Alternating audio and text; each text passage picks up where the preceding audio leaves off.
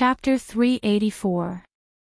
By the time Song Ren woke up, it was already 3 days later. The grievous aura on his body had completely disappeared, and he turned back into that translucent appearance. But, why was he hanging on the drying pole? What exactly happened? Hey! Did you do it? Shining leaned on the windowsill and waved at him. Exalted immortal Shin. Song Ren hesitated. What did she mean by did it? Shouldn't she say that he was awake? He subconsciously wanted to float towards her, but a white light flashed in front of him, pushing him back. Only then did he realize that there was a layer of transparent array around him, sealing him firmly on the drying pole, unable to move. This is... Oh, I'm not afraid that you'll be blown away by the wind. Shining explained casually, turning to the person behind her. Chef. Yes, master. Yi Ming made a seal with his hand, instantly undoing the array around Song Ren. Only then did Song Ren come down from the drying pole and float into the house. Exalted immortals, what happened to me? He looked confused. He clearly remembered that he followed I Ching up to subdue deviant ghosts. Why was he hanging up when he came back to his senses? You don't remember anything at all? I Ching frowned and asked. Song Ren was stunned. A complicated expression flashed across his face. After a while, he frowned and said, I don't know either. I felt like I went to a place. I saw a lot of people. I Ching was shocked. Could it be that he remembered his previous memories? What else did you see? It seemed like someone told me where to go. His expression grew uglier. He seemed to be trying hard to recall. After a while, he shook his head. I can't remember. I just felt that it was very cold there. Exalted immortal, did I? I Ching nodded. It seemed like he could not find out why he had grievous aura on his own. But he could ask Yunheng to help him investigate. Ever since I Ching dealt with the remnant souls that attacked the city, the mystic cultivators in the city changed their attitude towards them, but most of them still maintained a suspicious attitude. Although Yunheng, who was like a national idol, wholeheartedly trusted and worked hard to promote them. The next day, when they arrived at the Mystic Gate, the square was indeed filled with mystic cultivators. However, none of them believed in immortal cultivation like Yunheng did. Most of them looked doubtful. He even had the thought of watching a joke. If I Ching hadn't dealt with those remnant souls that day, they probably wouldn't even have come. Actually, if one thought about it, it was understandable. After cultivating and inheriting something for hundreds of years, someone suddenly said that it was wrong. Of course, they would not accept it for a while. As for Yunheng, he was a soul formation cultivator. To a certain extent, he could sense the heavenly Tao better than others.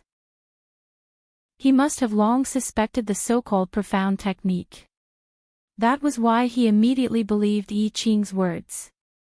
Fellow Taoist Yi. Yunheng took a step forward and looked at I Ching beside him. Although he did not know why I Ching wanted all the mystic cultivators to gather here, he still did as he was told. Everyone is here. Shall we begin? Let's wait a little longer, I Ching said. What else do we need to wait for? Wait for Father Nyo. Ha!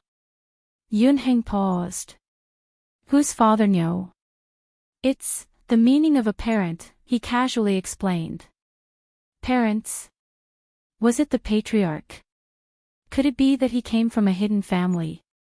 Before Yunheng could react, a few heavenly voices suddenly came from the sky. The voices were light and simple, as if they were close to his ears, but also seemed far away.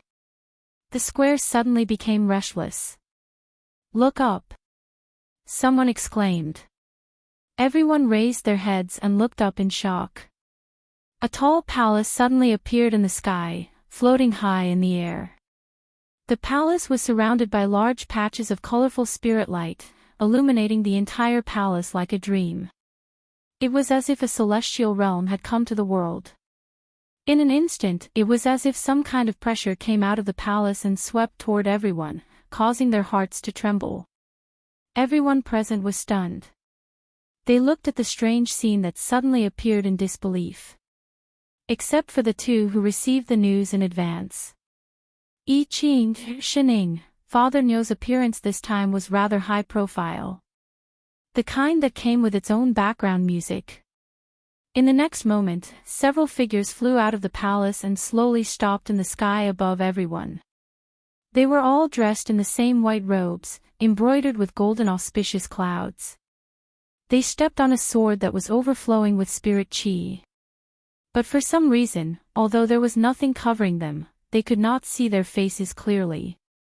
When they looked over, they could only see a blurry figure. Especially the person in the middle, his body seemed to be surrounded by a shocking suppressive force. Looking at him made their hearts sink, and they did not dare to look at him directly. Everyone became even more excited. This was definitely not any mystic technique. This was more like an immortal's technique. They saw that the few people stopped in the sky above the square. Only then did the person on the right speak loudly. His voice was not loud, but it reached everyone's ears clearly. The disciples of Invincible Sect have come into the world under the orders of the sect master to find fated people and teach them the Tao of immortal cultivation. I hope that after you receive this opportunity, you will stick to the right path and protect the peace of the world. As soon as he finished speaking, the other party waved his hand. Everyone looked in shock. On an empty space on the right side of the square, a tall platform appeared out of thin air. In a quarter of an hour, we will start testing for spirit roots here. We will select the most talented disciples and teach them the way of cultivation. Anyone can participate. With that said, the few of them flashed and flew back to the palace in the sky between the clouds. The whole place was silent. No one could react for a long time. After a while, they rushed to the side of the platform on the right and formed a long line, waiting excitedly. Although they did not know what testing for spirit roots was, the scene just now was not fake. At that moment, there was no longer any doubt in their hearts. So there really was a way to cultivate to become immortal in this world. What Master Yuntian said was true. At that moment, in the palace in the sky, the four people who were suddenly teleported up after watching a wave of pretentious acts. Hey, Father Nyo. Shining greeted the person in the middle. The other party rolled his eyes at her.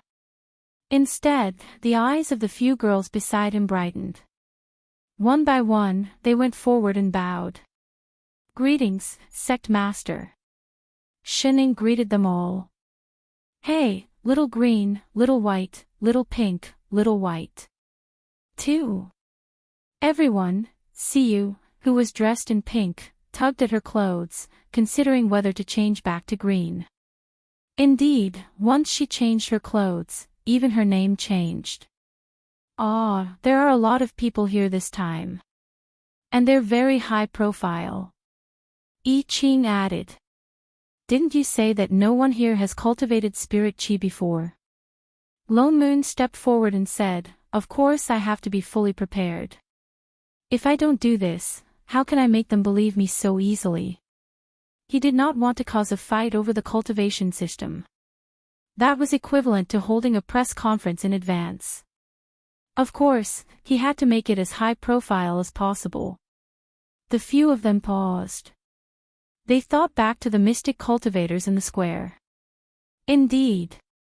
After seeing them appear, regardless of whether they were skeptical or not, they were now completely convinced. Fellow Daoist, you really have foresight. Yun Heng was delighted. He immediately understood his intention. This palace that suddenly appeared high up in the sky, not to mention the others, even he was shocked. At first, he was still thinking about how to persuade everyone to give up on their original mystic techniques. But after this incident, that problem was solved. This was such a shocking technique. Even without him saying it, the others knew how to choose. You are the lamp, Master Yuntian. Lone Moon smiled politely at Yunheng. He was pierced by the golden light of merit around him. He subconsciously narrowed his eyes. Indeed, as Shining said, he was a very bright light bulb. Chapter 385. Fellow Daoist, you can just call me Yunheng. Yunheng became even more polite. He looked at Lone Moon with an even brighter gaze. I still don't know how to address you, fellow Daoist. Lone Moon. Father Nyo gave him a businesslike smile and turned to introduce the few people behind him. They are all disciples of my invincible sect. This time, I hope fellow Daoist can cooperate with me. Of course. He nodded repeatedly, his face filled with obvious joy. Cultivation and preaching are important matters. If there are any problems, as long as fellow Daoist asks, I will definitely not refuse. Lone Moon did not say much. After exchanging a few pleasantries with him, he asked him to bring Cu and the others down to test their spirit roots. Only 3 people and 1 ghost were left in the hall. Naturally, they didn't need to personally attend to a matter like accepting a disciple. Otherwise, it would be too degrading. It wasn't easy for him to show off, so he naturally had to do it to the end. However, he was indeed curious about the qualifications of the people from this small world. He immediately summoned a water mirror, and the scene on the testing platform below appeared before his eyes. At that moment, there was already a long queue. All the mystic cultivators were looking excitedly at the stage. Perhaps it was because Cu and the rest were on the stage, there was no fighting. They went up the stage one by one in an orderly fashion. What was amazing was that among all the people who went up to the stage, other than 1 or 2 commoners who joined in the fun, the mystic cultivators who were originally guarding the city all had spirit roots. Moreover, their aptitudes were not bad. Most of them had dual or triple spiritual roots. In less than an hour, 2 celestial spiritual roots had been detected. Such a good aptitude was rare even in other small worlds with rich spiritual chi. It was as if all the good talents had been gathered in this city, but why do they all have cultivation bases? Lone Moon glared at the unreliable pair of master and disciple. Didn't you say that there are no cultivators in this world? The people who went up for the spirit root test were all at the 1st to 5th stage of chi refinement. Especially those 2 with heaven's spiritual roots, they had already reached the 8th level of chi refinement. Maybe it's because of the so-called profound technique. I Ching replied, previously, they all cultivated a mystic technique that was similar to talisman cultivation. They often had to draw talismans, even though they didn't know how to draw chi into their bodies. But if I use the surrounding spiritual chi to draw talismans, it will naturally affect me. It was just that they lacked understanding of spiritual energy and didn't know how to circulate it. Naturally, they couldn't pass through the lightning tribulation and successfully build their foundation. Therefore, their cultivation could only stop at the chi refining stage. Lone Moon thought of this as well. He scanned with his divine perception. Indeed, there was not a single foundation establishment cultivator in the plaza. Suddenly, he thought of another question. How did that Yunheng reach the soul formation stage? He has a lamp, merit, I Ching explained. Lone Moon was stunned. He recalled the blinding golden light on Yunheng's body. People with merit would usually be favored by the heavenly Tao. That was the rule of the heavenly Tao. The golden light of merit on Yunheng's body was so bright. Naturally, there were no obstacles to his cultivation. It was normal that he did not encounter any lightning tribulations. He looked curiously at the mirror, at the person who was seriously helping Cu register. You can sense that your cultivation method is wrong, and you can still make up your mind to change it in time. Most importantly, it wasn't for his own selfishness, but for the sake of this world. Yunheng's breadth of mind is rare indeed. No wonder he has so much merit. Indeed. I Ching nodded as well. He should have been the first to sense that there was a problem with this world's cultivation. What's more, after knowing that he was cultivating the immortal Tao, ordinary people would not be able to resist the temptation to change their cultivation methods privately. But his first reaction was to beg him to teach this cultivation method to all the mystic cultivators in the world. He had no intention of keeping it to himself. All he wanted was to solve the world's crisis. He is indeed a rare kind person. You can't say that. The moment the two of them finished speaking, Song Ren, who had been silent all this while, suddenly snorted coldly. He looked straight at the mirror, and his eyes darkened. Some people can't be seen on the surface. Until the end, who knows what he's thinking? Shining, who was chewing on her fruit, paused and turned to look at the rich ghost. You don't like him? I Ching and Lone Moon turned to look at him as well. They were surprised that he would suddenly say something like that. Song Ren frowned and glanced at the mirror in disdain. He said subconsciously, he looks like the sun. Just looking at him hurts my eyes. What's there to like? Humph. The disdain in his eyes deepened. There was also some anger in his eyes. He stared at Yunheng. I Ching was shocked. He stepped forward and said, "You can see the light of merit around him. It's so bright.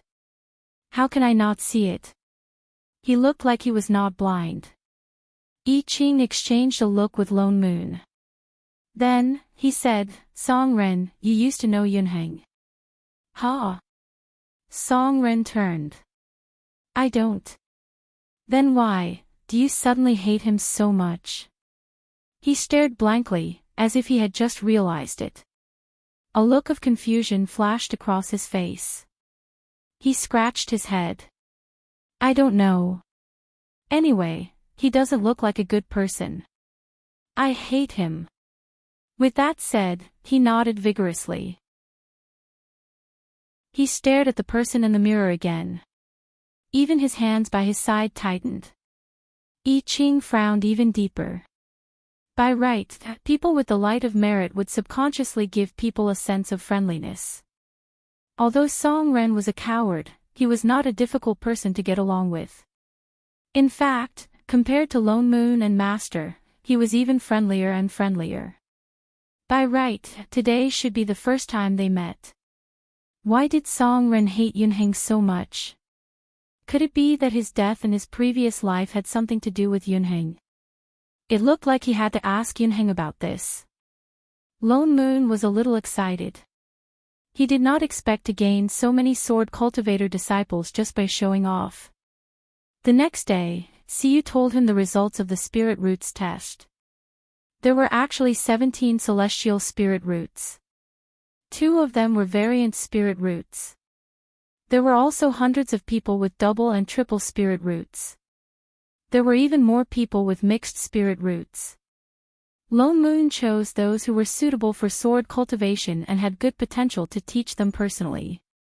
The rest were handed over to Siyu and the others to teach them the basics of drawing qi into their bodies and basic sword techniques. He instructed them again and again not to teach them body tempering. After completely cutting off all contact between Shining and the others, Lone Moon let them into the hall. The more he looked at the cultivators in front of him, the more satisfied he was. Although they were all a bit old, missed the best cultivation period, and had a lot of impurities in their bodies. However, as long as he worked hard, he would be able to reach the core formation stage before his lifespan ended. Not only would he be able to ascend to become an immortal, but he would also be able to reach the soul formation stage. Although the spirit qi in this small world was thin and there were pitifully few spirit herbs and spirit plants to support it. But these had nothing to do with sword cultivators. Sword cultivators practiced sword techniques. Elixirs and whatnot, other than for emergencies, had no benefits to cultivation. What's more, there was Yunheng. He was already at the soul formation stage. As long as he practiced his cultivation technique, he would be able to survive the Ascension Lightning Tribulation and ascend to the celestial world. Of course, he naturally practiced the mental cultivation method of swordsmanship. Lone Moon could already see the beautiful era of sword cultivators all over the place. He plunged headfirst into the great cause of teaching others how to cultivate. Shining, who was openly slacking off, why do I feel like I've forgotten something? Forget it, it's not important. Chef, can you make some afternoon tea? I'm hungry. Yes, master, no problem, master. Chapter 386. Perhaps because they already had the foundation of drawing talismans before, everyone learned to draw qi into their bodies very quickly. In just a few months, most of them had already advanced 1 or 2 levels in their cultivation. Especially Yunheng, he went from early-stage soul formation to mid-stage soul formation. But these people's meridians had not been cleansed by spirit qi for a long time, and the impurities in their bodies had accumulated for a long time. It would definitely affect their foundation. Because of this, Lone Moon decided to let them stop drawing qi and directly switch to basic sword techniques. Sword techniques could strengthen one's physique and help to clear the meridians. Other than that, he forced everyone to abstain from eating to prevent more impurities from accumulating. People who had just started abstaining from eating were very painful. Although they would not feel hungry with the pill of fasting, they were used to having 3 meals a day. Even if they were not hungry, the desire to eat was hard to suppress. This was also why it was better to take in disciples as young as possible. Especially these people who were changing their cultivation, most of them were adults. They had been eating grains for decades, and now they suddenly ran out of food. Naturally, it was a kind of torture for them. But Lone Moon was a strict teacher. He was very determined to abstain from eating. He directly stopped the canteen and even closed the mountain gates. So the rear hall of the entire immortal sect, which was the only place where people could eat, became the place where they had to practice sword techniques and study mental cultivation techniques. So fragrant. He turned his head and looked at the row of people lying on the wall. They were drooling, and their eyes were glowing green. Shining was stunned. Under the gaze of hundreds of eyes, she silently ate another mouthful of rice. Indeed, in the next moment, a series of gurgling sounds came from outside the wall. Faintly, there was also the sound of people drooling even more happily. Suddenly, she was a little worried. This wall wouldn't collapse, right? The feeling of being stared at by hundreds of pairs of eyes while eating every day, Shining really felt no pressure at all. In fact, she even wanted to add another dish to her plate. 0, chef, make 2 more dishes. I'm not full. Yes, master, no problem, master. Lone Moon who just entered, Yunheng who just entered, everyone on the wall, cough. Lone Moon coughed heavily, successfully attracting the attention of the group of people on the wall. His expression turned cold. Have you all finished practicing the basic sword techniques for today? All of a sudden, everyone froze, like a child who had made a mistake. Replying to, Exalted Master, we have already finished practicing. You still have the strength to lean against the wall. Looks like it's too easy. Tomorrow, I'll practice 100 times more. Everyone's face turned pale. Are you a devil? For a moment, wails and cries could be heard everywhere. Everyone had no choice but to quietly retreat from the wall and flee with their tails between their legs. And you? Lone Moon turned and glared at a certain foodie. Why must we eat in the yard? Can't we go back to our rooms and eat? It would affect the morale of the army. Shining replied as she ate, the table in the room is too small. It won't fit. Lone Moon scanned the table full of dishes and pursed his lips. This reason was really irrefutable. Don't worry, Exalted Master. Yunheng smiled and said, they're just not used to fasting for the first time. They'll get used to it after a while. He could only think of it this way. A few days later, the number of people drooling on the wall became fewer and fewer. They no longer came to watch and instead asked in person. Master Shin, I heard that your cultivation method is different from ours. Master Shin, I heard that you don't need to fast. Master Shin, I heard that you were the one who taught Exalted Master Cu and the others their cultivation techniques. Master Shin, when are you free? Can you give us some pointers? Master Shin, do you think I have the qualifications to cultivate your cultivation technique? The kind that doesn't need to fast. I Ching, Shining, Lone Moon, his heart skipped a beat. It was as if he smelled the scent of a second invincible sect. He suddenly had the urge to expel a certain person from the invincible sect from the sect. Cough, that. Yunheng chuckled and hurriedly changed the topic. Oh yes, fellow Taoist I Ching called me here in such a hurry. What's the matter?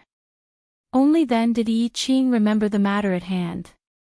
He turned to look at Song Ren, who was staring at Yunheng like a thief.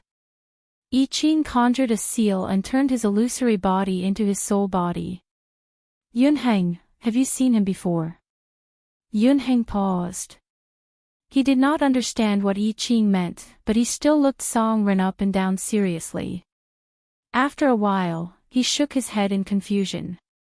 I've never seen this little brother before. Who's your little brother? Song Ren retorted reflexively. He snorted and said, don't try to make connections. Yunheng was speechless. It was as if this was the first time he had met such a rude person. But he still said in a good mood, I've misspoken, but... He turned to look at I Ching and said, I've really never met him before. Why do you ask, fellow Taoist I Ching? You've really never seen me before.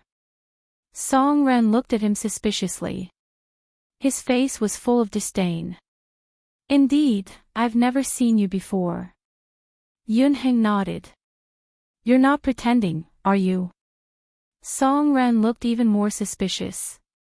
He turned to I Ching and said, Exalted Immortal, sanctimonious mystic cultivators like them are the best at lying. Don't believe them so easily. This. Yunheng looked innocent, but he still explained kindly, fellow Taoist, I've been in seclusion for decades.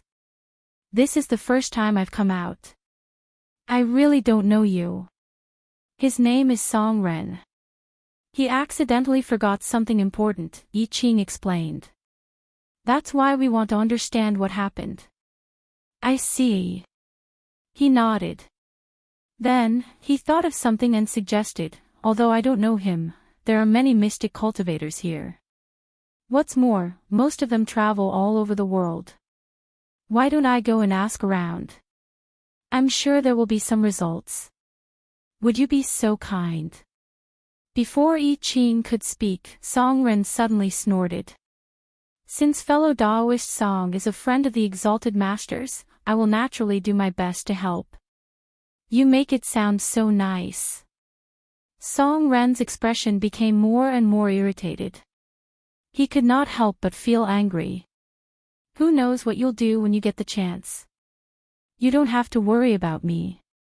Who knows, you might end up in trouble. Fellow Taoist Song, you don't trust me. You have such a detestable face. Why should I trust you? You. Even a clay figurine would get angry. Song Ren's words were so rude that Yunheng could not help but frown. What, you want to kill me to silence me? Song Ren's expression became even more furious. He was trying hard to suppress something. His whole body was tense, as if he was going to rush out the next moment. His whole body seemed like it was going to explode. Rich ghost. Shining suddenly reached out and patted his shoulder. Song Ren was stunned. His body, which was tense just now, suddenly became like a balloon that had been patted. Something inside of him leaked out completely. He turned to look at Shining, stunned. Exalted. Immortal. Speak properly. Song Ren's eyes flashed with a hint of confusion. Then, he lowered his head and did not continue speaking. Chapter 387. Song Ren and Yunheng seemed to be at loggerheads. More accurately, Song Ren disliked Yunheng. If he did not argue with him every time he met him, he would feel uncomfortable. In the past, Yunheng was busy making arrangements for the mystic cultivators and did not come to the back hall often. But ever since he started cultivating, he had no choice but to come. His cultivation level was the highest. Naturally, his cultivation technique was different from others. He could only ask Lone Moon and Yi Qing. He could only go to the back hall again and again. That was why he met Song Ren often. No matter how good Yunheng's temper was, he was always angered by Song Ren. And Song Ren seemed to like this irritating activity. Even if Yunheng did not come sometimes, he would purposely go and find some small trouble from time to time. For example, from time to time, he would draw a turtle on his Daoist robe, dig a big hole in his path, break the bed frame when he slept, steal toilet paper when he went to the toilet, and so on. These things were not big, but they all made people go crazy. All the disciples in the sect could hear Yunheng's exasperated roars from time to time. Song Ren, on the other hand, was enjoying himself. He looked as if he was relieved to see Yunheng in trouble. Speaking of which, Shining could not help but ask, "How much do you hate light bulbs?" "I don't hate them." Song Ren blinked innocently and said seriously, "Exalted Immortal, don't worry. I'm not such a narrow-minded person." "Oh." Shining tilted her head and pointed at Yunheng. "Then can you take the kettle away from his head first? You've been watering him for so long. He's a light bulb, not a carrot. What if the electricity leaks?" Yi Qing, Lone Moon, Yunheng who was drenched, "All right, Exalted Immortal." Song Ren put down the kettle in his hand, looking relaxed. Anyway, he had already drenched himself. Yunheng wiped the water off his face and conjured a dust removal spell that he had just learned. Only then did his soaked clothes dry. As if already used to a certain someone's prank, he turned and bowed to Lone Moon. "Thank you for your guidance, Exalted Master. I understand now. I'll take my leave first and focus on my cultivation." Go." Lone Moon nodded. Only then did he quickly leave the rear hall with the turtles painted in all sorts of postures and colors, as if he was afraid that Song Ren would follow him. Only then did everyone turn to look at a certain ghost. "I didn't do anything." Song Ren hid the kettle behind him and turned to look at the sky. The trio. "Do you think we're blind?" It wasn't that they didn't try to stop Song Ren, but he was especially stubborn when it came to dealing with Yunheng. It was useless no matter what he said. Even if he was put in confinement, he would actually imitate the other disciples and cultivate as a ghost immortal. Then, he would come out and continue messing with people. They could only watch helplessly as he turned from a coward into a mischievous one, and a very bear-like one at that. "You." Yi Qing glared at him. After a while, he sighed and said, "Forget it." He did not know if it was because of the influence of Radish's illusory body, but even his personality was leaning towards it. What's more, there must be a reason why he disliked Yunheng so much. Although it was true that Yunheng did not know him, they could be related in other ways. There must be a cause and effect. It would not be good for them to interfere too much. Exalted Immortal. Song Ren suddenly thought of something. His eyes shifted and he walked towards Yi Qing awkwardly. He lowered his voice and said, "Do you think this illusory body of mine is sick?" Yi Qing paused and glanced at him. How can an illusory body be sick? It was an immortal object in the first place, not a mortal body. But his expression became even more complicated. As if he was worried about something, he tugged at the corner of his clothes and said, I feel like my body is different from before. This body was given to me by you. Why don't you examine it for me? Ha!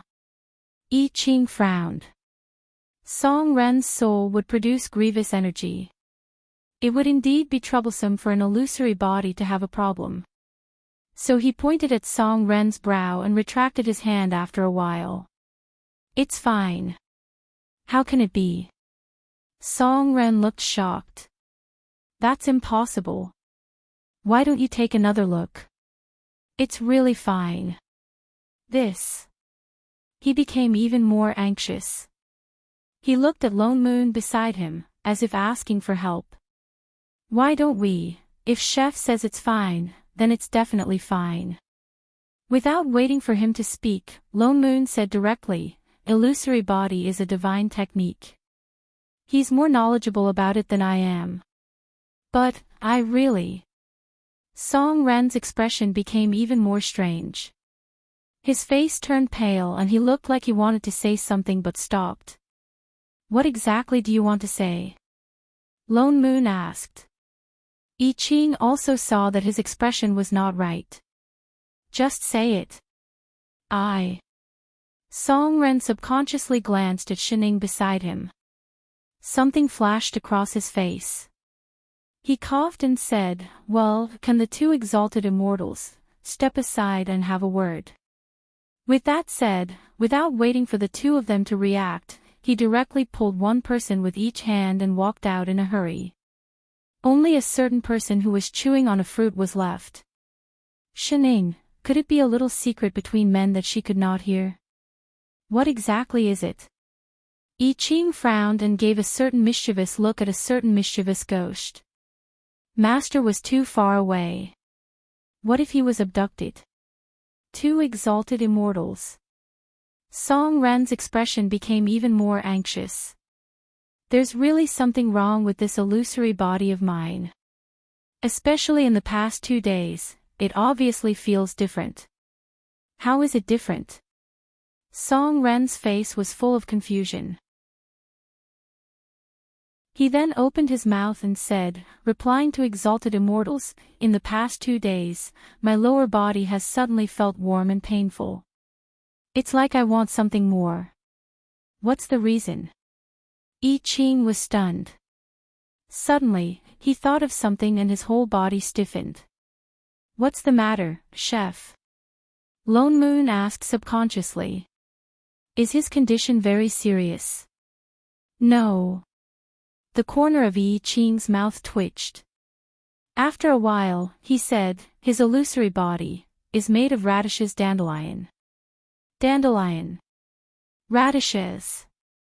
Lone Moon, who understood immediately, also stiffened.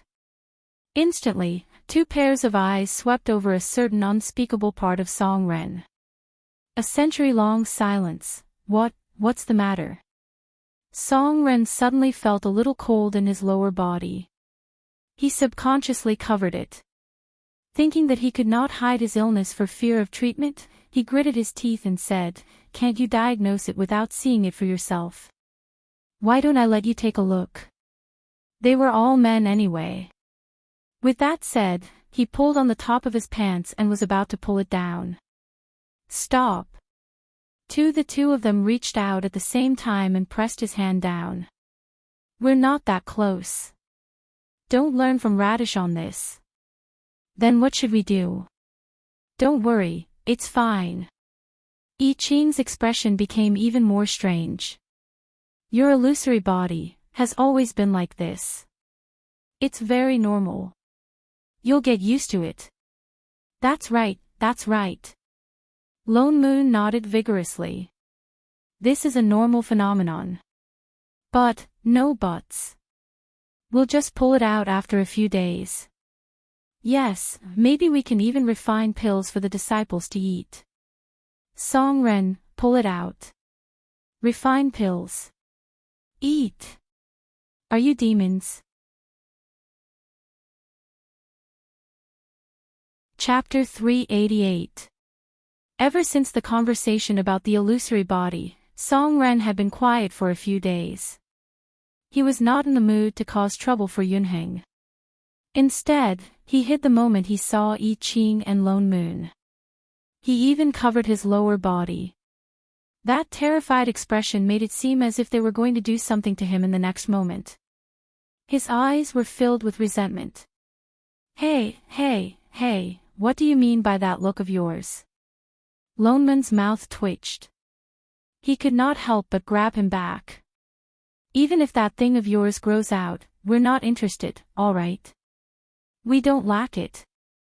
Don't lack it. Song Ren's eyes widened. What did he mean?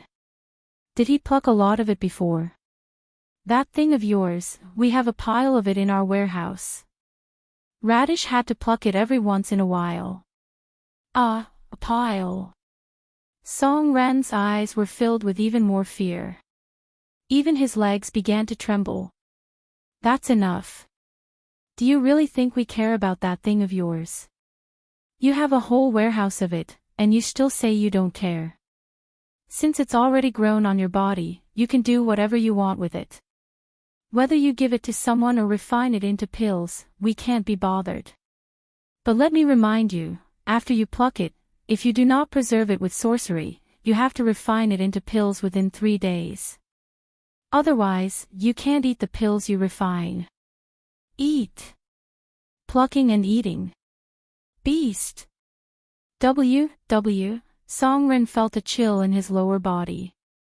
He felt waves of illusory pain. You bunch of devils. With that said, he flung Lone Moon's hand away and ran out. He did not even notice Yunheng, who was walking right in front of him. In an instant, he disappeared. Lone Moon, Ching, Shining, why are you looking at me?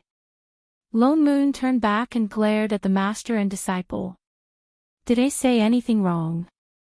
No. The master and disciple both shook their heads. Pluck rice, pluck rice, pluck rice, cook, you're rich, you're right. 3 exalted masters. Yunheng, who had just entered, looked confused. Fellow Taoist Song, what's wrong? Maybe it's the rebellious phase. Lone Moon replied casually. He glanced at him and asked, what's the matter? It was only then that Yunheng remembered his purpose. He quickly handed the letter in his hand to Lone Moon and said excitedly, it's like this, exalted master. I've just received an urgent report from the mystic sect. At the border of the north, I've discovered a strange, remnant soul. Moreover, it seemed to be heading their way.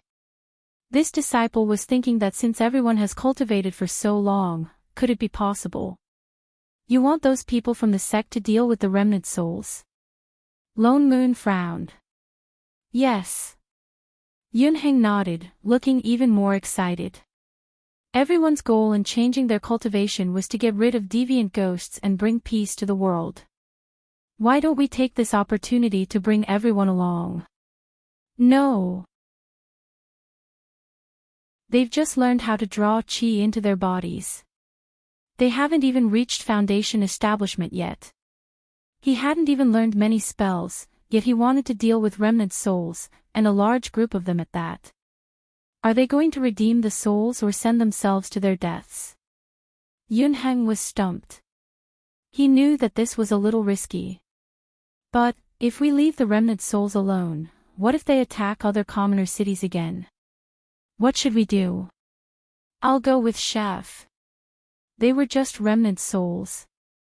They must not affect their cultivation of the sword. Yunheng's expression changed. He looked like he was in a difficult position. A sliver of hesitation flashed across his face. After a while, he said, I naturally believe in the abilities of the 2 exalted masters. It's just that, everyone has been cultivating for a period of time. Although Exalted Master taught us everything, and the disciples were impressed. But after all, we haven't really fought each other. As time passes, if... He stopped halfway through his sentence. His face looked worried and guilty at the same time. Lone Moon was stunned for a moment. Then, he understood what he meant. He had indeed neglected a problem, the human heart. Previously, they made such a high-profile appearance and even specially prepared an immortal palace to raise their profile. That was to make this completely devoid of cultivators believe that immortal cultivation did indeed exist. And these few months, everyone had indeed been won over by drawing qi into their bodies and all kinds of sword techniques. But all this was built on the assumption that cultivation would allow them to better deal with deviant ghosts. They had never seen it with their own eyes. In other words, everything was still in the theoretical stage. They had been building a cart behind closed doors without actually putting it into action. It was fine at the beginning. But as time passed, everyone might start to suspect something. When that happened, the hearts of the people would not be united. That would definitely affect their cultivation. I understand. Lone Moon nodded. It was indeed time to bring them out to see the world. Later, ask Siyu to choose a few people who are familiar with using spirit qi. Together with you, they will follow us to the north. Yes, exalted master. Yunheng heaved a sigh of relief and turned to leave. Siyu chose 7 people. Most of them were at the 6th or 7th stage of qi refinement. They were all very young. Their bone ages ranged from 10 to 20 years old. Thinking about it carefully, it was normal. The younger they were, the less impurities in their bodies. Naturally, their spirit qi would flow more smoothly. Lone Moon had never thought of letting them become his helpers. They were only following to test out the effects of cultivation. In other words, they were going to use it to advertise. Thus, he gave them a few simple instructions. Then, he summoned his flying Dharma artifact and flew towards the north that Yunheng had mentioned. Everyone was obviously excited, especially when they saw the wooden boat that Lone Moon had casually thrown out. Instantly, it turned into a spirit boat and carried everyone up into the sky. They were stunned for a full 15 minutes before they dared to move around on the spirit boat. Their eyes were shining brightly. Considering that they were all qi refinement disciples, if they flew too fast, they might not be able to withstand the spiritual pressure on the spirit boat. Lone Moon had no choice but to slow down. The group of 10 flew for an entire day before they reached the north. From afar, they could see a desolate land. The ground looked as if it had been roasted by fire. It was pitch black and charred. Looking around, there was not a single bit of green. It looked especially bleak. Lone Moon used his divine perception to scan the area. Then, he steered the spirit boat towards the west, where the yin qi was the thickest. The further they flew, the darker the sky became. In a short while, even though it was a bright sunny day, everything around them had turned gray. They could faintly hear the shrill cries of ghosts in front of them. It was especially piercing. It's deviant ghosts. The deviant ghosts are right in front of us. A disciple shouted. Lone Moon landed directly and kept the spirit boat. It was already very dark around them. A large amount of bone-chilling yin qi swept towards the crowd, blotting out the sky. The ghostly cries seemed to be right beside their ears. They were even clearer now. Everyone panicked. One by one, they took out their swords and looked in front of them with some trepidation and fear. Calm down. Lone Moon turned back and reminded them. Follow the way you usually practice using your spirit qi. Activate your spirit qi. Everyone was stunned. One by one, they followed his instructions. Indeed, in the next moment, the bone-chilling yin qi dissipated completely. Their bodies quickly warmed up. Their bodies seemed to have an additional layer of protection. The yin qi was directly blocked. Chapter 389. It's useful. Everyone's fear was swept away, and their eyes were filled with excitement. In the past, they had to use countless talismans to expel the yin qi. But just now, they had just circulated their spiritual qi, and they could not feel it at all. With spirit qi protecting your body, ghosts and spirits won't be able to harm you. Lone Moon explained. As long as you release your spirit qi, those remnant souls won't be able to hurt you. As soon as he finished speaking, everyone became even more excited. In the next moment, the huge group of remnant souls was already flying towards them. Along with a series of shrill ghost cries, a group of inky black things surged toward them. One could even faintly see a terrifying shadow within them. Looking at the number of remnant souls, it seemed to be even more than the previous wave of attacks. I Ching frowned and stepped forward, about to conjure a seal. Wait! Lone Moon suddenly pulled him back and turned to face Yunheng. Let him come. Yunheng paused. Even the golden light of merit on his body shook. His eyes widened in disbelief. Did he hear wrongly? Yes. Lone Moon nodded. Since they were going to advertise, they naturally had to find someone to support them. Didn't I teach you about the reincarnation array? The corner of Yunheng's mouth twitched. But you just taught me yesterday.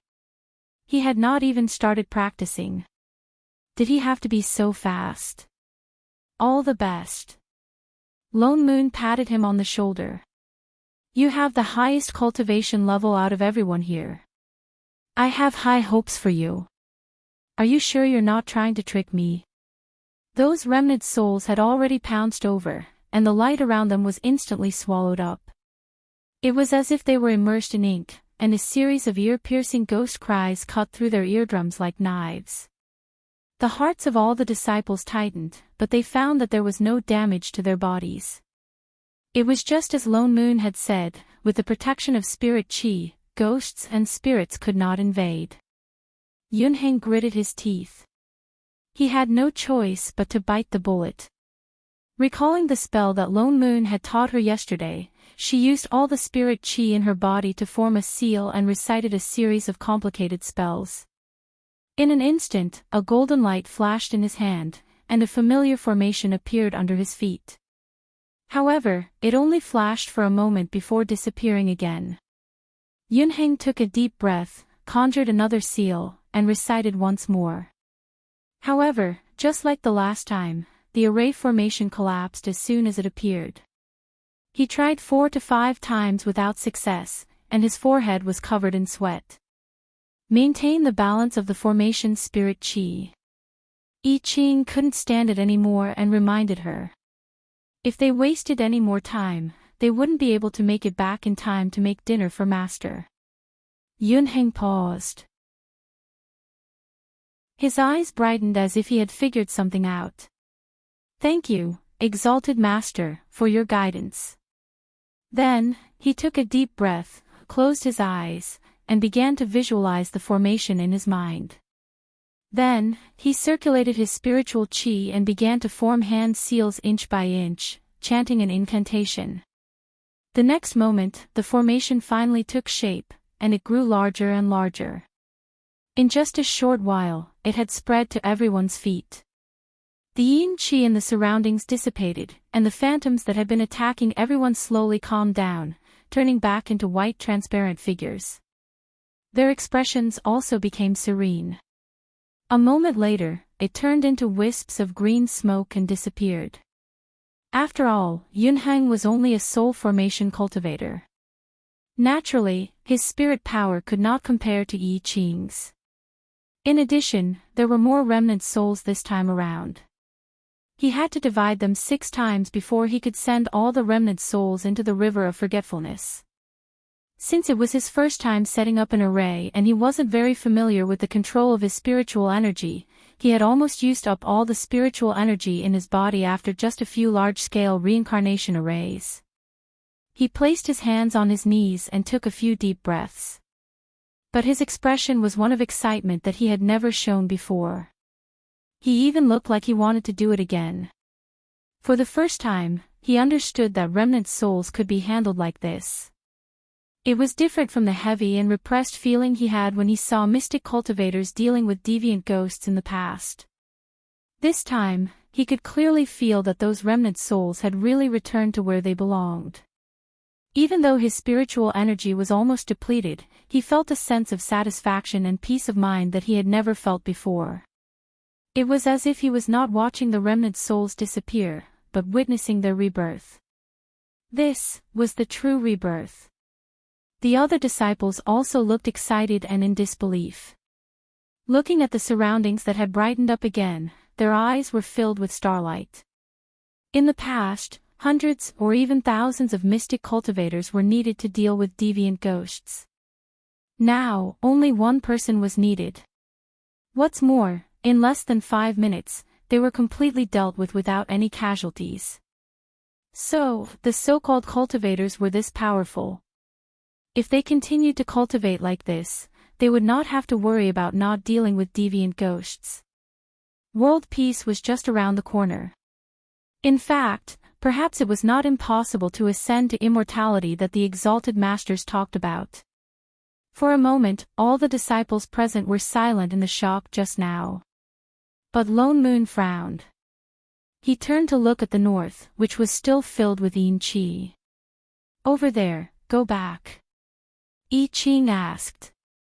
Then, he added, it's night. I'm going back to cook. The corner of Lone Moon's mouth twitched. You make it sound like you did not prepare food for a certain foodie. He took out the small wooden boat from just now and threw it into the air. With a spell in his hand, it turned into a huge spirit boat. Everyone, get on the boat. Let's go back. Yes, exalted master. Everyone answered respectfully. Then, they walked towards the spirit boat excitedly. I Ching was about to get on the boat too. Suddenly, he felt a chill behind him. A wind blew past his ears. He was startled, and a sword chi slashed behind him. In the next moment, there was a loud bang. A crack appeared on the ground instantly, but it did not hit anything. In an instant, a gray aura filled the sky. It rushed towards the people on the spirit boat with a violent aura. Grievance. Lone Moon was shocked. Their spirit chi could block the yin chi, but it could not block the grievance. Seeing that the grievance was about to swallow them up, an array formed in his hand. A golden light enveloped everyone on the spirit boat, blocking the grievance that filled the sky. Heaven Master Yunheng. A disciple on the boat suddenly cried out. Lone Moon's heart sank. He turned and realized that Yunheng had not gotten on the boat yet. And the grievance had completely wrapped him up. He waved his hand, and a sword chi flew in that direction. His original intention was to disperse the grievance. But before the sword chi landed, the grievance suddenly disappeared, along with Yunheng who was inside. What happened? Where did he go? Over there. I Ching turned to look towards the north. He immediately rode on his sword and chased after him. Lone Moon frowned. Once again, he strengthened a few layers of array formations around the spirit boat. We're going to save people. You guys go back first. With that said, he waved his hand. The entire spirit boat flew up and flew in the direction of the sect. He summoned his spirit sword. Just as he was about to ride on his sword to chase after I Ching, a red light suddenly lit up beside him. Something trembled at his waist. It was the transmission talisman he had left for Siyu. He quickly took it out and sent a bit of spirit chi into it. In the next moment, Siyu's image appeared above the talisman, her face full of anxiety. Elder Lone Moon, bad news. Sect Master. Sect Master is missing. What? W. Chapter 390. What's going on? Lone Moon's expression was one of rage.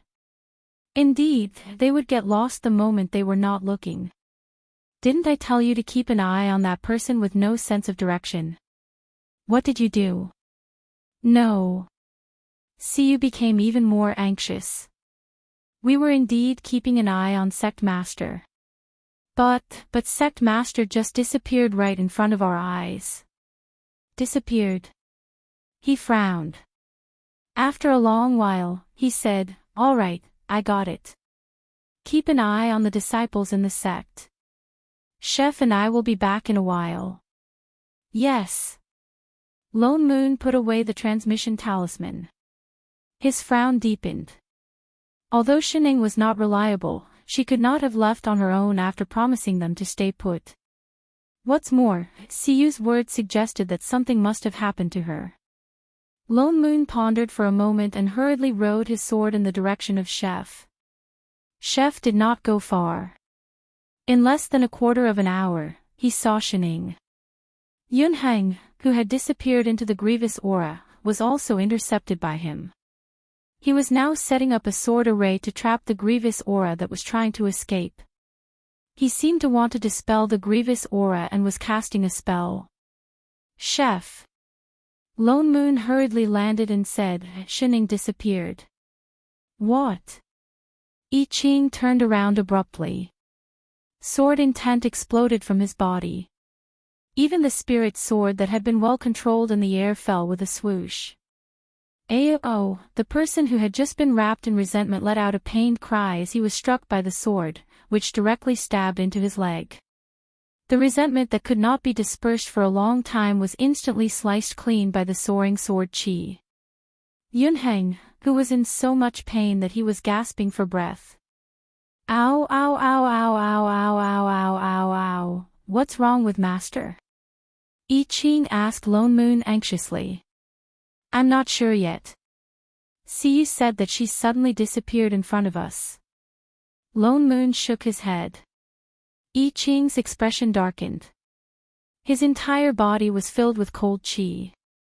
Why was there always a little bitch trying to steal Master from him? "Let's go back." With that, he mounted his sword. "Wait." Lone Moon pulled him back. "Don't rush. You know Shining. If she doesn't want to, no one can move her. She disappeared in such a strange manner, the only possibility is that she discovered something." I Ching frowned. He calmed down and thought for a moment before saying, "The only strange thing about this realm are those deviant ghosts. Could it be that Master's disappearance has something to do with them?" Lone Moon also thought of this point. The remnant souls in this small world are indeed shocking. "Father Nyo, Master has a communication talisman on her. Can you contact her? Even a communication amulet won't work on her with that shielding attribute of hers. It's not like I haven't tried it before. Any communication amulet." "Wait." He suddenly thought of something and looked at the wristband on his hand. His eyes lit up. "I remember that there's a work report function in this wristband. I can contact the manager directly." As he spoke, he immediately tapped on the wristband on his wrist. At least he did not waste a month of reading the user manual. A moment later, a light screen popped up. Shining, who was sitting on something and eating snacks like a hamster, appeared on the light screen. I Ching, Lone Moon, sure enough, his worries were unnecessary. Chef, Father Nyo." Shin Ying's hand paused. She stuffed the last piece of snack into her mouth and then clapped her hands. "Why is it you guys?" The communication device suddenly rang. She was shocked. She thought it was Big Sis. "Master, are you all right?" I Ching asked anxiously. "I'm fine." She tilted her head. The corner of Lone Moon's mouth twitched. "Where are you?" He looked closely around her, but could only see a patch of gray. He could not tell where she was. "I don't know." Shining shook her head. "I've never been to this place. Stay where you are and don't move. We'll come to find you immediately." Lone Moon did not expect this directionless person to tell him the direction. He directly operated on the light screen to check for her location. As he operated, he also gave Chef a look. The two of them summoned their spirit swords at the same time. They were about to set off to find her. 2. Exalted Masters. A slightly weak voice suddenly sounded behind them. Yunheng, who could finally speak, raised a hand weakly. I'm here too. Did you forget something? For example, him. The two of them paused. Shit. They really did forget. I Ching then walked over quickly. He scanned him from head to toe, especially the spirit sword stuck in his leg. He frowned and casually pulled it out. Then, he conjured a seal to heal the wound on his leg. With a look of disapproval, he reminded, your swordsmanship is not good enough. Don't casually summon a spirit sword to play with.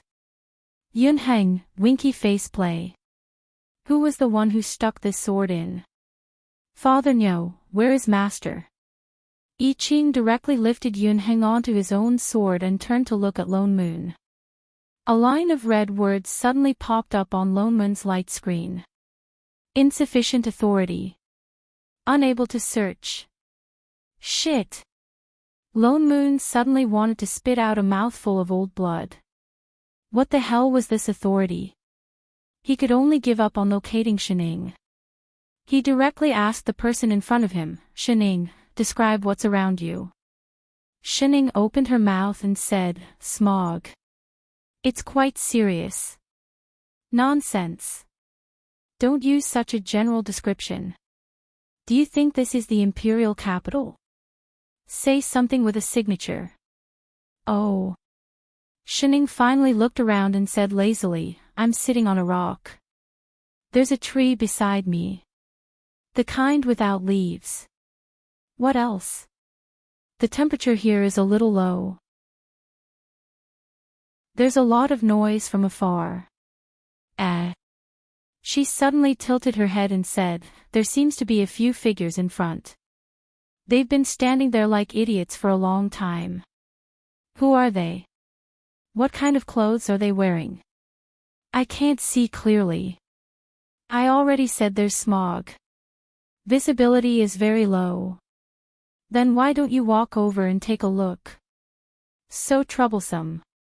Shut up. The anger that Lone Moon had been suppressing for a long time suddenly exploded. Who am I doing this for? Besides, youth father. Nyo. Before he could finish, I Ching suddenly tapped his shoulder. What? I Ching's expression was a little strange. I might know where Master is. What? Lone Moon was shocked. Where is she? How did you find her?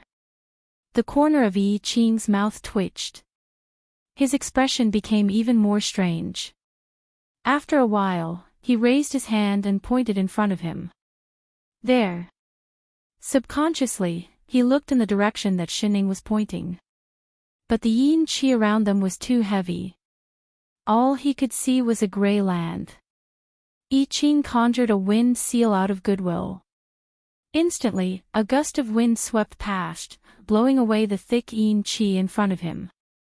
A few hundred meters away, a familiar figure was sitting on a large black rock with his legs crossed, swaying back and forth. Lone Moon felt something in his mind. Suddenly, it snapped. An angry roar rang through the clouds. Shen. Ing. Would it kill you to make **king sound? She did it on purpose. She definitely did it. Wait a minute. What did she say just now? There were rocks and trees around them. And there were 3 idiots standing in front of them, Flip's table. For all, tell me clearly. Who's the idiot? Chapter 391. 5 minutes later. Why are you here? Lone Moon suppressed the urge to beat her up and scanned her from head to toe. She was perfectly fine. Siyu had only spoken to him for less than 10 minutes, but she suddenly appeared here thousands of miles away. Oh, someone dragged me here. Shining tilted her head. Who? Shining paused and turned to look at Yunheng beside her. She took a bite of the fruit that Chef handed to her and said, maybe, it's Rich Ghost. Rich? Songren. Lone Moon was shocked. Wasn't he called Mischievous Ghost? Why did he bring you here? Songren was a ghost and he carried grievous energy. Chef said before that his grievous energy was easily influenced by remnant souls. The last time the remnant souls attacked the city, his grievous energy exploded once. I don't know. Shining shook her head. Then where is he? I don't know. Shining continued to shake her head. Holy shit, you don't know anything, but you came here so obediently. Where's your intelligence? Did I eat all of it? Shining shook her hands. After a while, she said, isn't he moldy again? I can't just ignore him. Didn't she just miss him? Moldy? What did she mean? Lone Moon was confused. I Ching beside him thought of something and asked, Master is saying. Song Ren's grievous energy exploded again. Chef frowned. He thought about how Yunheng's grievous energy disappeared suddenly. That meant that Master suddenly appeared here because of grievous energy too. And from this distance, Song Ren's grievous energy seemed even thicker than before. But why didn't Song Ren's grievous energy have this ability to pull people over from thousands of miles away? Unless, it was because of this place. He looked at the surging yin qi around them and turned to the person beside him. Yunheng, what kind of place is this northern land? Why is the yin qi still not dissipating even though the remnant souls have entered samsara? Yunheng paused and answered honestly, well, I don't know the exact reason. It's just that it's been like this since ancient times. It's said that because it's located in a cold area, it easily attracts evil spirits. That's why the yin qi never dissipates.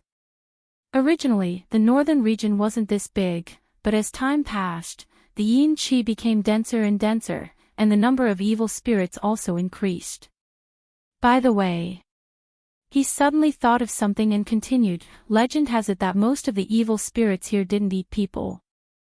Just that a few hundred years ago, man-eating deviant ghosts suddenly appeared, Pu's Xian ancestor then created Xian men, and completely drove them to this place. He sighed, and a trace of pity flashed in his eyes. After a while, he continued, but after that, more and more deviant ghosts appeared, and the area of the northern region became larger and larger. In the end, it became like this. Why are you suddenly asking this? Lone Moon could not help but ask, what are you thinking about? I Ching frowned and explained his guess. If those deviant ghosts can affect Song Ren, then the grievous energy in his body, it might have something to do with the northern region. Lone Moon understood as well. He turned to look at Yunheng. Where was the place in the north that attracted the evil ghosts and spirits in the beginning? It's in the deepest part of the north. Yunheng pointed ahead. Lone Moon and I Ching exchanged a look and nodded in unison. Let's go take a look. Whether it was to find out the truth or to find that mischievous ghost. The direction that Yunheng pointed was where the yin qi was the thickest. I Ching brought Shining with him, and Lone Moon pulled Yunheng with him. They directly flew in on their swords. The deeper they flew, the darker their surroundings became. The yin qi was shockingly thick, and they could even faintly see one or two remnant souls floating past. They were clearly in the human realm, but it felt like they were in the underworld. In fact, the yin qi here was even thicker than in the underworld. Lone Moon's heart sank. Why was there such a place in the human realm? What was going on? Before he could think about it, he suddenly felt the weight on his back lighten. He did not know if he was not used to it, but Yunheng, who was originally standing on his sword, suddenly screamed and suddenly fell headfirst. Before Lone Moon could react, he had already fallen to the ground. Fortunately, he did not fly too high. The corner of Lone Moon's mouth twitched. How could he fall from his sword? This fellow was definitely the most embarrassing soul formation cultivator he had ever seen. "Hey, are you alright?" I'm fine." Yunheng rubbed his face and crawled up from the ground. A look of confusion flashed across his eyes. "If you can't stand properly, just tell me. I'll set up an array." "Exalted Master, it's not that." Yunheng shook his head. "Just now. I think someone pushed me." "What?" Lone Moon was stunned. Just as he was about to go down to pick him up, he saw that there was a sudden movement under his feet.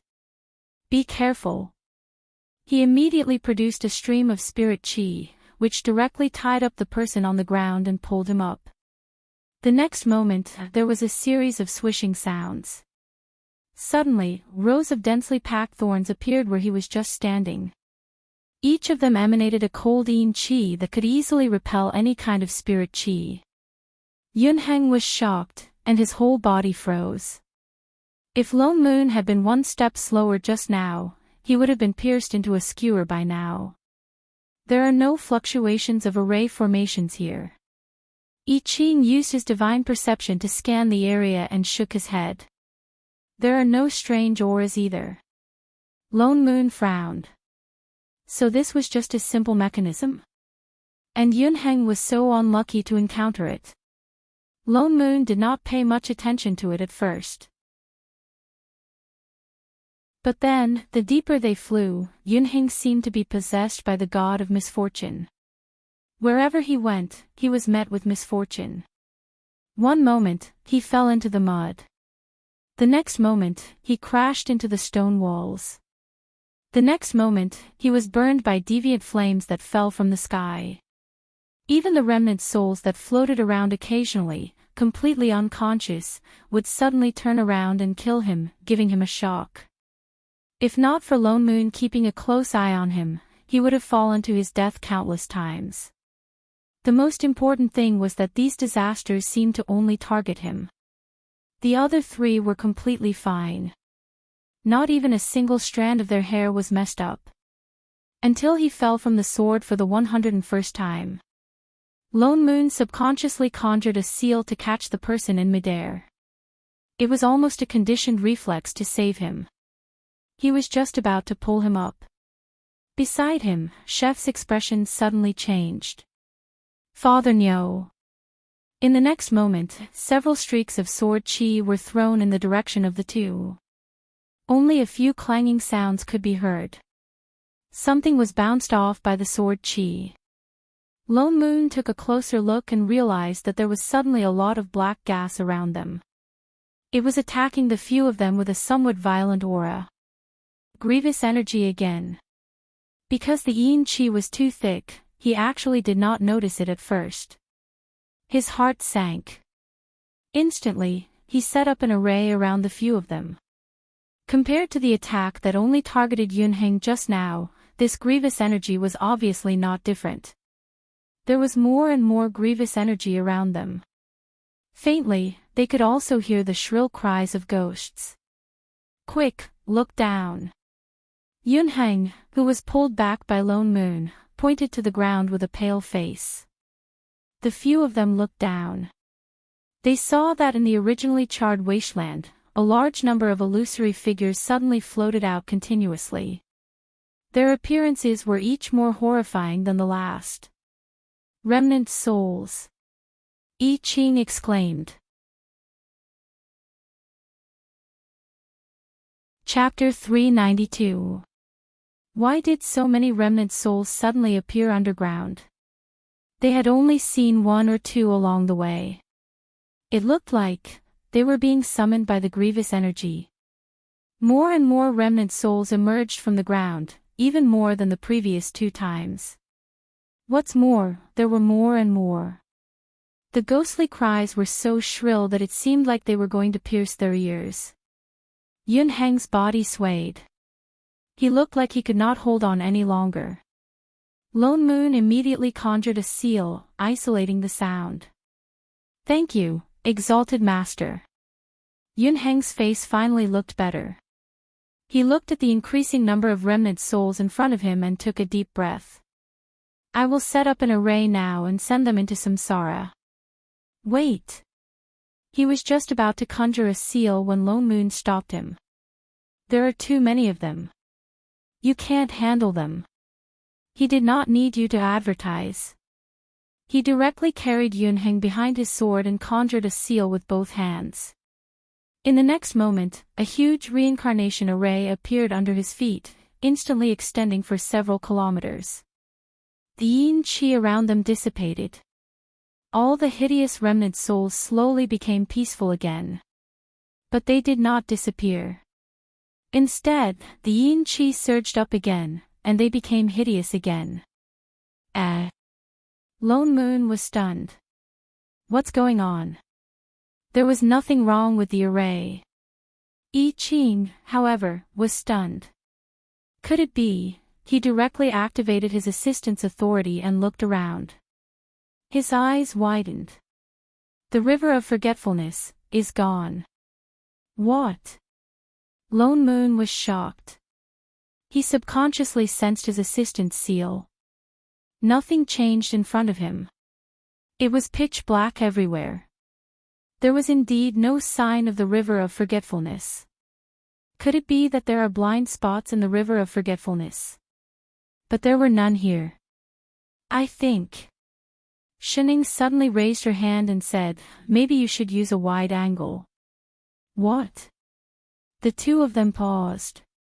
After a while, they understood. They released their divine perception and scanned the distance. In the next moment, their expressions froze. Holy shit. What the hell?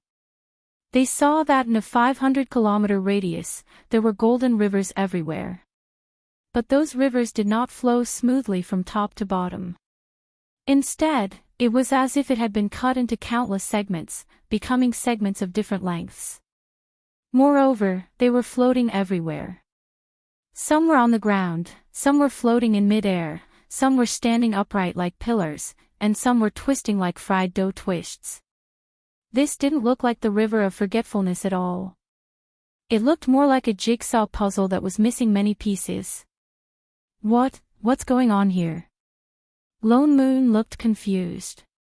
He had never seen such a chaotic river of forgetfulness. Was Shortyon strike?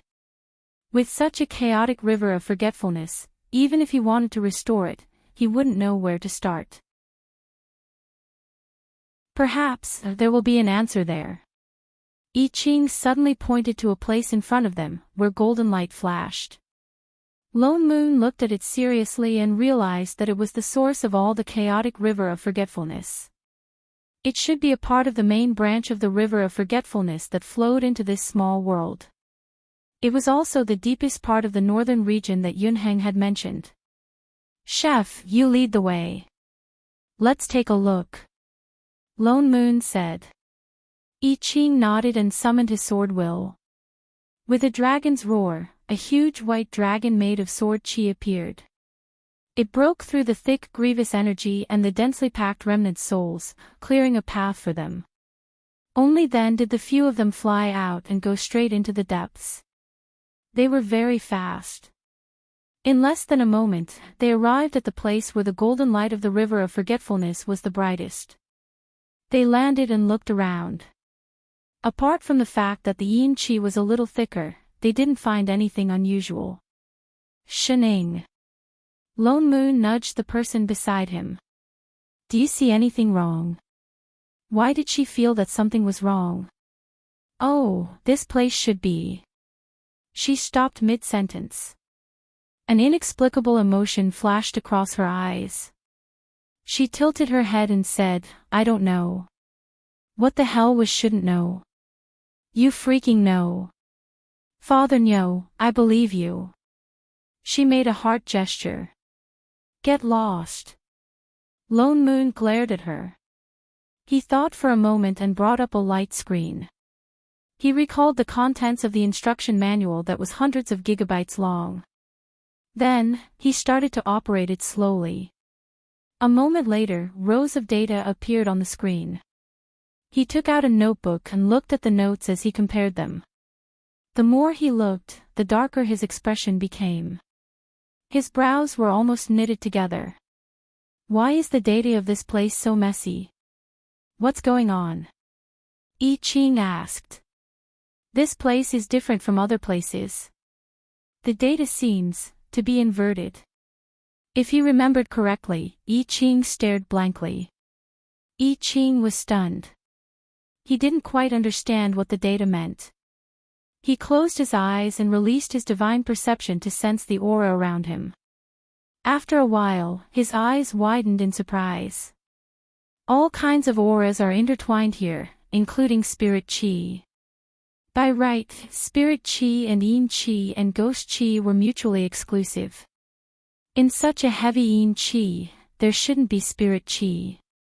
But not only was there seemed to be immortal chi mixed in. Two exalted masters, what do you mean? Yunheng was confused. He took a step forward and was about to ask in detail when his bad luck kicked in. He suddenly tripped and fell forward. Just as he was about to hit the ground, Shining, who was standing the furthest away, suddenly appeared beside him and pulled him up.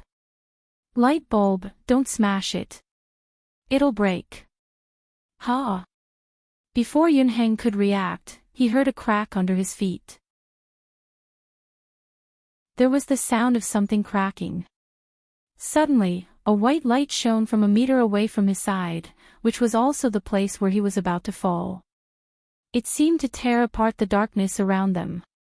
It became brighter and brighter. In an instant, it surrounded the four of them. Shining sighed softly.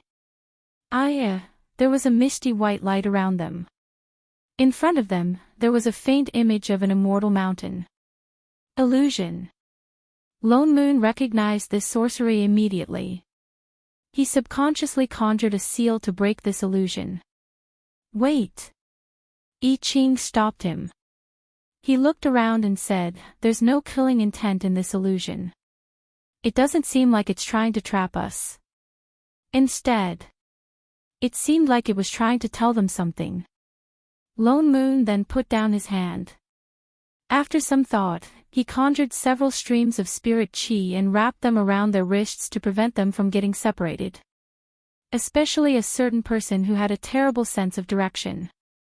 He purposely made 2 more rounds. In a short while, the white light in front of them finally dissipated. They were suddenly in another world. The scene in front of them became clearer. When they saw everything in front of them, their eyes narrowed. Holy shit! This was a place with thick spirit chi. There were spirit herbs and spirit plants everywhere. There were floating peaks filled with spirit chi in the air. However, in the middle of those floating peaks, there was a huge hole. The sky seemed to have been smashed open. Everything around them was being sucked in crazily. It was as if the whole world was going to be swallowed up. Lone Moon and I Ching's hearts sank. They cried out in surprise at the same time. Plane crack. There's also a storm. Shining suddenly added slowly. Chapter 393. What? Lone Moon's heart tightened. So this was a plane storm. He had heard Kai Tian mention before that plane storms were scarier than plane cracks. If they were not dealt with in time, they would grow bigger and bigger until they affected the entire plane. Then what are we waiting for? Hurry up and fix it. Father No, this is an illusion. I Ching reminded him. Lone Moon stopped in his tracks. Shit, he almost forgot. Wait. If these were all illusions in the illusion, how can an illusion of a plane storm be created here? By right, the things that appeared in the illusion were set up by the person who set up the array to confuse people. But only the three of them and Mengpan knew about planes. How could the other party set up an illusion of a real plane storm just based on imagination? Unless the other party had really seen it before. So, this planar storm isn't fake. It happened here before. I Ching thought of this as well. His heart sank as he looked at the black hole in the sky seriously. A plane storm actually appeared in this small world before. How was it dealt with? Before he could think about it, an anxious voice came from behind him. Uncle Master. In the next moment, two figures flew over, one in front and one behind. As if they could not see them, they flew past them. Their cultivation levels were not low. They stopped about 10 meters in front of them. Uncle Master, it's too dangerous here. Let's go back and inform Sect Master and the others first. The man on the left looked at the hole in the sky and suggested anxiously. It's too late. The other person shook his head. If we don't block this hole, it will get bigger and bigger. It will drag the entire world in. But, disciple nephew Chui, hurry and inform the sect. Evacuate the residents within a radius of 50 kilometers. I'll go block it first. With that said, the person turned and flew in the direction of the plane storm. Uncle Master. The other person clenched his fists by his side. He had no choice but to grit his teeth and go back to inform the sect. The person stopped about 10 meters away from the storm. He steadied himself and began to conjure a seal with his hands. In an instant, a huge array appeared in front of him and flew towards the hole. It seemed to be trying to seal the hole that kept swallowing everything around it. However, it was a planar storm after all. How could he deal with it? The array formation collapsed in less than a second. That person changed a few more array formations, but none of them worked. Instead, it caused the hole in the sky to grow larger and larger. Although he knew that these were probably images that had already happened, Lone Moon could not help but be curious about how this plane storm was resolved by him. Sure enough, after a short while, when the man had tried dozens of spells to no avail, he clenched his fists and stood in the air for a while. Suddenly, as if he had made up his mind about something, he clenched his teeth and summoned a spirit sword, and directly stabbed it into his chest. Holy shit! Lone Moon was shocked by his sudden move. Was he going to give up because he couldn't make up for it? However, in the next moment, the blood in his chest suddenly gushed out like a fountain, as if it was drawn by something. In an instant, it gathered into a huge blood array. Only when the last drop of blood flowed out did his figure fall, but a translucent phantom floated out from his body. He still maintained the posture of forming the seal. This was dual cultivation of soul and magic. Amazing! The array was activated, and red light filled the sky. The white shadow and the sky full of red light formed a strange scene. Even the pitch-black plane gap behind them was reflected in a sea of red. Lone Moon's eyes widened, and he looked in disbelief at the person who had stabbed him without hesitation. He was going to sacrifice his soul. Wasn't this a little too desperate? In order to block that hole, he was sacrificing his own soul, but that was a plain storm. Even so, he might not be able to look at the river of forgetfulness. I Ching suddenly reminded. Lone Moon was stunned, and subconsciously looked down. The river of forgetfulness in the illusion was normal, but the moment the array was activated, the originally calm surface of the river suddenly began to move violently. It constantly set off layers of golden waves, and finally, as if it was drawn by something, it turned into countless golden lights, and gathered towards the array. In a short while, the originally red sacrifice soul array turned into a sheet of golden light, and flew towards that hole. He wants to use the power of the river of forgetfulness to block that hole. Lone Moon finally understood his plan, but only Mengpe could control the river of forgetfulness. No wonder he wanted to sacrifice his own soul. But even so, he was afraid that the blood array that had turned golden had already completely covered the hole in the sky, but it still did not completely block it. Instead, the suction from inside that swallowed everything became stronger and stronger, and even the array was beginning to distort. That person's soul was already becoming fainter and fainter, and could not hold on for much longer. He gritted his teeth, and his hand seal changed. As the earth shook, the river of forgetfulness below was suddenly cut off, and slowly rose into the sky, and surged directly into the array. Finally, the hole in the plane storm began to shrink, and the pitch-black hole slowly closed in towards the center. But that person was already at his limit, and his figure was about to disappear.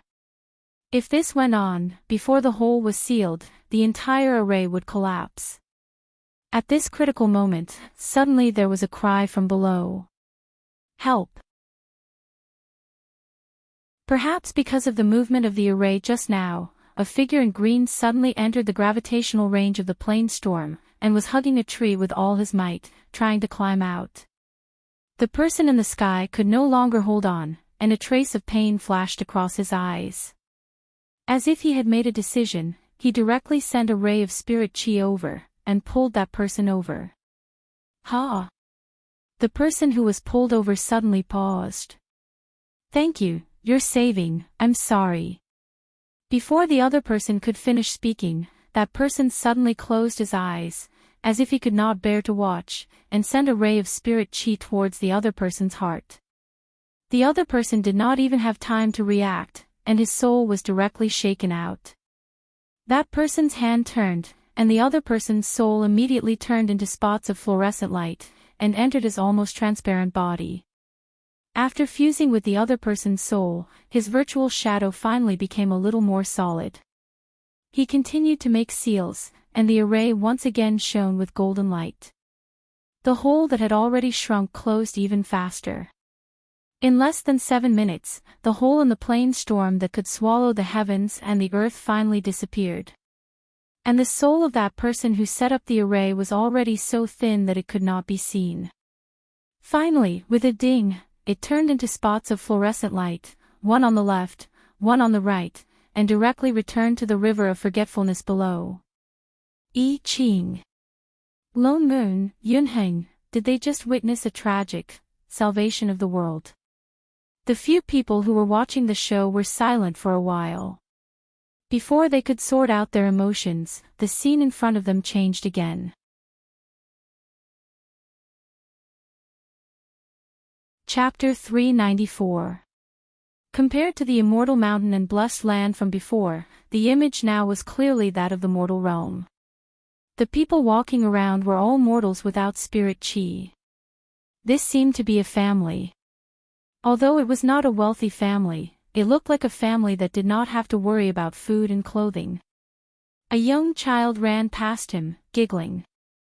He looked very unfamiliar, but at first glance, the few of them inexplicably recognized that this person in front of them was the green-robed man who had almost been swept into the plane storm and had his soul sacrificed by the cultivator who had saved the world. So this was his reincarnation after his soul was repaired by the power of samsara. The few of them were stunned and became even more confused. They could not understand the purpose of this illusion and could only continue watching. However, what happened next in the illusion caused them to have mixed feelings.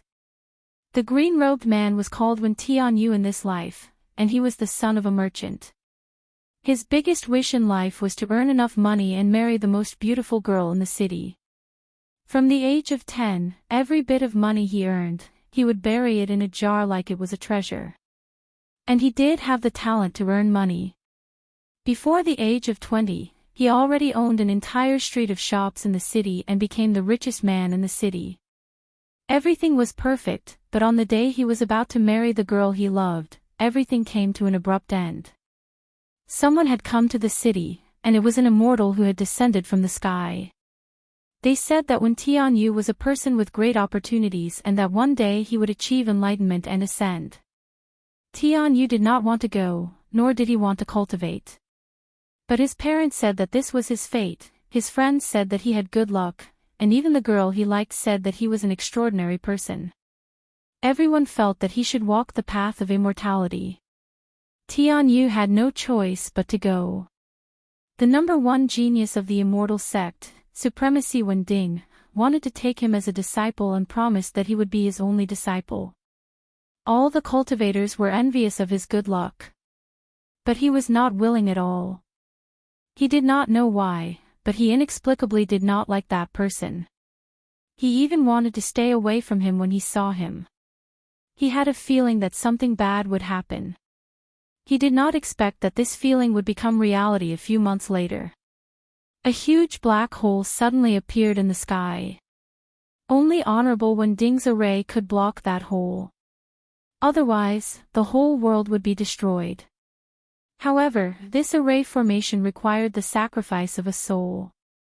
Unfortunately, his soul alone was not enough to activate the array formation.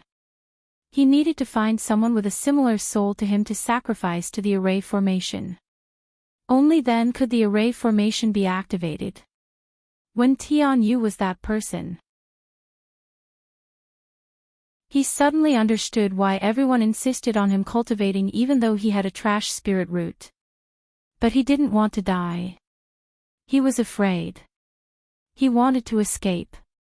He didn't want his soul to scatter.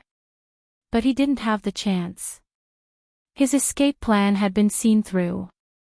In a single night, the expressions of his fellow disciples who were originally kind and protective of him had all changed. All of them were scolding him for being selfish, for not recognizing the greater good, and for being ungrateful. The sect leader said, "We are cultivators, and we should protect the righteousness of the world. How can you abandon the lives of the world for your own selfishness?" His fellow disciple said, "I thought that even if you had poor aptitude, the Venerable One would still take a liking to you. I didn't expect that. I was wrong about you." Cultivators from other sects said, "You are also one of the living beings in this world. How can you bear to see the lives in misery? Once you leave, you will destroy this world." His parents said, The immortal elders are right. How can you be so selfish? Since you are already an immortal cultivator, you should be like Venerable Wending and disregard life and death." The girl he liked said, "How can you be like this? You are no longer the brother Tianyu that I know." Everyone told him that he shouldn't escape. Everyone told him that he should sacrifice to the array formation. Everyone told him that he had to die. But he didn't want to. He named himself Tianyu, but the heavens seemed to no longer protect him. In the end, he was still pushed onto the altar. He watched as his best friend pushed the spirit sword into his chest. He watched as his blood flowed out bit by bit and gathered to form the array formation. He watched as his soul slowly dissipated, but he couldn't resist at all. Until the moment before he disappeared, he heard the familiar voice of Venerable Wending, who was also about to dissipate, "I'm sorry." His remnant soul, which had originally turned into a fluorescent light, was instantly filled with resentment. But both of them returned to the river of forgetfulness. Then came the third life, because his remnant soul was reincarnated with resentment, when Tianyu unexpectedly had the memories of his previous life. His monstrous hatred made him fall into the demonic path since he was young. He was determined to kill all the cultivators in the world to avenge himself. He practiced the most dangerous forbidden technique and the most vicious mental cultivation method. He suffered all the hardships in the world and finally cultivated to become a sky fiend. He gathered tens of thousands of demons and attacked the immortal sect. But in the end, he failed at the last moment. He met a person who was born with good fortune and was covered in the golden light of merit. His cultivation was clearly far from his, but he still died under his monstrous luck and his soul was sacrificed once again. The funny thing was, he only recognized who the other person was at the last moment. He recognized where the merit on him came from. It was actually the merit of saving the world. Both of them sacrificed their souls, but he was spurned by the world and scolded by the cultivators. But his name was immortalized, and he received the sincere gratitude of everyone.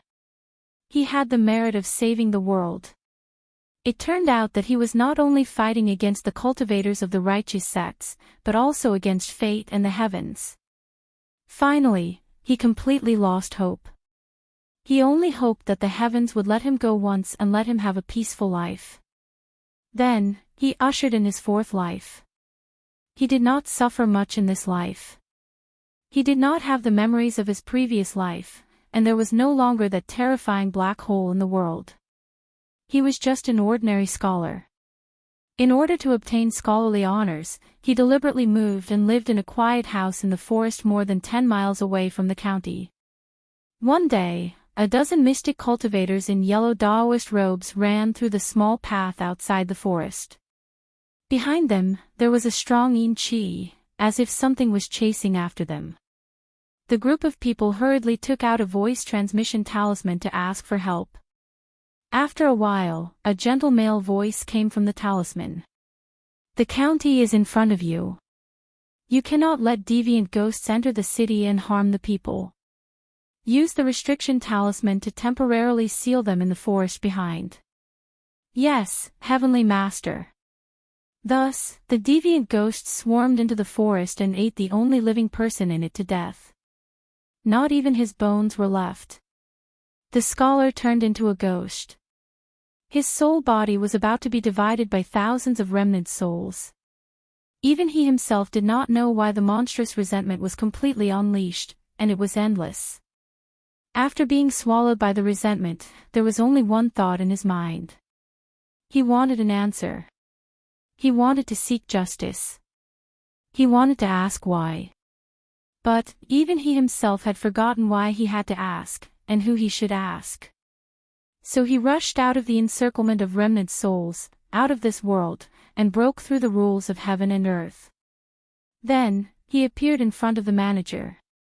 Shining, Lone Moon, Qing, he finally understood why these illusions appeared. The three of them were silent for a while. Then, they all turned to look at Yunheng, whose face was pale as if he had suffered a huge blow. Coincidentally, the scholar was called Song Ren, and the heavenly master in the voice transmission talisman was surnamed Yun.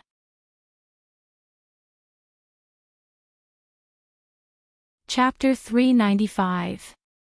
The sudden truth stunned the few of them. Especially Yunheng. His entire body started to shake. He stood rooted to the ground for a long time, as if he had lost his divine soul. But the surrounding illusions turned and returned to the scene of Song Ren's first life. It was like a movie that was playing on loop. I Ching and Loneman's expressions were complicated. They finally knew where Song Ren's strange hatred towards Yunheng came from. There was also the endless stream of grievous energy that even Shorty could not get rid of. Why was it that he could only get rid of it when Shining was around? Subconsciously, he probably still wanted to seek justice. Even the heavenly Tao could not give him justice. Only Shining could. Yet in this matter, it was impossible to tell who was right and who was wrong. His tragic fourth life was indeed pitiful. But no matter which life it was, what Yunheng did was indeed a great thing to save the world. If he did not stop the plane storm, perhaps not just Song Ren, but everyone in the small world would probably die. Even their souls would be lost in the cracks between planes, never to be reincarnated. Yunheng chose the best way. He even sacrificed himself time and time again. He risked his soul to save the world. So he received the sincere gratitude of everyone in the world. He received a body full of merit and blessings from the heavens. He was favored by the heavens in every life. From the perspective of justice, no one could say that his choice was wrong. Even if he sacrificed Song Ren. Compared to the whole world, one person was too small. So everyone chose to ignore his voice. Everyone forgot to ask him if he was willing or not. Yunheng might have let down everyone in the world, but he had let down Song Ren. Why didn't Moldy Ghost's body light up? Shining tilted her head and suddenly asked a question. I Ching paused for a moment. Knowing that Lone Moon was asking about merit, he explained in a low voice, "Master, although doing good deeds can accumulate merit, there is no specific boundary between good and evil. Therefore, only by receiving sincere gratitude from others can one obtain merit." Oh. Shining frowned. So, no one has ever been grateful to Moldy Ghost. I Ching did not reply, and his expression darkened. In his first life, no one knew that he had a part in saving the world. In his second life, he was forced to the altar by everyone. In his third life, there was no need to talk about him. He was a great devil to begin with. Not to mention gratitude, there were countless people who hated him. That was why he became more and more unlucky in each life. Yet, because of the fusion of their souls in the first life, he and Yunheng had a connection. They would be entangled together in every life. "Hey, what do you plan to do about this?" Lone Moon nudged Shining and pointed at Yunheng, who was still in a daze. "Ha!" Shining looked confused. "What does this have to do with me?" "Aw, what aw?" Lone Moon glared at her. "This illusion is very clear. Song Ren is looking for you to uphold justice." "Sigh, so troublesome your sister. We have to solve it, right? What should we do?" Shining tilted her head and thought for a moment. How about cold dressing? This kind of world-class conundrum was really taxing on the brain. Speaking of coleslaw, I suddenly remembered that I haven't had dinner yet. Did Chef bring any stock? So hungry. "Yes, Master, Master will be ready soon." I Ching nodded vigorously. Very professionally, he took out 4, 5, 6, 10 dishes from his storage bag. He even set down the table, chairs, bowls and chopsticks. He gestured for Shining to take a seat first. With a twist of his hand, he summoned the true phoenix fire. With a sizzling sound, the dishes that were originally a little cold became hot in an instant. An alluring aroma wafted out. "Master, we can eat now. Cook that plate of pork knuckle a little more. I like crispy ones." "Yes, Master, no problem, Master." Lone Moon. Son of AB *TCH. At least take a look at where you are right now. We are still in an illusion. Do you think you are watching a movie? You are eating at a table in front of everyone. He had the urge to flip the table. He glanced at a certain someone who was already eating. The corner of his mouth twitched. After a while, he sat down at the table and waited for her to finish eating. In the originally dangerous and unpredictable illusion, the scene changed. The three of them sat around the table and ate crazily. Not far away, a person stood motionless in a daze. "Hey, I say, recently, have you been eating more and more?" "Chef, give me one more bowl." "Yes, Master, no problem, Master." 2 hours later. Shining, who had finally finished eating, glanced at Yunheng, who had finally regained his senses. He was kneeling in front of her with a determined look on his face. "Have you decided?" "Yes." He cupped his fists in response. All the shock and confusion from before were gone. "I have already remembered what happened in my previous lives." "Exalted Masters, please, no. Exalted Immortals, please grant me my wish. You have to think clearly." Lone Moon stepped forward and reminded him in a low voice. "You originally had the potential to ascend. If you give up now, in your next life, no, you may never be able to ascend. I did all that not to become an immortal." He smiled. It was different from the kind smile he had before. Instead, he looked a little relieved. "What's more, I am the one who wronged him. The justice that he wants should naturally be paid by me." Lone Moon frowned. Seeing his insistence, he could only sigh. After a while, he could not help but ask, in those previous lives, do you regret it? No. He did not even hesitate as he shook his head. If I could do it all over again, I would still choose to do the same. In the face of righteousness, sacrifice is inevitable, even if I have to bear more hatred. It's just that. I hope that I can have a chance to make it up to him. At that moment, Lone Moon did not know how to evaluate this matter. He was clearly a good person. For 4 lives, he had taken it upon himself to save the world. He even sacrificed himself time and time again. Yet he was the one who caused Song Ren's soul to dissipate again and again. His resentment soared to the heavens. This is already the best idea I can think of. Yunheng clenched his fists by his side and said, even if it might be meaningless, at least give him a fair chance. All right. Shining nodded and glanced at Chef beside her. Only then did Yi Qing conjure a seal with one hand. A beam of white light flew out from his hand, and there was a loud clang. The entire illusion immediately broke into thousands of pieces and disappeared like a broken mirror. They once again returned to the northern region that was filled with Yin Qi. However, there was an additional black figure hovering in the air a few meters in front of them. He floated in the air, surrounded by pitch-black resentment that was as dark as ink, carrying a violent and crazy aura. Although they could not see his figure clearly, they could feel that there were 2 sharp, blade-like gazes directed at Yunheng, as if they were going to pierce through him. Yunheng took a few steps forward and looked up at the black figure in the air. He could not tell what emotions he was feeling. Guilt, regret, or relief, there were all sorts of emotions. He stared at the black figure for a while, then said in a low voice, I know it's too late to do anything now, but I hope to give you a chance to start over. As soon as he finished speaking, the black figure in the air seemed to have lost control. Suddenly, it turned into a black fog, covering the sky and earth as it pounced towards Yunheng.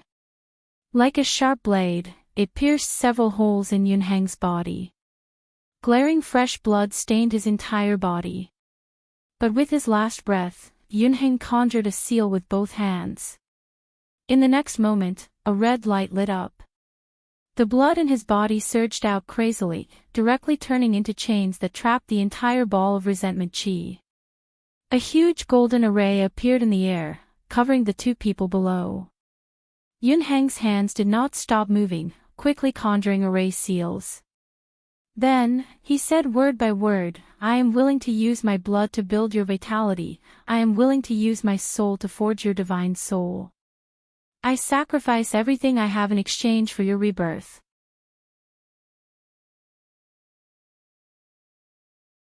Chapter 396. Suddenly, the golden light shone brightly. The grievous aura in the surroundings seemed to be attracted by something and began to surge into Yunheng's body.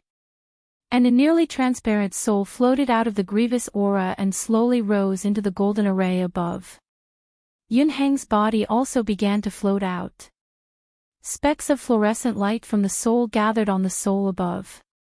Song Ren's almost transparent soul, which had been swallowed by the grievous aura, began to solidify at a speed visible to the naked eye. Traces of red blood chi also began to gather towards the other party. That solidified soul immediately became alive. Finally, it changed from a ghost soul to a living soul. Only then did Yunheng stop. His entire body was clearly surrounded by grievous aura, but his mouth revealed a sliver of a smile. I'm sorry. The grievous aura on his body was instantly purified. His entire body also became fainter and fainter. In the next moment, it completely disappeared. Only a speck of fluorescent light floated out. Lone Moon conjured a seal and kept the last remnant of Yunheng's soul. He sighed. This time, he did not know how long he had to stay in the river of forgetfulness before he had a chance to reincarnate. I Ching also conjured a seal towards Song Ren, who had already turned into a living soul. In the next moment, that solidified soul turned into a ball of light and flew into his palm. "What do you plan to do with this living soul?" Lone Moon asked. Although Song Ren had already turned into a living soul, his body had long been eaten clean by deviant ghosts. His soul could not return to his body. Before long, he would become a ghost again. "Father Nyo, do you still have Radish's dandelion?" I Ching suddenly asked. "You still use dandelion?" Lone Moon's eyes widened. Wasn't this a little too much? Wasn't it enough to have an eyesore at home? He was attached to Radish's flower previously. His soul was already infected with his immortal qi. So using that illusion is the best. And the current situation did not allow them to think of any other way. Otherwise, they would have wasted Yun Heng's efforts. The corner of Lone Moon's mouth twitched. Still, he took out a flower from the storage bag beside him and handed it over. I Ching immediately conjured a seal to set up an array. In a short while, a human figure slowly formed in the array. He placed the living soul in his hand into the array. In a short while, the array light faded. There was one more person on the ground. Compared to the appearance of Radish before, the human figure now was exactly the same as his soul. However, because he had just been reborn, he would not be able to wake up for a while. "Done." Shening clapped her hands. "We can go home and eat. Get back here." Lone Moon grabbed a certain person who was about to escape and pointed at the disorderly river of forgetfulness and the sky full of Yin Qi. "You call this settled?" "Father Nyo, shut up." Lone Moon glared at her. "Before this river of forgetfulness recovers, none of you can escape." So troublesome. Troublesome my ass. I didn't ask you to do anything. Just stay here and don't King run around." With that said, he glanced at I Ching beside him. "Chef, call Shorty over to help too." I Ching nodded and took out his communication talisman. Lone Moon scanned the surroundings once more. The river of forgetfulness was strewn all over the place like hanging noodles. Instantly, he felt his head hurt even more. The plane crack was something that even the God Fiend could only seal temporarily with the help of primordial chaos and the others from another plane. No matter what, Yun Heng was just a mortal. If he could solve it with just his sacrificial soul, Kai Tian would not have had to look for a manager so frantically. Yun Heng only used the power of the river of forgetfulness to cover it temporarily. The gap had always been there. This layer of cover was still very weak. It would not be long before it reappeared. And because he forcefully borrowed the power of the river of forgetfulness, it also caused chaos in the river of forgetfulness of this world. It disrupted the reincarnation of this world. So a fault was formed here that one could only enter but not exit. What's more, this river of forgetfulness was a part of the main branch of this small world. In other words, it was possible that half of the souls that flowed through here were forced to stay here. And because the river of forgetfulness was distorted, it caused their souls to collapse and become remnant souls. And there were more and more remnant souls. That should be how the northern land was formed. Although remnant souls had no consciousness, they would instinctively want to return to the river of forgetfulness. That was why these remnant souls would attack the mortal territories in a frenzy. Because only the river of forgetfulness could allow them to re-enter reincarnation. Yet they were intercepted by mystic cultivators who did not know the truth and did not let them enter. They could not reincarnate and could not return to the river of forgetfulness. It was no wonder that they would produce grievances. It was not strange that they became violent and man-eating. The only solution was to let the river of forgetfulness return to its original state and send all remnant souls into reincarnation. The most important thing was to patch up that plain gap. But there were really too many faults in the river of forgetfulness here. And they were scattered everywhere. Even with Shorty around, he and I Ching spent a long time before they slowly pulled those messy rivers back. That's right, 2 people. Not including a certain troublemaker who watched the whole show and ate melon seeds. Aren't I guarding the moldy ghost? He hasn't woken up yet. What if he gets moldy again? Shining said seriously. The corner of Loneman's mouth twitched. You're just King lazy. Song Ren was already reborn and not a ghost. How could he get moldy? It's done. Before Lone Moon could fly into a rage, I Ching pulled the last half of the River of Forgetfulness back to its original position. The entire River of Forgetfulness was finally restored and started to flow again. Beside him, Shorty also waved toward the sky full of Yin Chi. She was Mengpa after all. Instantly, countless lights lit up. Thousands of remnant souls returned to the River of Forgetfulness. The Yin Chi dissipated completely. As if the clouds had been pulled out to see the sun, the surroundings suddenly shone with bright light. The originally dark and gloomy northern land was instantly lit up. Although it was still a piece of scorched earth, it no longer had the gloomy aura of the past. There were still some wisps of spirit chi in the air. Thinking about it carefully, it was normal. Looking at Yun Heng's first life in the illusion, he knew that the spirit chi of this small world should not be less than that of other small worlds. But later on, the plane gap appeared.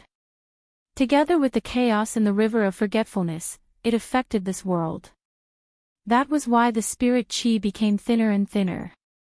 Finally, it caused the inheritance of cultivators to be cut off.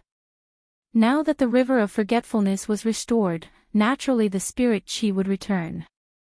Only, he looked up. Indeed, in the next moment, the air twisted. A pitch-black hole suddenly appeared, as if the sky was being torn apart. He subconsciously turned to look at a certain foodie beside him. But he saw her clenching her fists and making an encouraging gesture. All the best, Father Nyo. You can do it. Get lost. You just don't want to do it, right? Thinking about it carefully, that assistant handbook that he spent a few months to understand, he indeed wanted to give it a try. So he turned to look at I Ching. Chef, you go left and I'll go right. Let's try using the sky mending array. I Ching nodded, turned and flew to the left. Lone Moon flew to the right. The two of them activated the array at the same time and directly turned on the assistant authority. Indeed, in the next moment, a strange power spread throughout his body and flowed into that array. They saw that pitch-black hole in the middle slowly shrink and become smaller and smaller. In less than half a fruit's time, that black hole had completely disappeared. Even that violent suction force was completely gone.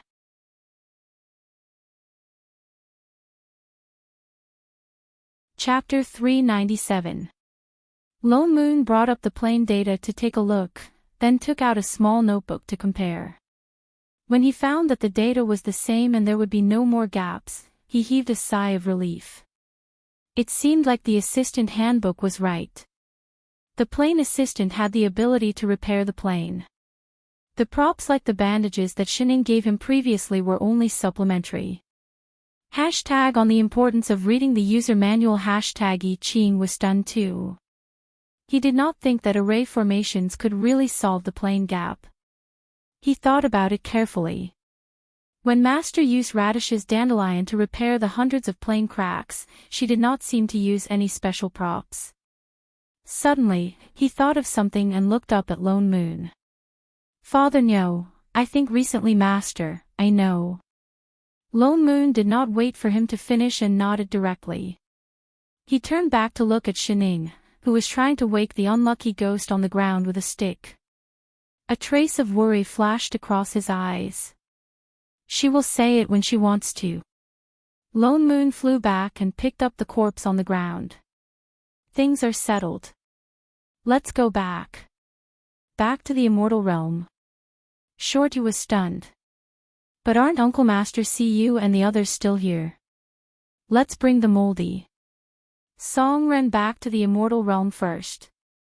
Song Ren's illusory body was formed from Radish's dandelion. He was also a living soul. Once he entered the body, the illusory body became his real body. In a sense, he was already an immortal body. But he had never cultivated before, so he could not stay in this small world. He could only bring him back. Lone Moon sent a message to see you and the others as he opened the realm gate in the sky. No one hesitated. I Ching brought Shining and flew over on his sword. Lone Moon carried the still unconscious Song Ren and hesitated for a moment. Then, he flew in too. Why did he feel like he forgot something? He could not remember it. Forget it, it was not important anyway. Not far away, the red-black couple who had just escaped from the Grievish Chi, Winky faced their hearts hurt. Song Ren woke up. Perhaps because of his previous experience, the illusory body that I Ching created merged very well with his soul. There was no rejection at all. But because he was not familiar with the use of immortal chi, he still needed others to transfer immortal chi to him to maintain his human form. Other than that, there were no other problems. But... who are you? He looked at the people in front of him blankly. After a while, he looked at himself. Who am I? I Ching, Lone Moon, Shining. Lone Moon's expression changed. He scanned I Ching from head to toe. I Ching grabbed I Ching's hand and released a sliver of God power to check I Ching's primordial spirit. A moment later, he shook his head. I'm fine. I Ching's soul showed no signs of grievance. Only then did everyone heave a sigh of relief. They had thought that he had lost his memory due to the influence of resentment, just like last time. Now, it seemed that he had let it go. Yunheng risked his soul to be destroyed in exchange for his rebirth. Finally, Yunheng forgave him and let him go. It was better to forget everything now. You really don't remember it all? His expression became even more confused. He tried hard to think, but after a while, he shook his head. I don't remember anything at all. Who am I? Where is this place? This is the invincible heavenly palace. You. Lone Moon hesitated. After a while, he said, You are a new disciple of my invincible sect. You had just started cultivating when something went wrong. That's why you were injured, seriously injured. Your body can't be used anymore. So we attached you to a dandelion. You're fine now. Just focus on cultivating in the future. I'm a dandelion. I Ching looked shocked. He did not doubt what Lone Moon said. Then you are. Of course we are your teachers. I am the sect's managing elder, Lone Moon. He pointed to the other two. There, that's the sect master eating the fruit. The one who passed the fruit is Chef Elder I Ching. As for the rest of the sect, I will send someone to introduce you to them later. Only then did he nod his head. He still had a puzzled look on his face, and was about to ask something else when the door was pushed open with a bang. Little Missy. A certain vegetable rushed in like a cannonball. He scanned the room and his eyes fixed on Shining. He pounced on her. You're finally back. Seeing that he was about to pounce on her, I Ching, who was at the side, was very calm and natural. He silently stretched out a leg. The next moment, Radish lost his footing and fell to the ground. The dandelions in his hand scattered all over the room. Radish was obviously used to falling. He threw away the flower stalks in his hands and was too lazy to get up. He sat on the ground and tugged at the corner of Shinying's clothes. Little Missy, Radish misses you so much. When you weren't around, no one watered me. Look. He pulled at his hair and said with a pitiful look, My leaves are split. Shining slowly finished eating the fruit in her hand. She replied, "Oh. Little Missy, how could you leave just like that? You didn't even bring Radish to play." He felt even more wronged. Radish is about to grow mushrooms. Why is this ugly thing back? He saw Song Ren at the side and sized him up. His face was full of disdain. He remembered this person who ruined Big Sister Little Hong's dual cultivation ceremony. He confirmed with his eyes that this was an annoying person. You came at the right time. Lone Moon stepped forward. He will be a disciple of our sect in the future. Bring him around the sect and familiarize him. Ask Lan Hua to make arrangements for him. I'm not going. Radish rejected directly. He wasn't Little Missy. He didn't like it. Lone Moon's mouth twitched. He wanted to stew it at any moment. His true body is also a plant. You are considered the same as him. If you don't take care of him, who will? Really? Radish hesitated for a moment. He stood up and looked at him. Indeed, he felt the spirit chi of the plants on him. It was very familiar. Suddenly, he felt that he wasn't that ugly anymore. He looked at him even more seriously. This is... Song Ren felt goosebumps from his stare. He subconsciously looked at Lone Moon beside him. Don't you remember? He's Radish. He's the sect's. He thought for a moment before giving an adjective. Pet. What was a pet? You're from the same sect as him. Regarding cultivation, you can ask. Forget it. You should ask Lan Hua. Radish's mischievous personality was a bad influence. Oh yes, your body was given to you by Radish. My body. Song Ren was shocked. He looked at Radish in disbelief. His eyes widened. Many complicated emotions flashed across his face. After a while, he nodded heavily.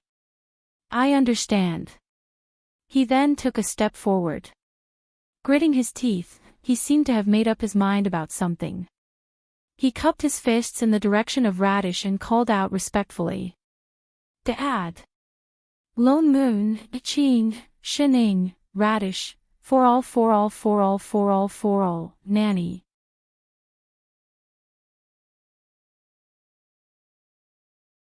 Chapter 398. Radish did not expect that when it went to send flowers to Little Missy every day, it would bring a son. As a sexist person, Radish did not like the sudden appearance of a son, mainly because he was not a Little Missy. Until Lone Moon told him that out of the hundreds of disciples in Invincible Sect, he was the first to have a son, the only one in the entire heavenly palace, and very precious. Only then did he put away his temper and happily accept the dandelion, with the intention of teaching it everything he knew. But because of Song Ren's amnesia, he accepted the fact that he was a plant spirit very quickly. Not only did he follow Radish everywhere and bully the immortal cranes, he also followed Radish to the back of the mountain to squat in the pit every day, waiting for people to come and water it. Therefore, the disciples of the sect soon discovered that the person who would not rest until he caused a ruckus in the sect every day was a dandelion besides the radish. Every day, he would either pluck the fur of a spirit beast or pluck the flower of a newly bloomed immortal herb. Lone Moon could not help but wonder if the decision to acquiesce to the relationship between the two was a little rash, just to make it easier for Song Ren to cultivate. But there were too many things to do in the sect, he could not spare any attention. In addition, he had to go down to the lower realm from time to time to take care of the previous small world and the progress of the cultivator's studies. The matter of the river of forgetfulness had been resolved, and the spirit chi in that world was beginning to recover. Of course, the matter of imparting Tao and cultivating had to continue. Otherwise, if they went to the river of forgetfulness at every turn and created another northern land full of remnant souls, they would really be busy to death. Apart from Lan Hua and Shortyu, Siyu was the disciple with the highest cultivation level in the sect. She was already half a step to exalted immortal. With her around, Lone Moon could rest assured. It was just that once they went down to the lower realm, the sect naturally lacked manpower. And it was time for the immortal herb trade with the various continents that happened once every 100 years. He was so busy that his feet did not even touch the ground. Only then did he realize that something seemed to be missing. Holy shit! Yu Hong was still in the lower realm. No wonder the red and black couple, who had been in the lower realm for a few months, were finally brought back. You're saying that you're trapped in the north by grievous energy? Lone Moon glanced at the exhausted couple who had just been brought back. Elder. Yu Hong's face was full of guilt. I was not skilled enough. That's why I was trapped by the grievous energy and could not report back in time. Please punish me, sect master and elder. Madam, how can I blame you? Before Lone Moon could speak, Little Black, who was at the side, immediately said worriedly, who would have thought that the grievous energy was so strong. We didn't even have time to react before we were pulled down to the lower realm and trapped in that damned place. But if my cultivation level was high enough, the two of us wouldn't be so helpless. We wouldn't have to trouble sect leader to find us personally. Yu Hong's face was still full of guilt. According to what you said, this matter should be your husband's fault. Little Black pulled her hand and said apologetically, I didn't protect you well, which caused us to be trapped by resentment. If you want to punish someone, punish me. Little Black. Yu Hong glared at him. This is our sect's matter. Don't mess around. I don't care. Little Black tightened his grip on her hand and said affectionately, I'm a member of Invincible sect since I married you. I'm your devil in life and your dead devil in death. If you want to punish me together. If you want to die, enough, the two of you. Lone Moon could not help but interrupt the two of them. If you want to show off your affection, can you do it in the house? We don't want to eat it. Yu Hong, you're saying that in the few months you were in the lower realm, you were trapped in the north and never left? Yes. Yu Hong nodded. That place was full of yin qi, and there was no daylight. Little Black and I couldn't get rid of the grievous energy, and we didn't dare to rush out. Then were you injured? Lone Moon's heart sank. It was Song Ren's grievous energy that pulled them down to the lower realm. That grievous energy could rush up to the immortal realm. Little Black aside, it would be difficult for Yu Hong to resist it with her cultivation level. Most importantly, she was trapped for a few months. I didn't. She seemed to have thought of something as her face turned red. She glanced at Little Black beside her before continuing, fortunately, Little Black has a Dharma treasure that can temporarily open up a small mystic realm. So, for the past few months, the two of us have been in that mystic realm and have not been injured by the resentment.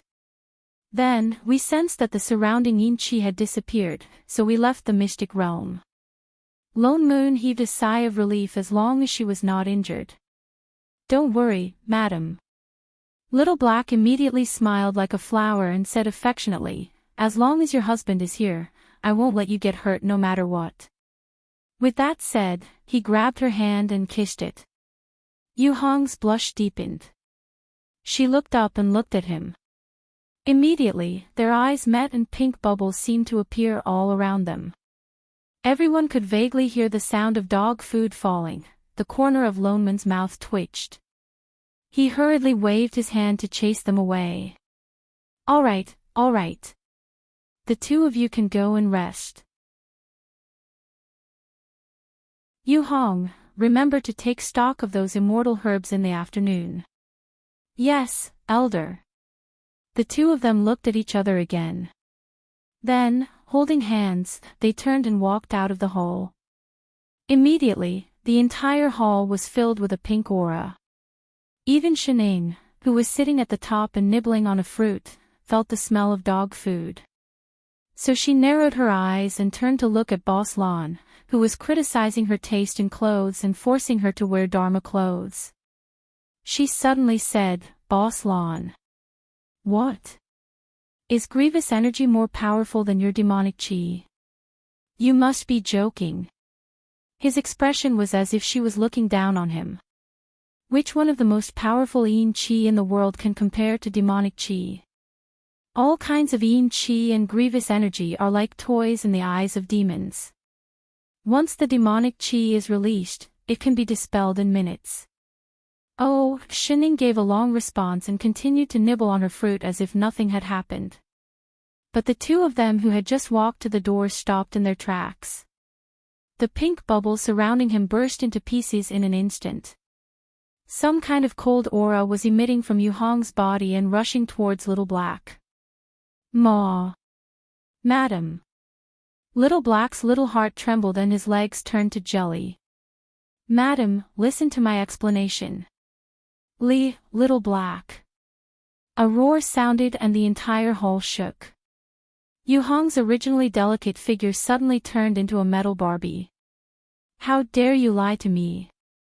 With that said, she picked up a certain demon king who was trembling beside her and threw him out. "Madam." Before he could finish speaking, he turned into a small black dot in the sky. Yu Hong's figure also flashed and disappeared at the door. It was obvious that she was chasing after him to beat him up.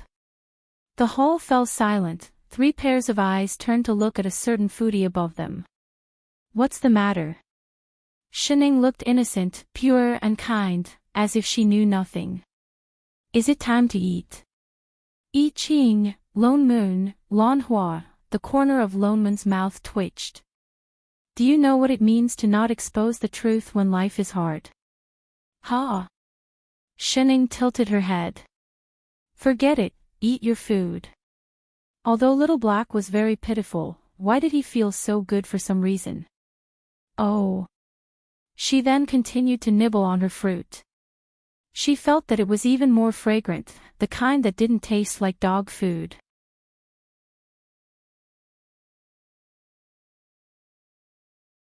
Chapter 399. Little Black did not appear in the sect for a whole month after this beating. Yu Hong seemed to be really angry. Every time Little Black tried to crawl back, she would find out and throw it out mercilessly. Even the other demons that came and went were not friendly. The only thing missing was a sign at the heavenly gates saying that demons and dogs were not allowed in. Lone Moon finally felt a little more relaxed. He had thought that he would have to give the newlyweds a wedding leave or something. Now it seemed like he could save the trouble. But although the matter in the sect was resolved, something else came up. "What's this?" Shining poked the colorful bird on the table. "Hong Meng sent it. He said that it's the first phoenix that appeared in their plane." Lone Moon explained casually. "Phoenix?" Shining turned to look at Chef beside her. "It just looks similar." I Ching glanced at the bird on the table. "This is a beast without sentience." At most, it was a bigger bird. "Oh." Shen Ying's eyes narrowed. "What's it for?" "I heard that it has some special abilities. Hong Meng specially sent it to you to thank you for what happened last time." "For me? Extra food?" Lone Moon nodded. Ever since he sent Hong Meng and the others back to their plane, they would send some things over from time to time. But that plane had just been opened and there was really nothing special. This was the first time he saw a living creature.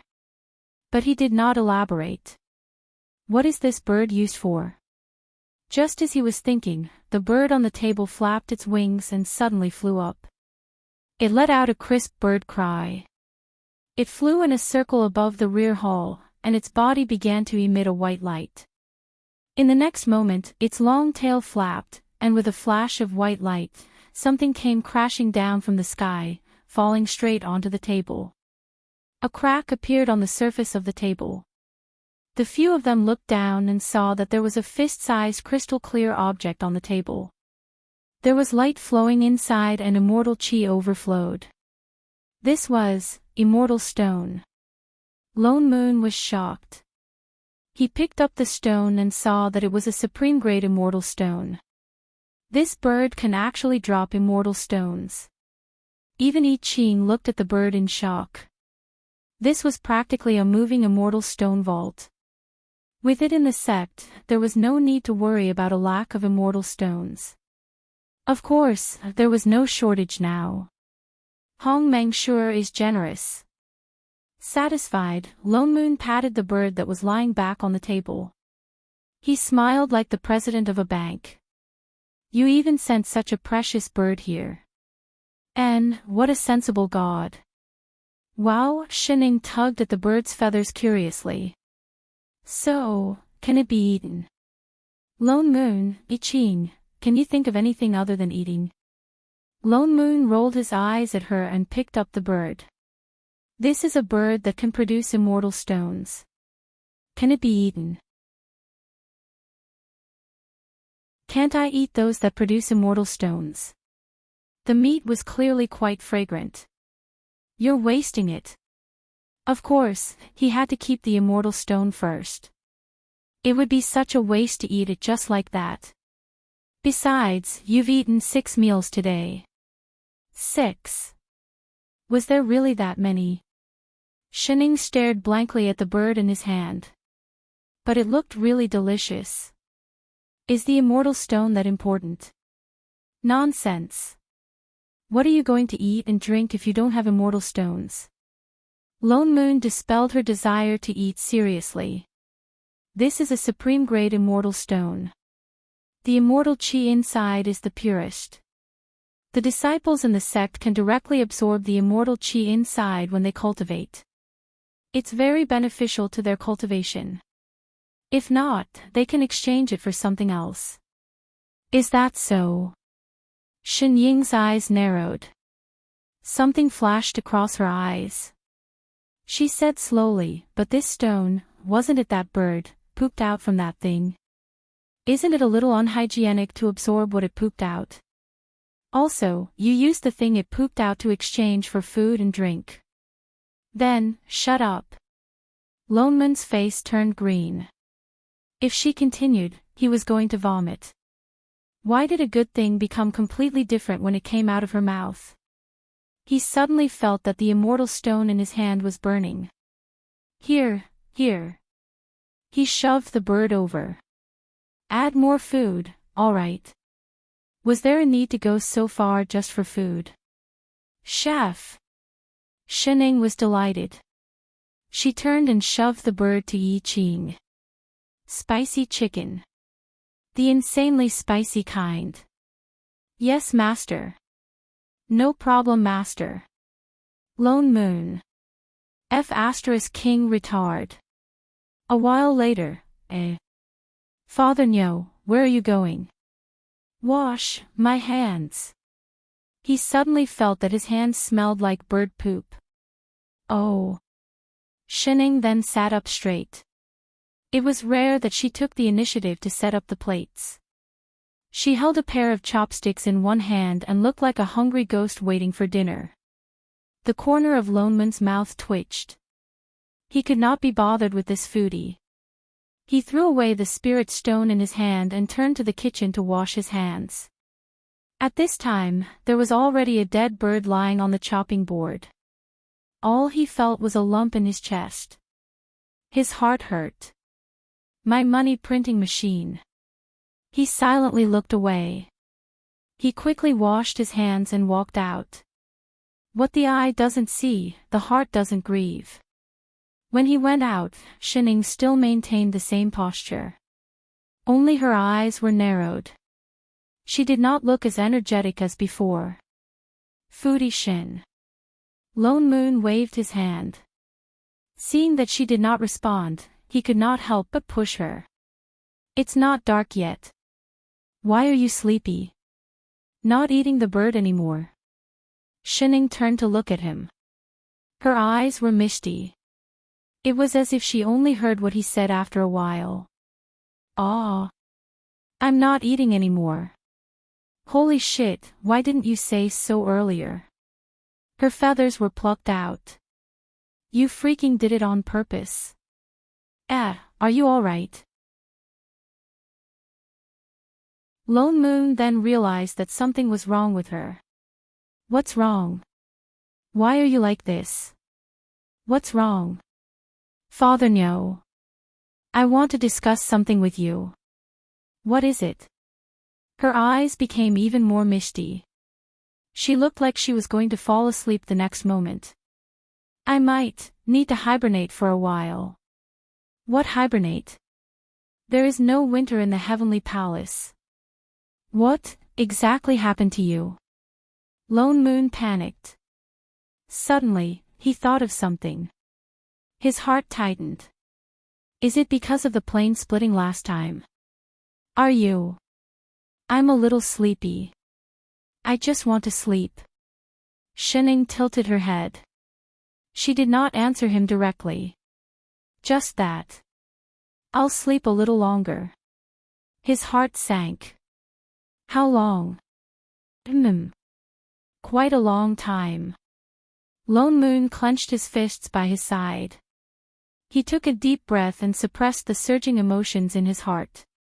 He looked straight into her eyes and said word by word, I'll just ask one thing. Tell me honestly. You will be fine. Shining was stunned for a moment. A moment later, she nodded heavily. Of course. That's good. She suddenly tapped on her wristband. A light screen appeared. She operated something lazily. During this period of time, I will seal all the plane passages. Do not open them. Also. She stopped mid-sentence. Her tone changed. Leave that bird for me. I'll eat it when I wake up.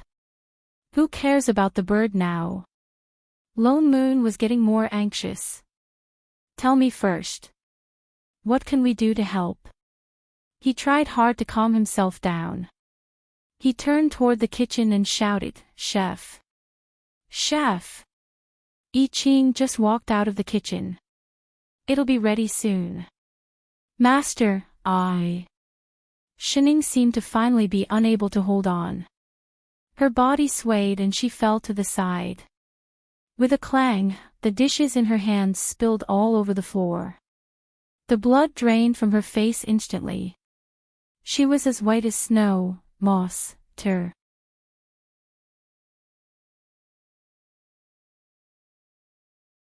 Chapter 400. Master! Master! I Ching called out a few times and realized that the person in his arms was not responding at all. His face turned even paler and even his hands began to tremble slightly. He subconsciously conjured a seal and transferred his god power. Blue light appeared around him and large amounts of god power flowed continuously towards Shining. Chef, what you're doing is useless. She's not a cultivator, even if you give her. Holy shit.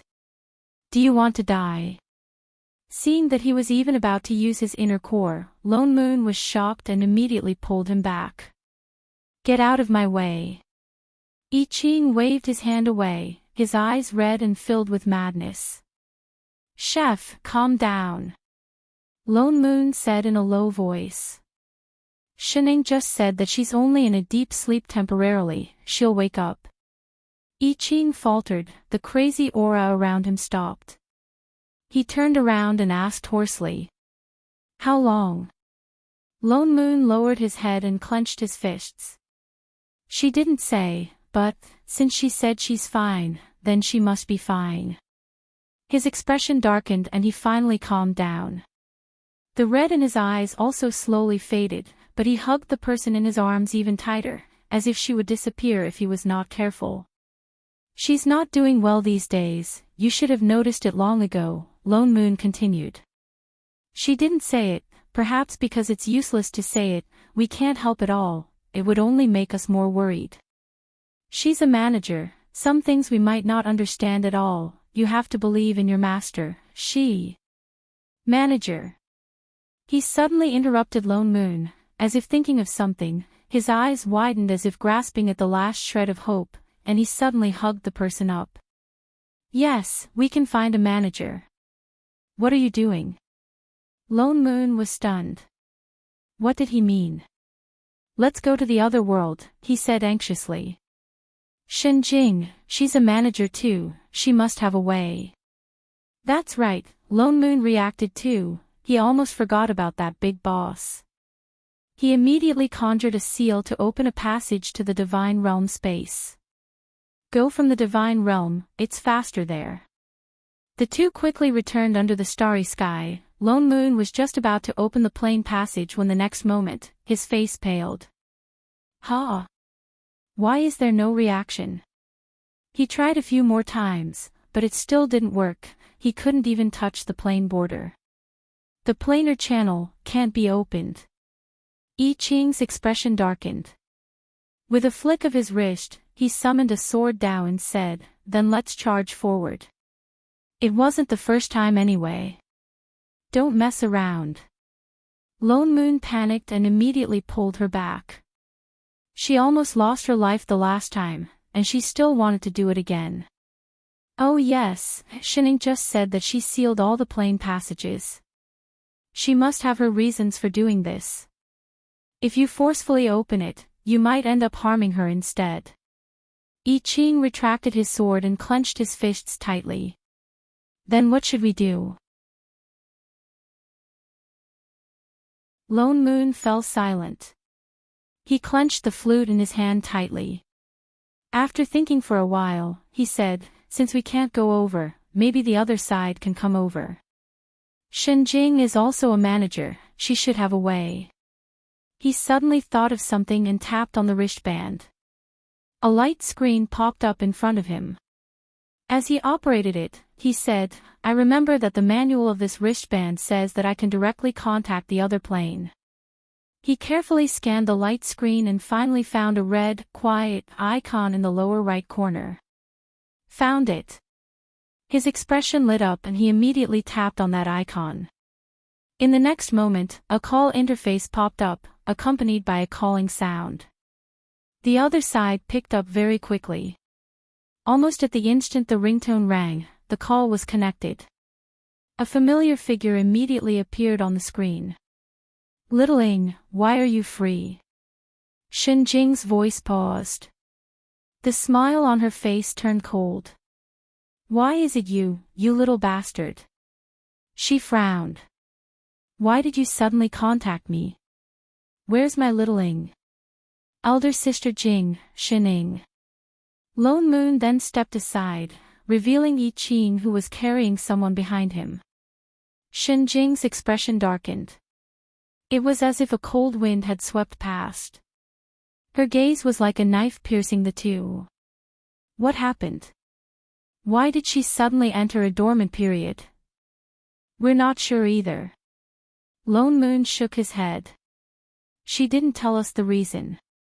She just suddenly said that she wanted to hibernate for a period of time. I knew something would definitely happen. I told her long ago not to receive any planes, but she just wouldn't listen.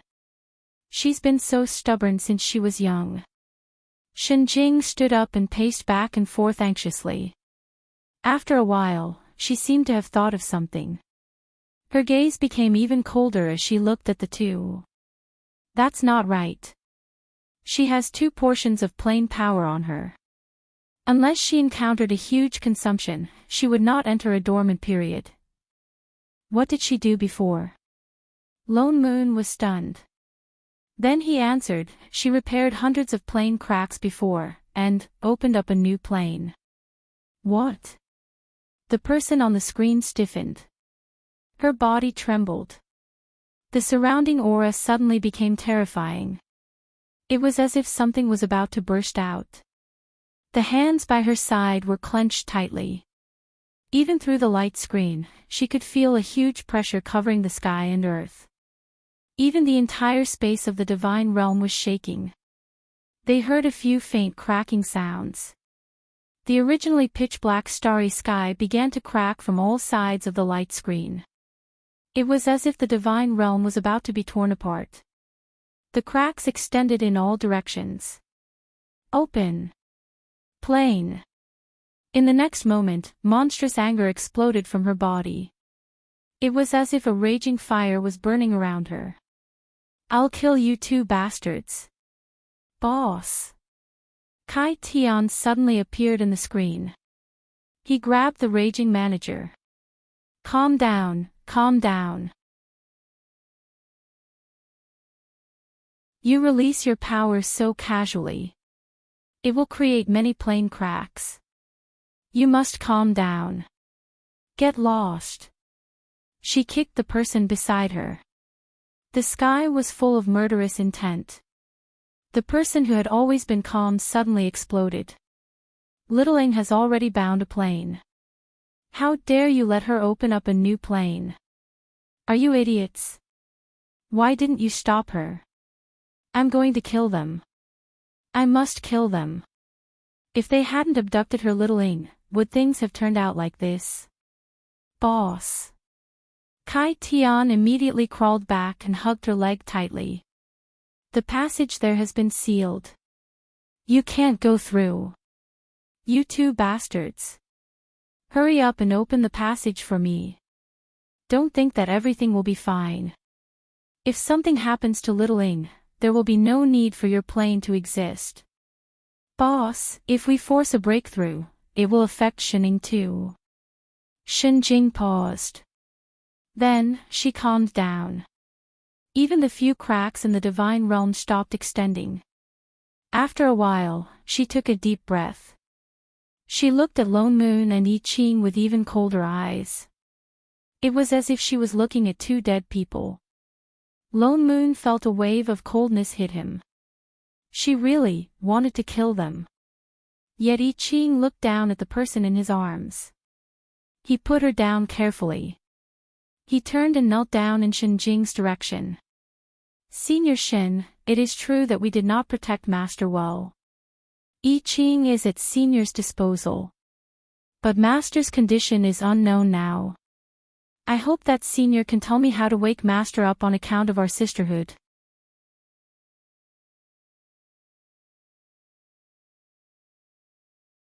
Chapter 401. Humph. Don't think that I'll let you off just because you jumped out voluntarily. I'll deal with you sooner or later. Shinjing glared at him. Compared to Lone Moon, she hated this scumbag who took her little sister away even more. She desperately resisted the urge to force open the plane. She glanced at the person beside him and said in a low voice, Little Ying's current situation is because she used up too much energy. That's why she entered a dormant period. She can only wait for her body to recover automatically. Then when will she recover completely? Lone Moon asked anxiously. I don't know. Shinjing frowned. Since she's already a manager, then everything in your plane will be reflected back to her. That meant that the plane was her and she was that plane. Fortunately, that plane was stable now. It proved that she would be fine for the time being. She just needed time to recover. There will be huge differences in every plane. I'm not there, so I can't monitor the data of your plane. That's why I can't calculate the specific time. You mean Shinning might always be like this? Maybe. I Ching clenched his fists even tighter. His body trembled. After a while, he looked up and said, What kind of energy is she using up? That's not for sure. Shinjing said. Every plane has different forms of energy. When she came back before, she was hungry all the time. That's also a sign of energy loss. She could only replenish her energy with food before. But this time, it's obviously more serious. She can't recover in time. That's why she's dormant. Then what about God power? I Ching continued. God power, immortal spirit chi. Can these be used too? And the assistant seal. Chef. Lone Moon was shocked. Was he crazy? Shinning said that the assistant seal couldn't be removed. Nobody knew what would happen if they lost it. It can be used. Shenjing's eyes narrowed. She glanced at the two of them and said sarcastically, "But do you think the assistant seal is something that can be returned so easily? If it can be taken back so easily, would I keep something as useless as Kai Tian?" Useless Kai Tian. Unjustly implicated. What's more, the two of you became assistants because of Little Ing. Even if you return this power, it'll be a drop in the bucket. It won't have any effect. Shenjing glanced at them from the corner of her eye. To put it bluntly, all of you are my sister's gigolos. Stop messing around. She thought about it, her expression becoming more and more anxious. She paced back and forth a few times before saying, "I'll think of a way to lift the seal on your plane and come over as soon as possible. You two better look after Little Ing for me, otherwise," she snorted coldly, raised her hand, and pressed something. The light screen in front of her flashed, and the call was cut off. Yi Qing's expression darkened. He turned and walked back to Shenying's side. Carefully, he helped the person on the ground up.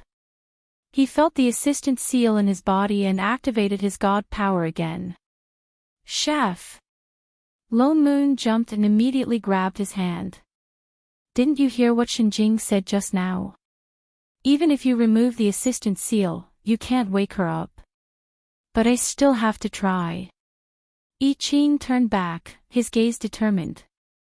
"I am here because of Master. If not for her, perhaps we would have disappeared along with this plane.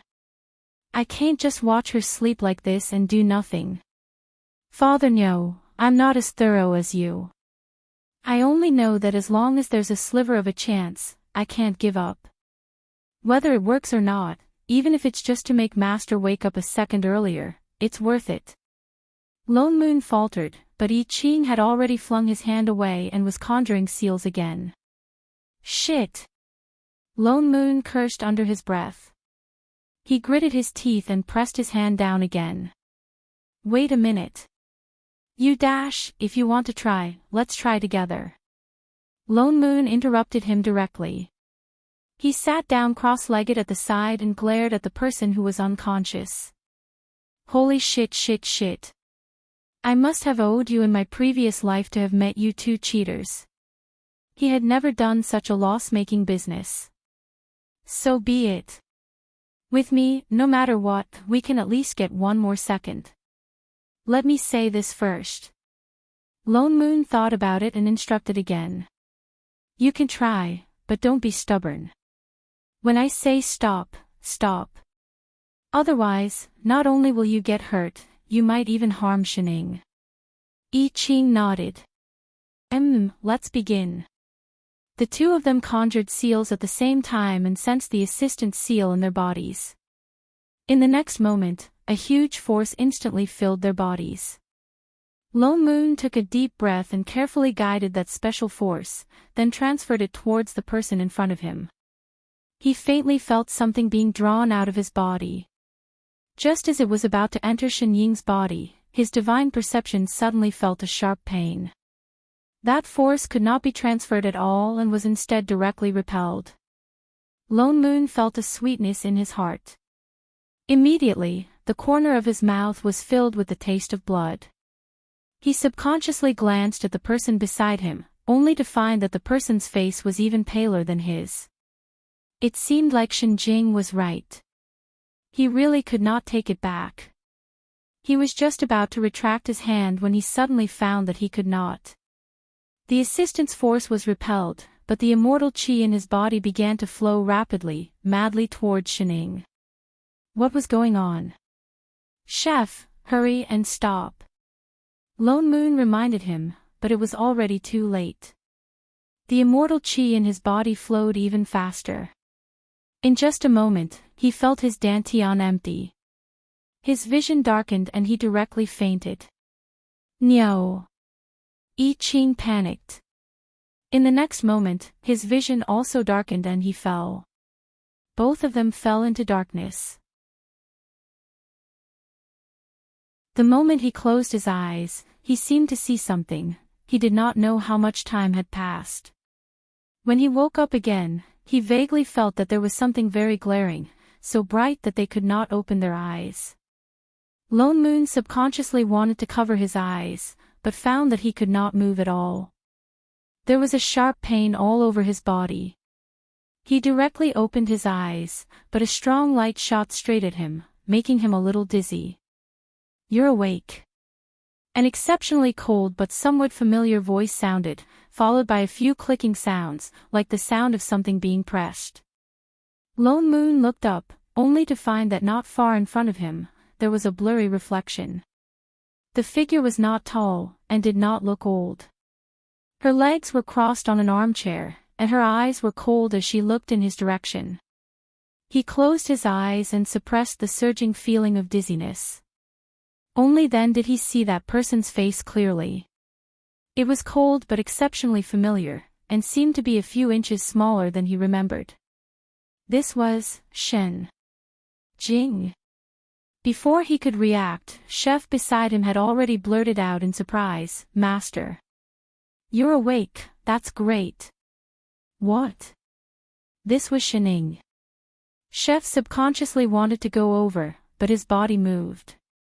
In the next moment, the two of them felt a sharp pain all over their bodies, and there was a faint burning smell. Lone Moon was stunned and looked down. Holy shit! Who tied them up? And it was the kind where the two of them were tied together and hung upside down. The person on the chair frowned and looked at the two of them even more coldly. "Who are you? What is this place? What is your purpose?" As soon as he finished speaking, there was a whoosh. 4 to 5 round balls flashing with red light appeared in the air around them. The black muzzles on the balls were all aimed at the two of them. The voice was as cold as ice. "Speak." "I Ching, Lone Moon, huh?" What was going on?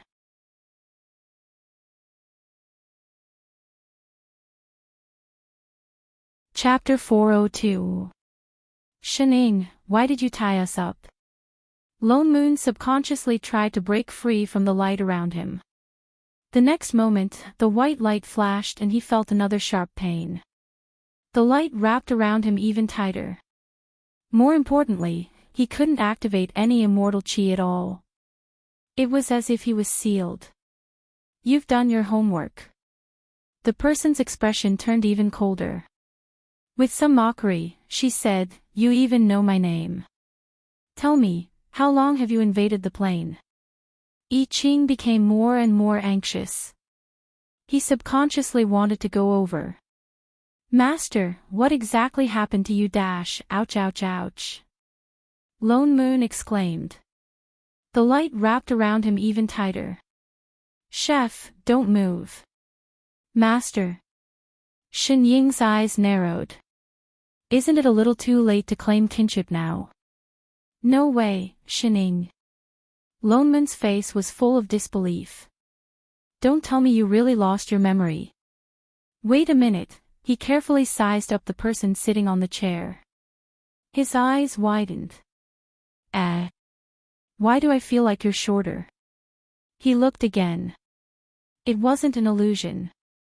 The person opposite him really was shorter. Even the robe she was wearing was longer. "Shening, it seems like you don't intend to tell the truth without suffering a little." Before he could finish, Shening seemed to have lost her patience. She raised her hand and pointed at something. In the next moment, the spheres surrounding the two suddenly opened like petals. A red beam of light shot out from both sides, connecting from head to tail, forming a ring. It slowly descended downwards and stopped at the position of their heads. "It's all right. It's the same if I scan your brains directly." In the next moment, the ring became smaller and smaller. The red light was about to cut their heads. Lone Moon was shocked. He sweated. "Holy shit, no way. Shening, you're serious. If you have the guts to invade the plane, you have to be prepared to pay the price." "Invade?" Lone Moon then realized that she had misunderstood something. He hurriedly shouted, "Wait. We're not invaders. You're not even in Shenjing's plane now. This is your divine realm. Shening faltered. Even the red ring stopped. She sat up from the chair. What did you say? Lone Moon heaved a sigh of relief. Only then did he confirm that she had really lost her memory, and it was not completely forgotten. She had only forgotten about them. You're no longer in your original plane, this is the immortal spirit plane. The starry sky behind you is the 3,000 planes. As fast as he could, Lone Moon briefly explained everything that had happened since they transmigrated, including how she went into hibernation. The more Shening listened, the deeper her frown became. She exuded an unapproachable aura. She scanned the two of them a few times. After a while, she said in a low voice, "You mean to say that I'm the manager of this plane now?" "That's right." Lone Moon nodded hurriedly. "If you don't believe me, you can contact Shenjing directly. You'll believe her words, right?" Shenying's expression stiffened. Something flashed across her eyes, but she did not confirm the call. Instead, she walked over, reached out her hand, and placed it on both of their foreheads. She closed her eyes and sensed for a while. After a while, he retracted his hand and looked at the two of them with some surprise. Then, he pointed at the light screen beside him.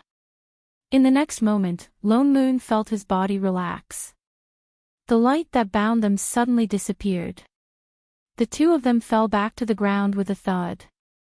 And that red halo also turned back into a small round ball. It shrunk to the size of a marble and flew back to Shenying's palm. "Master." I Ching stood up immediately. He subconsciously wanted to hold her hand to check. Shening frowned and took a step back. She looked at him with cold eyes. His outstretched hand stiffened. A hint of pain flashed across his eyes. "Are you, all right?" Shening frowned. She seemed to be not used to it. She did not answer his question. Instead, she turned and said seriously, "Both of you do have assistant seals on you. So I'll believe what you said for now. And this place can indeed change according to my wishes. This is your divine realm. Of course you can do whatever you want." Lone Moon rubbed his waist that was hurting from being bound. He got up. "Speaking of which, how many things have you forgotten?" Why did he feel that not only her height, but even her personality had completely changed? She did not look the least bit lazy like before. In the past, she did not talk as much as she did now. Because she was too lazy to talk. Shenying's expression darkened. She waved her hand. In the next moment, the originally pitch-black starry sky turned into a different world. In the blink of an eye, the three of them found themselves in a house that was tens of square meters large. There was a coffee table in front of them. There was also a familiar-looking sofa beside it. It was exactly like the one in Shenying's house. She turned and sat down on the sofa. Then, she asked, "How old was the me that you knew?" Lone Moon and I Ching exchanged a look. Then, he answered, "This is a little difficult. The time after the transmigration is a little hard to calculate. But I remember the first time I met you, you said you were 28 years old." The corner of her mouth twitched. She seemed to be a little disgusted. After a while, she turned to look at the two of them. "I remember this year. 15 years old." 15. Lone Moon scanned her from head to toe. No wonder she was shorter. It seemed that not only her memory, but her body had also returned to 15 years old. Is it because we used the assistant seal without permission and did not succeed? I Ching clenched his fists. A trace of pain flashed across his heart. "So master, you will, are you an idiot?" Shening suddenly interrupted rudely. For the first time, she rolled her eyes at Chef. "If you didn't do that, I might never wake up again." The two of them were stunned. What did she mean? You don't understand. Seeing that they were confused, Shining then explained. Didn't you say that my sister told you that I went into hibernation because I expended too much energy and lacked energy? You guessed right. The assistant seal is indeed the most suitable energy for me to recover. Then why? Their assistant seals were still on their bodies. I should have set a protection mechanism on your seals in advance. Shining glanced at the two of them. That's why you couldn't return it to me. Instead, you transferred another kind of energy in your body to me. Immortal Qi. Divine power. The two of them said in unison. I don't know what it's called either. She clenched her fists. But it's obvious that those two energies were not enough to replenish my energy. So although I woke up, I returned to 15 years old. I didn't become the manager I was before. Then Master, will you always be like this? I Ching could not help but ask. Her eyes dimmed. She shook her head. I don't know. Why don't we ask Shenjing? Lone Moon suggested. She's a manager too. Even if she can't solve it, she should be able to help you. And now that you're awake, you just have to remove the plain seal. I Ching nodded. That's right. Shenjing is the only one who can help Master now. Shining did not move. Instead, she looked at the two of them with a strange expression. Her eyes widened. She looked at the two of them as if they were retarded. A moment later, the corner of her mouth twitched. She spat out a few cold words. Do you want to die? Ha! Why don't you shake your heads and listen for the sound of the waves? I Ching, Lone Moon, he suddenly felt that the 15-year-old Shining was so poisonous. Angle.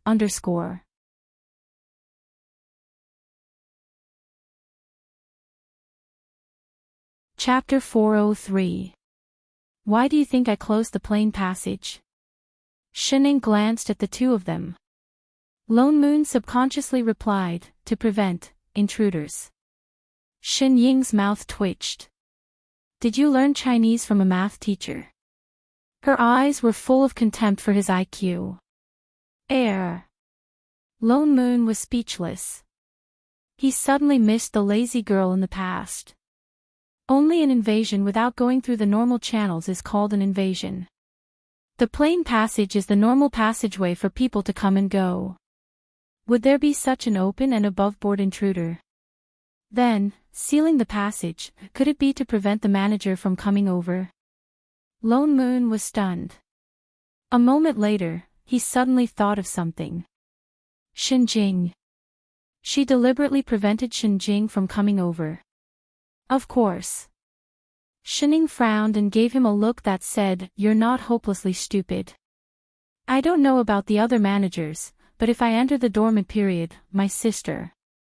Her expression changed, as if she had thought of something. She'll definitely find you guys first.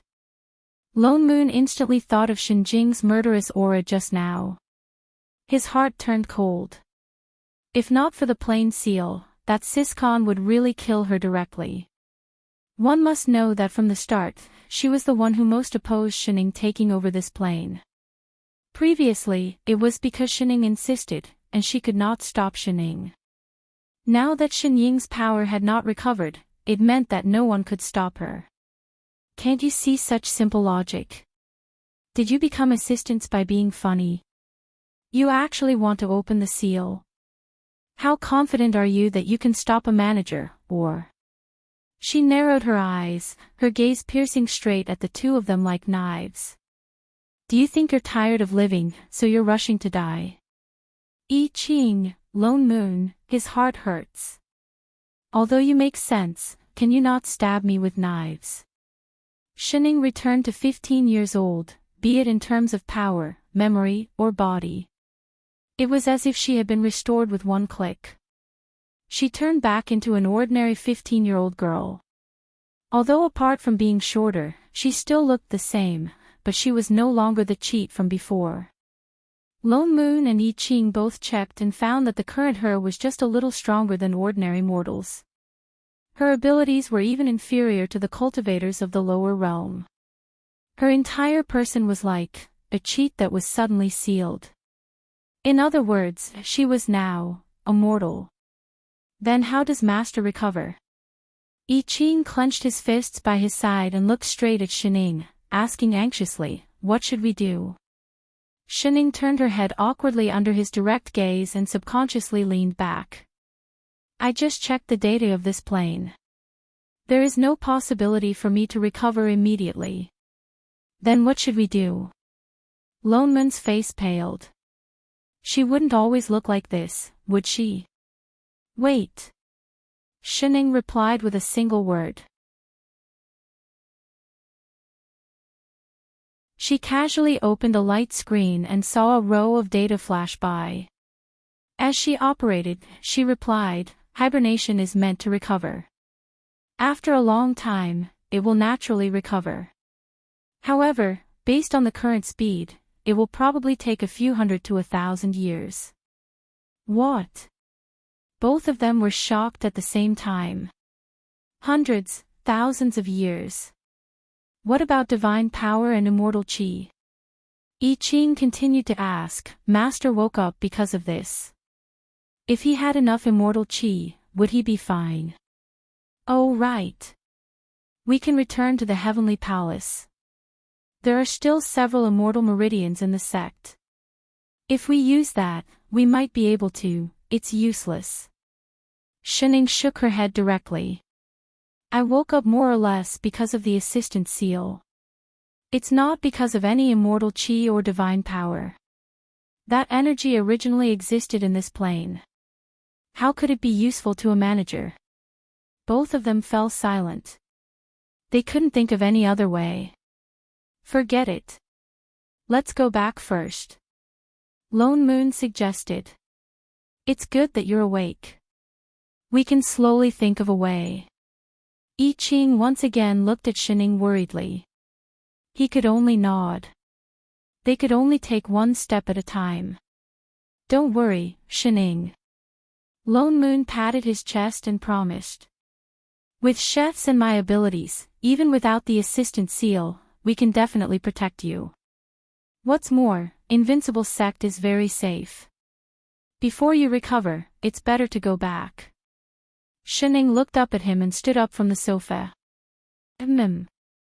This is what you assistants should do. Can't you stop spewing venom and say something nicer?" Lone Moon sighed. He habitually wanted to open up space transportation. He raised his hand to conjure a seal, but found that his dantian was empty. He froze. "What's the matter?"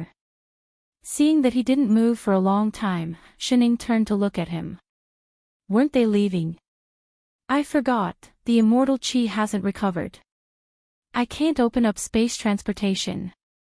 She subconsciously turned to look at I Ching. "Me too," I Ching replied. "Shining." Lone Moon looked embarrassed. He just said that he would protect her, but he immediately dropped the bowl. "Why don't you wait for us to rest and recover some energy before leaving?" The corner of Shinying's mouth twitched. She narrowed her eyes and glanced at the two of them who were full of confidence just a moment ago. After a while, she said coldly, "I suddenly don't want to return to when I was 28 years old." "Why?"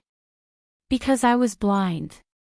That's why I chose the two of you as my assistants." I Ching, Lone Moon, a stab to the heart. "Which one of you brought something related to the destination?" Shining asked as she opened up a screen. "Something related." Lone Moon thought about it and immediately opened up his storage bag. "I have it." With that said, he took out a dandelion that looked like a carrot and handed it over. "What do you want this for?" "Set the coordinates." She replied and directly placed the dandelion on a table beside the screen. In the next moment, a row of data flashed. The space in front of them twisted and a black passage opened up. "Let's go." Shining ignored the two of them who were staring in shock. She turned and walked inside. The two of them, didn't they say that they would completely lose their cheats and become ordinary people again? Once again, they suffered a crushing defeat in terms of intelligence. After crossing that transportation tunnel, in the blink of an eye, the three of them had already returned to Invincible Sect. Perhaps because they had set the coordinates for the carrot, they did not go to the back hall but to the back mountain. The three of them looked up and saw that in the large immortal plant field, there was a huge carrot that occupied half of the field. It was squatting in the pit and shaking its leaves. Beside it, there was a dandelion that was swaying with the wind. "Little Missy." The carrot saw the three of them at one glance. It jumped out of the pit and hopped towards them. Because of its huge body, every jump caused the ground to tremble. In an instant, it crushed a large number of immortal plants. "Be careful of those immortal plants." Loneman's heart ached. Those were all immortal stones.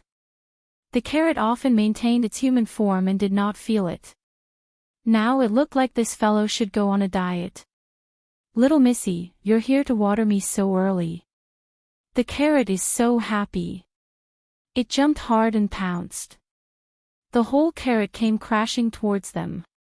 It looked like the huge mountain of carrot was about to crush Shen Ying's body. Holy shit! Shining was not the same as before.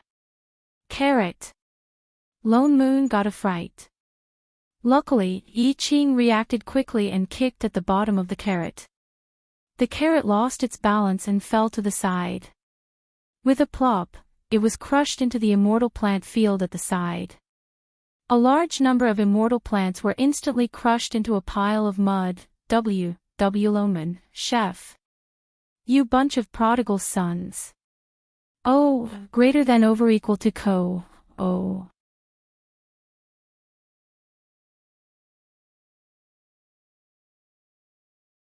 Chapter 404.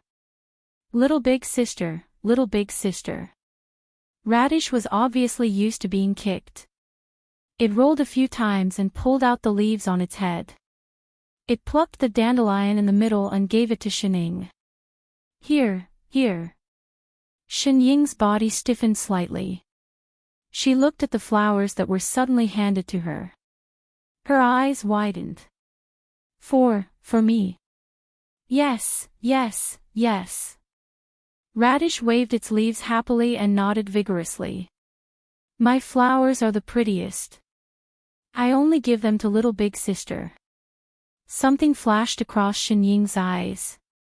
She clenched her fists and stared straight at the large dandelion flowers. She did not respond for a long time. All right, Radish. Lone Moon stepped forward and persuaded. Do you have to give it to her every day? Shening will not accept. Before he finished speaking, the person beside him suddenly reached out and took the flowers. She hugged them in her arms and replied in a low voice, Thank you. The two of them, Lone Moon was stunned. Radish was even more stunned. It looked at the empty leaves in disbelief and then at the flowers in her arms. It took a long time before it realized what had happened. Accepted. Little Big Sister accepted my flowers. That's great. It jumped up excitedly. It could not care less about getting up. The whole radish rolled left and right on the ground. That's great. It rolled all the way back to the previous pit. As it rolled, it said excitedly, I knew that Little Big Sister would like my flowers one day. No, I have to bloom more for Little Big Sister. As he spoke, he pulled out a certain dandelion that was basking in the sun. Sun, let's bloom. Father, are you finally going to teach me to bloom? That's great. So a certain dandelion jumped out and turned into a human form. The three of them, it was just collecting flowers. Was there a need to be so happy? The corner of Loneman's mouth twitched. The next moment, his expression changed. Wait. Where are you rolling to? My immortal herbs. Come back. Unfortunately, it had already rolled further and further away. The remaining half of the immortal herbs in the back mountain fell instantly. Radish. This prodigal. His heart ached when he heard the sound of the celestial stone shattering. As expected, handing Song Ren over to Radish was a wrong decision. Master. I Ching could not help but turn to look at Shining, who was still hugging the flowers. Why did you suddenly accept the flowers? Didn't she not accept flowers in the past? Can't you accept it? Shining tightened her grip on the dandelion. This was the first time someone had given her a flower. It's not chrysanthemum. Lone Moon subconsciously interrupted. What kind of chrysanthemum are you talking about? I Ching, Shining. Lone Moon was a little worried about Shin Ying's current situation. The fact that she had become a normal person naturally could not be made public. Although her previous role in the sect was only as a mascot. Even if he didn't do anything now, it wouldn't be any different from before. However, her sudden change in personality and her shorter stature were too obvious. In addition, with her cheat, even her invisibility attributes seemed to have been sealed, and her presence seemed to be exploding. So on the way back from the back mountain, he could not help but worry about how to help her. But soon he realized that his worries were a little unnecessary. Disciple 1. Sect. Sect Master. I'm so lucky to have met you today. Greetings, Sect Master.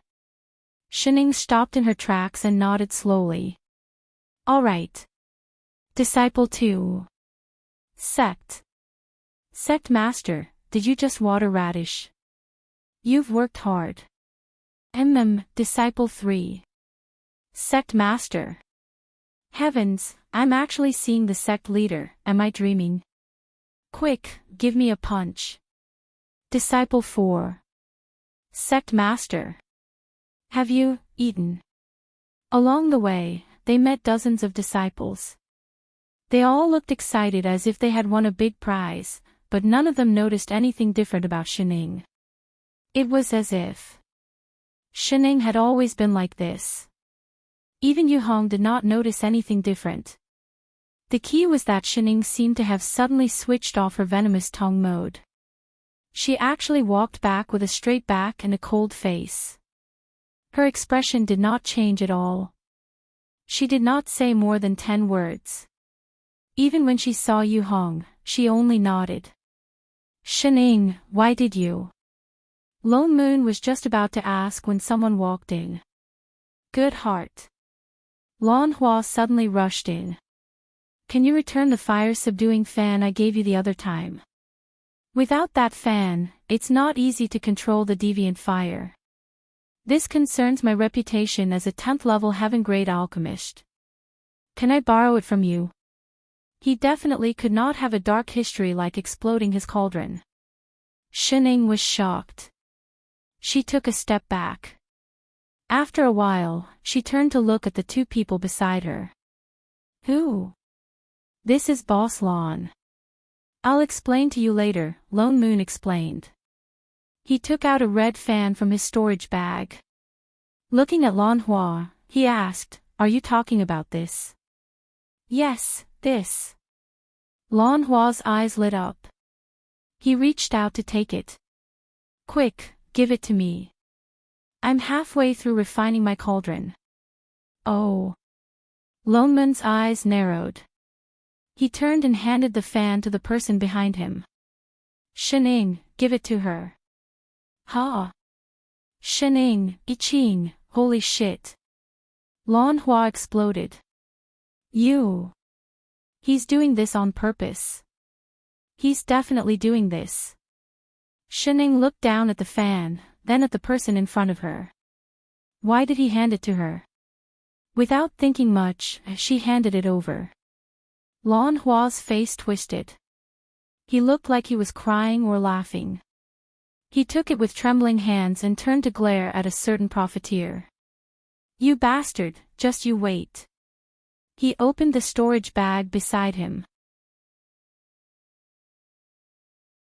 He gritted his teeth and started digging. "Here, the pills I just refined.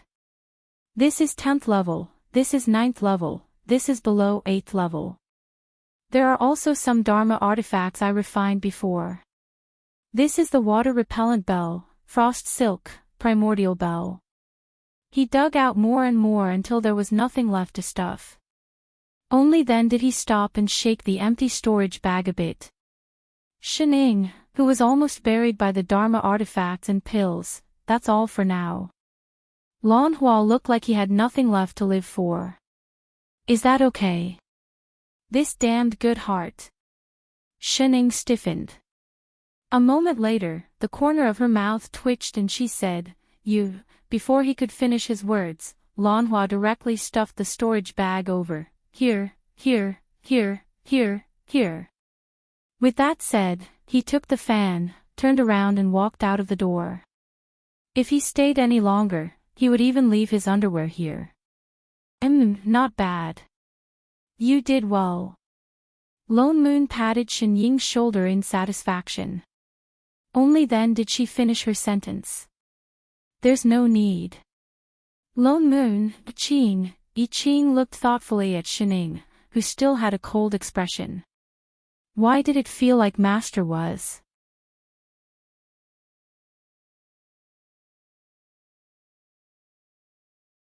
Chapter 405. It's getting late. I Ching looked up at the sky, then turned to Shining and said, "Master, it's time for dinner." "Dinner?" Shining faltered, but I Ching pointed to the table at the side and said, "Master, wait here for a while, I'll do it now. If you're hungry, you can eat some pastries first." Shining frowned and shook her head. "My body is different from ordinary people. I don't need." Before she could finish, she saw I Ching open his storage bag and take out plates of different kinds of exquisite pastries. The unique sweet smell of pastries wafted into her nose. He placed more than 10 plates on the table, then turned and hurried to the kitchen. Shen Ying's words were stuck in her mouth, and her eyes widened. So fragrant." Shining stared straight at the 10 plates of pastries, clenched her fists by her side, and then slowly reached out. Just as she was about to grab a piece, a hand suddenly reached out from beside her, directly grabbing the pastry closest to her, and stuffed it into her mouth. The pastries this time are not bad." Lone Moon ate while turning back to look at Shining. "Oh yes, what did you say just now?" "Nothing." Shen Ying's expression turned cold, and she sat down expressionlessly. But her gaze could not help but fall on the tempting pastries in front of her again, and after hesitating for a while, watching Lone Moon beside her eat one by one, she could not help but pick up a piece and put it into her mouth. So delicious. Piece by piece, the pastries on the table disappeared at a speed visible to the naked eye. The two of them seemed to be competing, not even bothering to talk. The whole yard was filled with the crunching sounds of eating pastries.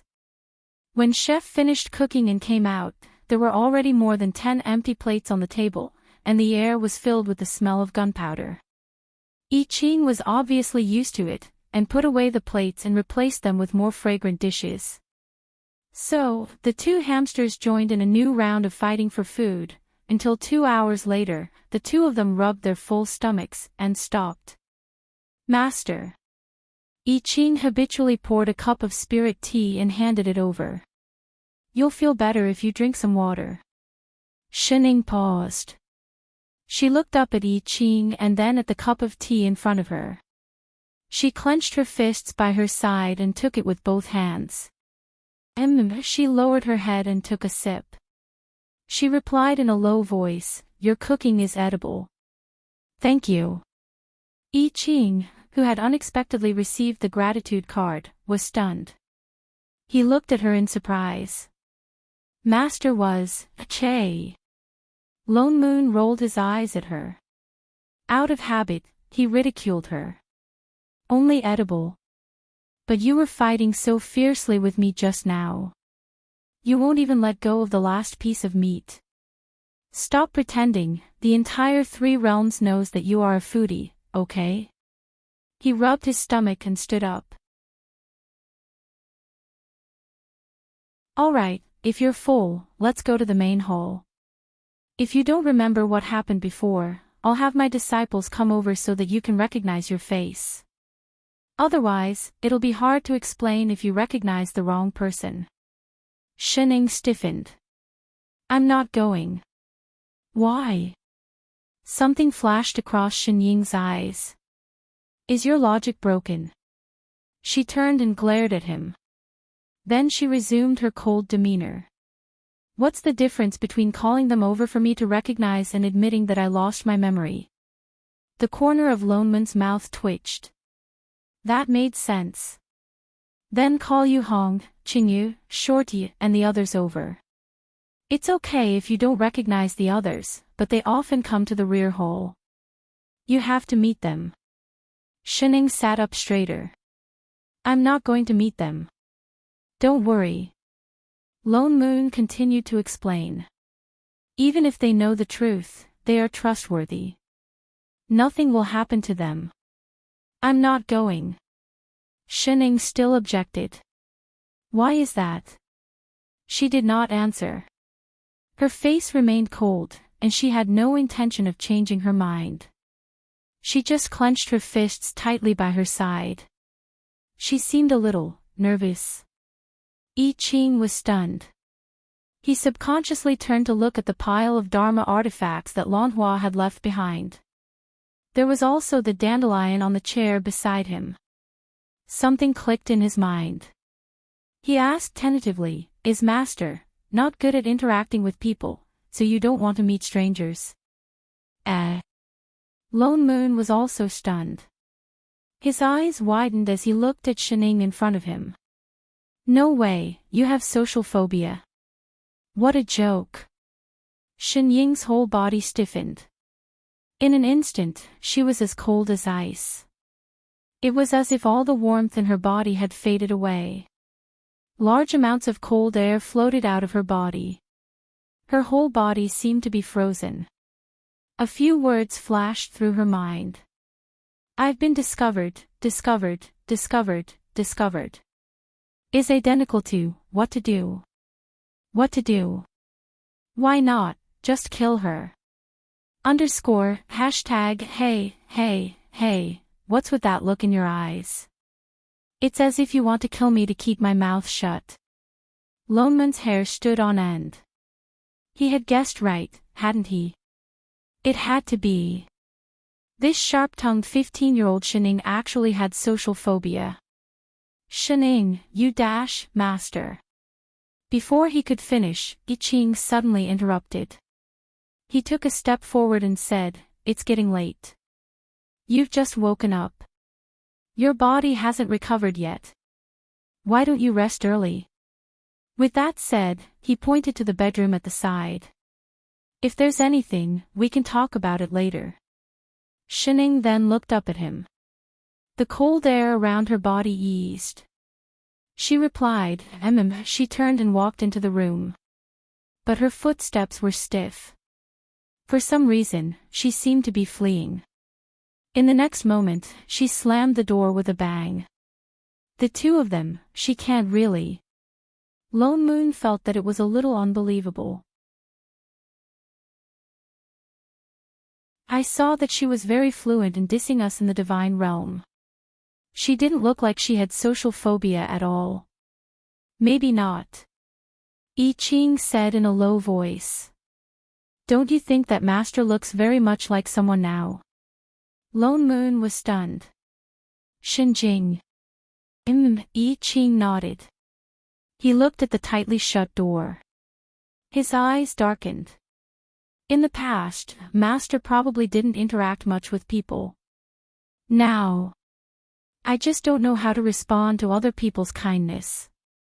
That was why she took Radish's flower and imitated Shinjing's cold demeanor. Shining was in the house. What to do? Someone else found out.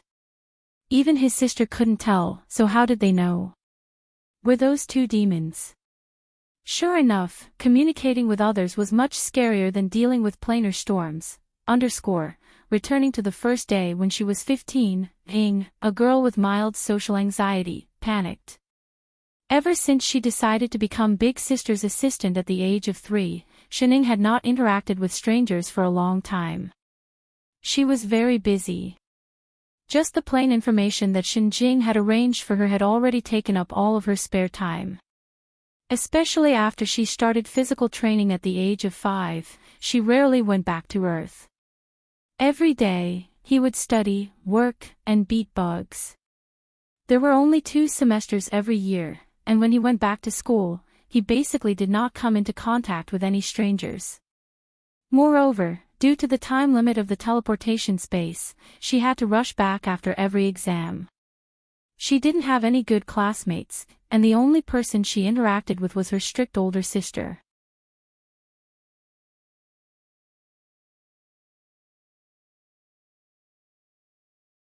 Chapter 406. Big Sister said that nothing could go wrong with the plane, or it would cause irreparable effects. So she had to be straightforward and not sloppy, knowledge had to be at her fingertips, and she could understand everything. Shining worked hard for more than 10 years, and finally did it. She completed all of Big Sister's training, and could deal with any plane crisis calmly. After a long period of training alone, she learned everything, but she forgot how to get along with others. Big Sister said that she had to be as cold and heartless as the winter, but what if the other party was not an intruder? What to do? No, don't panic, she was a plane assistant. Although she didn't know how to do it, she could learn. And the only reference beside her, as long as she was like Big Sister, it should be fine, yes, absolutely fine. So, when Shining came back to her senses, she realized that her soft and cute sister seemed to have suddenly become cold, the kind that could not be turned back. Master. Suddenly there were a few knocks on the door, startling a certain person who was drawing circles in the corner. Shining stiffened, and returned to the chair in the room like lightning, her expression instantly turned on the fridge mode, cold as snow. As if the panic, grievance, and helplessness just now were just an illusion. Come in. I Ching then pushed the door open and entered, glancing at a certain person sitting at the table with her back straight, his eyes like water. Master, this is Xian Bud Brew, it helps you sleep. In the past, you would drink a cup before sleeping. I was afraid that you would not be able to sleep, so I sent it over. Shining glanced at the cup in his hand, and instantly thought of the table full of dishes. Her heart moved. Specially sent over. What a good disciple, but what should she say? Should she say thank you? But she had already said it before, so, you still have something else? She asked coldly. Yes, there is one more thing. I Ching did not care about her especially cold expression. He stepped forward and was about to speak, but saw Shen Ying's black claw on the table. Why is Master's hand dirty? Shining stiffened, and for a moment, cold air began to emit out. She must not let him find out that she had just dirted it by drawing circles. I Ching turned around and sat down. He took her hand and took out a handkerchief from somewhere and wiped it. Master, did you forget that I put a dust removal talisman in your storage bag? If you think it's inconvenient, why don't I refine a dust-removing pearl and bring it along? Shining did not answer. She was completely stunned. She stared blankly at the person who was wiping her hand. She suddenly felt as if her palm was on fire, burning up. Are all disciples like this? It's done. I Ching wiped his little black claws back to his little white claws. He then let go of her hand and looked up. Shining panicked when she accidentally met his gaze. She clenched her burning palms. What should she say? If there's nothing else, you can leave now. Oh, Oh, something's not right. I Ching, who had been chased away for the umpteenth time, felt suffocated. He glanced at the person in front of him and sighed before saying, "There's one more thing that I wanted to mention to Master previously." "Speak." "Master, can you?" He suddenly leaned forward and scanned her from head to toe. With a serious expression, he said, "Take off your clothes." "Ha! Take off my clothes. Now. A bunch of mosaics flashed across her mind. She vaguely felt a rumbling sound, as if something had exploded. Her face burned with a strange heat that she had never felt before. What disciple? So scary. Master's figure has changed now. This Dharma robe is a little too long. I Ching tugged at her long sleeves and continued to explain, "I want to add an array on the Dharma robe so that it can shrink according to Master's figure." "Ha! Just changing the clothes." Shining was stunned. "Master, do you think there's anything wrong with that?" I Ching asked in return. "No." Shining immediately shook her head. She heaved a huge sigh of relief in her heart, but her expression did not change. She stood up immediately. As she tugged at her belt, she said, "I'll take it off for you now." Take it. Master." I Ching was shocked. It was only then that he realized what she wanted to do. His face turned red and he hurriedly pressed down on her hand. "Not now. Tomorrow, you can give it to me tomorrow morning." "Oh." Only then did Shining stop. I Ching turned his head and took out a new set of Dharma robe and handed it over. His face was so red that it was dripping blood. "This is a replacement. Master can change into it, tomorrow." He did not even dare to look at her. When he looked down, he saw the belt around her waist that was about to be loosened. He subconsciously reached for it and was just about to put it back on for her. But the door was pushed open with a bang. Lone Moon suddenly rushed in. I Ching was shocked. He was already nervous. His hands trembled. The hand that was originally going to put on the belt pulled down instead. In an instant, the whole belt was pulled down. Without the restraint of the belt, the supreme-grade Dharma robe immediately showed its supreme-grade softness. It directly slid down Shinying's body. "Shining, the dandelion that Radish gave you, you'd better." Lone Moon suddenly paused. He looked at Shining, then looked at Chef who was still holding the belt. Instantly, he understood something. He covered his eyes. "I didn't see anything." "You guys continue. Shining, Ching." Lone Moon left very decisively. His daughter has grown up." Wait a minute, the current Shining seemed to be only 15 years old. The hand that was just about to close the door paused. He pushed it open again. "Chef, you beast. She's only 15. Before he finished speaking, Chef suddenly seemed to come back to his senses. He directly stuffed the clothes in his other hand to Shining and spoke at a speed that he had never spoken before. "Master, it's already late. The night wind is strong. You should rest early. Master, there are new blankets in the cabinet. Your body has not recovered and you've always been afraid of the cold. You'd better be more careful. Master, you can't eat too many of the purple immortal fruits on the table. I'll change some pastries for you. If you're hungry at night, you can eat them first. Master, I'll come again tomorrow to get the Dharma robe." He gave a series of instructions, explaining everything in detail. When he was done, he directly turned and walked out. On the way, he also dragged Father Nyo, who was at the side and could not get a word in. His footsteps were so fast as if there was something chasing behind him. He walked all the way out of the rear hall before stopping. "Chef, you're... Ha! Why is your nose bleeding?" Lone Moon turned and saw 2 tubes of bright red flowing down from under I Ching's nose. Was there a need for this? Shining only took off her outer clothes just now, right? There were still a few pieces of clothes inside. Wait, what are you doing? Holy shit. Don't faint, I don't want to carry you. Before he finished speaking, the person in front of him swayed and had already fallen head first. Her hand was still tightly holding onto a pink belt. Lone Moon. Son of AB*TCH. Inside the house, Shining frowned. What a strange disciple. She put down the new clothes in her hands and took off 2 more. She turned and climbed onto the bed. She buried herself in the blankets. Sleep. 15 minutes later, she lifted the corner of the blanket and looked at the drink on the table.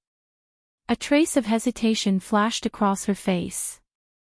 After a while, she climbed up again. She held the cup with both hands and took a sip. The next moment, her eyes widened. So good.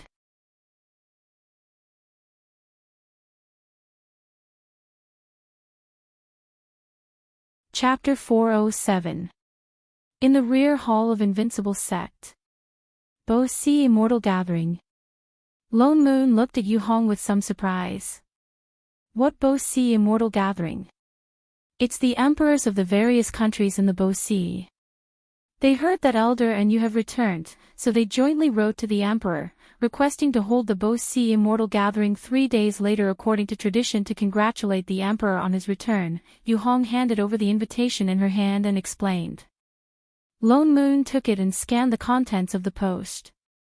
He frowned. Why didn't I know that there was such an immortal gathering in the past? What is the Bo-Si pool mentioned on the sticker? That's a celestial pool to the west of the Heavenly Palace. It's hundreds of miles away from the sect. Yu Hong pointed to the west and said, every 100 years, an immortal spring will appear there. It is formed by immortal chi, and it is rumored that the immortal chi there is even denser than the immortal meridians. Therefore, the previous Bo-Si emperor would hold a Bo-Si immortal gathering every 100 years. Inviting the monarchs of the Bo-Si countries to taste the spring is also a reward for them. The location of the immortal spring is a beautiful sea of flowers to begin with. The scenery is beautiful. Yu Hong continued to explain, immortals from other continents often go there because of its fame. So, the Bo-Si Immortal Gathering slowly became a grand gathering of the immortal world hosted by the Bo-Si Emperor himself once every 100 years. Then why do you say it's going to be reopened? Lone Moon continued to ask. Hasn't it been reopened in the thousands of years we've been away? Indeed not. She shook her head and said, that celestial pool was originally at the border of the Bo-Si's 9 heavens. Later on, when the immortal realm and demon realm merged, the immortal spring happened to be at the intersection. In the past, the relationship between the immortal and demon realms was not as good as it is now, so no immortals dared to go there anymore. Lone Moon asked. Yes. Yu Hong nodded. The immortal spring is useless to the demons, and the immortals don't go there. Naturally, no one thought of that place. So we didn't do anything about it. In addition to the relationship between the monarchs and the sect. She didn't continue, but her expression wasn't very good. Her meaning was also very clear. Lone Moon's face darkened too. Of course, he remembered clearly what kind of people the 15 country emperors of the Bo-Si were. On the surface, it was under the jurisdiction of the Bo-Si, but in reality, it might not be sincere.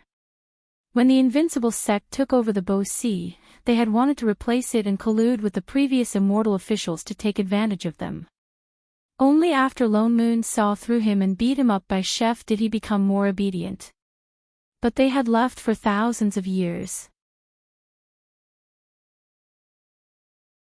Although the sect had Lan Hua, the former emperor, and they couldn't openly betray the Bo-Si, they had done many small things in secret. On the day of Yu Hong's wedding, all the celestial emperors came to congratulate her, but none of the 15 country emperors of the Boci showed up. In the years that the sect master has been away, these so-called monarchs have all died. On the surface, they seem to be sincere, but behind the scenes, they are spreading rumors everywhere, saying that Emperor Lan Hua is from the demon race, and temporarily taking over Invincible Heavenly Palace is a plot by the demon world to swallow up the Boci, deliberately provoking a dispute between the two worlds. Yu Hong said indignantly. If not for the celestial emperors of the other continents coming out to clarify things, and their cultivation levels being lower than Lan Hua's, those lowly people would have long attacked the Heavenly Palace and replaced it. Lone Moon looked down at the invitation card in his hand again. The more he listened, the deeper his frown became. Elder Lone Moon. Yu Hong said worriedly. They suddenly proposed to reopen the Boci Immortal Gathering. It's definitely not to congratulate the Celestial Emperor's return, they must have other intentions. They just want to provoke a dispute, and fish in troubled waters. Lone Moon threw the invitation card on the table beside him. He saw through such a small trick at one glance. He laughed coldly and said, "It's best if they can make us kill each other, so that they can reap the benefits." Yu Hong was stunned, and a hint of confusion flashed across her eyes. The meaning of being an elder. Can't you tell? Lone Moon pointed at the invitation card and said, "That invitation card is filled with congratulatory words for the return of the Boci Emperor. 9 out of 10 sentences are words expressing joy, expectation, and longing. The words are exaggerated, making it seem as if Chef, this celestial emperor, had an affair with them in the past." No. The moment he finished, the person who was peeling nuts at the sides suddenly interrupted. After thinking about it, she asked seriously, "What do I want their legs for? It's not like they can be used for cooking." Yu Hong, Lone Moon, are you sure you're not here to make a joke? Is there a problem with these congratulatory words?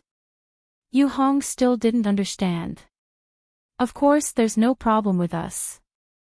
Lone Moon laughed, and knocked on the invitation card with his flute.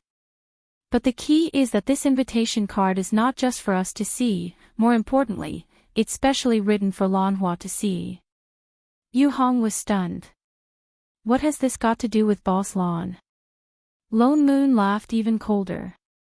Lan Hua has been in the sect for so many years, and his cultivation is the highest.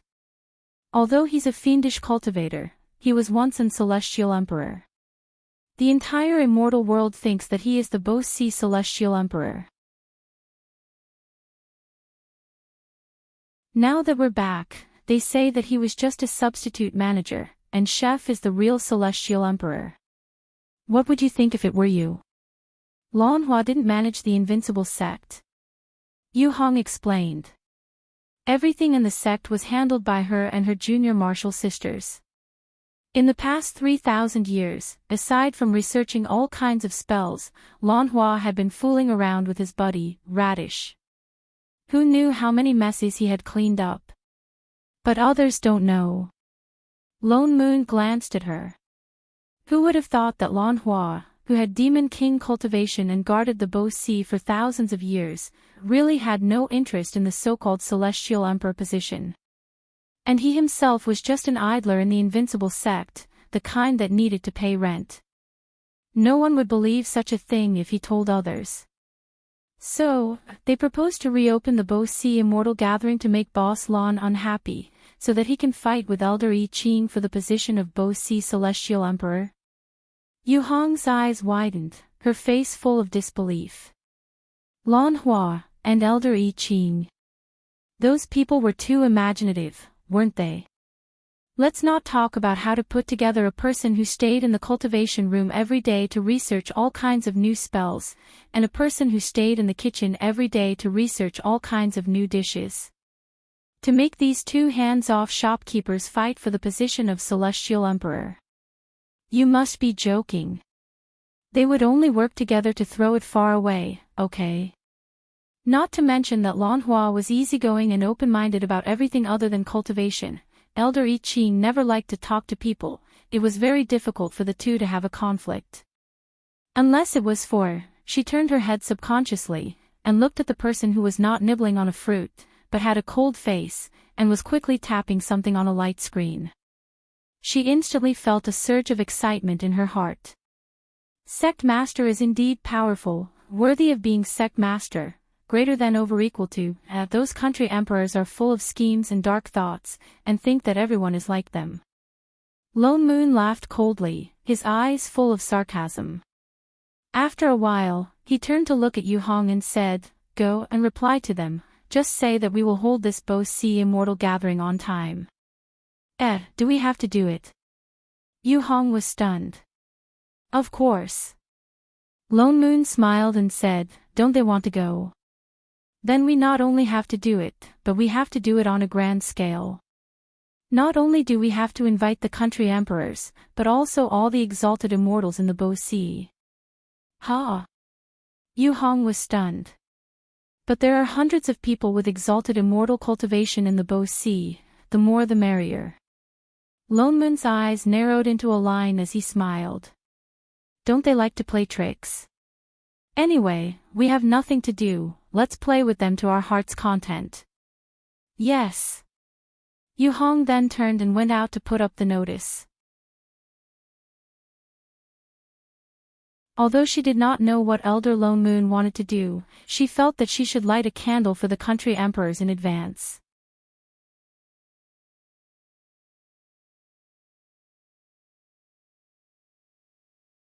Chapter 408. "Oh right, Chef." Lone Moon thought of something and turned to look at Yi Qing, who was still shelling. He took out a storage bag and said, "Send these immortal herbs to Lanhua later and help him refine some supreme-grade immortal contest pills." Immortal contest pill. Yi Qing was stunned. The immortal contest pill could directly raise one's cultivation level, and the supreme-grade immortal contest pill could even raise one's cultivation level by a whole realm. However, the conditions to refine it were extremely harsh. Not to mention all kinds of rare immortal herbs, the most important thing was that it required a special divine deviant fire to refine it. So even though everyone knew of this pill recipe, no one in the entire immortal world was able to concoct such an immortal pill. Except for Invincible Sect, they did not lack immortal herbs, but deviant fire. What deviant fire could compare to Yi Qing's true phoenix fire? That was why they could really cultivate it. The disciples of the sect are all body cultivators, so they don't need such pills. Body cultivators cultivated their bodies, and no matter how good the pills were, there would still be impurities left in the body, and there might even be pill toxins. To other immortals, it was nothing, but to body cultivators, it was a huge hindrance to their cultivation. Therefore, other than emergency pills, the sect wouldn't allow its disciples to consume pills that increased their immortal power. It's not for the disciples of the sect. Lone Moon shook his head. Before he could explain, Shining, who was checking the data beside him, suddenly interrupted, "He's preparing to dig a hole for those country emperors."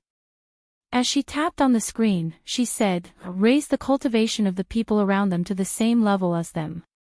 Let them fight amongst themselves first." To put it simply. Shining turned and glanced coldly at the other party. "He's causing trouble. They came up with this idea themselves." Lone Moon said innocently. "He was just giving them a taste of their own medicine. Didn't he want to start a fight between Chef and Lanhua for the position of emperor? What if someone fought with them for the throne first? At that time, would they still be so free?" Lone Moon's eyes darkened. Their invincible sect was not so easily bullied. They didn't know about it before, but now that they had come knocking on their door, he naturally had to get back at them. Shining frowned and turned to glance thoughtfully at Lone Moon, whose face was full of bad ideas. Sister said that as an assistant, she shouldn't interfere too much with the development of the living beings in the plane. Now that she was the manager, shouldn't she remind them? She needed to reason with them. Oh, she took a deep breath and said in a gentle tone, "Are you an idiot?" Lone Moon didn't feel relieved at all. Instead, he felt like he had been stabbed. What? It's completely meaningless for a plain assistant to interfere in a conflict between native life forms. You're different from them. What's there to be proud of bullying a bunch of kids? If that's the case, he should understand, right? Didn't we have a good talk today? Carrot, the lone moon wanted to spit a mouthful of blood at her face. Why did she bring a knife when she said something perfectly fine? I'm doing this once and for all. If I don't resolve this issue now, those monarchs will only make things worse in the future. We can't just watch our disciples get bullied, right? Do you think I care about this? Isn't it all because of you lazy people? Who's the sect leader? Shining paused. She thought about the girl she met yesterday who smiled happily at her, and her heart softened. That seemed to make sense. Big Sister didn't seem to say what would be the effect of an assistant interfering in these things. Forget it, whatever. So she looked at Lone Moon again and said seriously, as long as you're happy. Lone Moon, what's going on? Even more infuriating. This must be sarcasm, it must be. Damn it, don't stop me, I'll go to the papers now. Then I'll go find Lan Hua. Chef suddenly stood up and interrupted their conversation. Father Nyo, other than the immortal contest pill, do you want to refine any other pills? Lone Moon then suppressed the anger in his heart. Let Lan Hua do as he sees fit. Oh right. He suddenly thought of something and looked at Shining. Where's the dandelion that Radish gave you yesterday? Let Chef bring it to Lan Hua, it can improve the quality of the pills. Shining stiffened, even her hand that was about to light up the screen stopped. Flowers, still have to be taken back. That was the first time she received flowers. Are you a demon? Where did you put it? Seeing that she did not speak for a long time, Lone Moon asked again. If that dandelion is not sealed with sorcery, it will lose its effect after a day. Don't want to give it, not happy. No need. I Ching subconsciously turned and looked at Shining who still had a cold expression. I'll just ask Radish for some more. Ha! Shining looked up in surprise, her eyes widening. Good person, there's ready-made ones, why make a trip? Lone Moon frowned. You know that Radish only listens to Shining, even if you go, he might not give it to you. Ha! Wait, why are you holding a kitchen knife? He will give it to you. I Ching said seriously. As long as you're happy. Straight-faced I Ching turned to look at his master who still had a cold expression. He pushed the nuts that he had been peeling for a long time towards her. Master, do you want to eat? Shining paused. She looked down at the plate full of nuts in front of her. Her expression did not change, but her eyes widened in surprise. A while later. Eat. She slowly reached out to pick one up and quickly stuffed it into her mouth. So crispy, so delicious, this is a good person. The corner of I Ching's mouth turned up slightly, then he turned to look for Lan Hua. Shining stuffed a few more nuts into her mouth, eating as she turned to look at his retreating figure. Her heart warmed for no reason, but a trace of doubt flashed in her eyes. She felt that this disciple of hers was strange. He seemed to be treating her too well, not like a master and disciple at all. She turned to look at Father Nyo, wanting to clarify, and subconsciously reached out to tug at his hair. Ouch! Lone Moon felt a pain in his scalp and jumped up. Holy shit! Why did you suddenly pull my hair so hard? His scalp was about to fall off. Shen Ying's hand froze. What should she do? She pulled the wrong hair. He's going to be angry, right? I pulled your clothes. Her expression did not change. Do you think I'm blind? The corner of Lone Moon's mouth twitched. Don't hide your hand behind your back if you have the guts. Rubbing his scalp that was hurting, he turned to glare at her and asked, what exactly do you want? I have something to ask you. Shining looked at the nuts on the table again. That I Ching is really my disciple. If he's not your disciple, is he supposed to be my disciple? Lone Moon rubbed his head and rolled his eyes. Just, disciple. Lone Moon finally understood what she meant. He paused and said with some surprise, Holy shit, no way. Didn't I Ching tell you about this? Then were you two playing house last night? Shining tilted her head. What did he say? Of course he's not just your disciple, he's your boyfriend. With that said, she added, haven't you met his parents already? Ha! In the next moment, Shen Ying's cold expression, which she had been maintaining very well, cracked. Her face instantly turned red like a ripe tomato. Boyfriend? Meet his parents. My sister.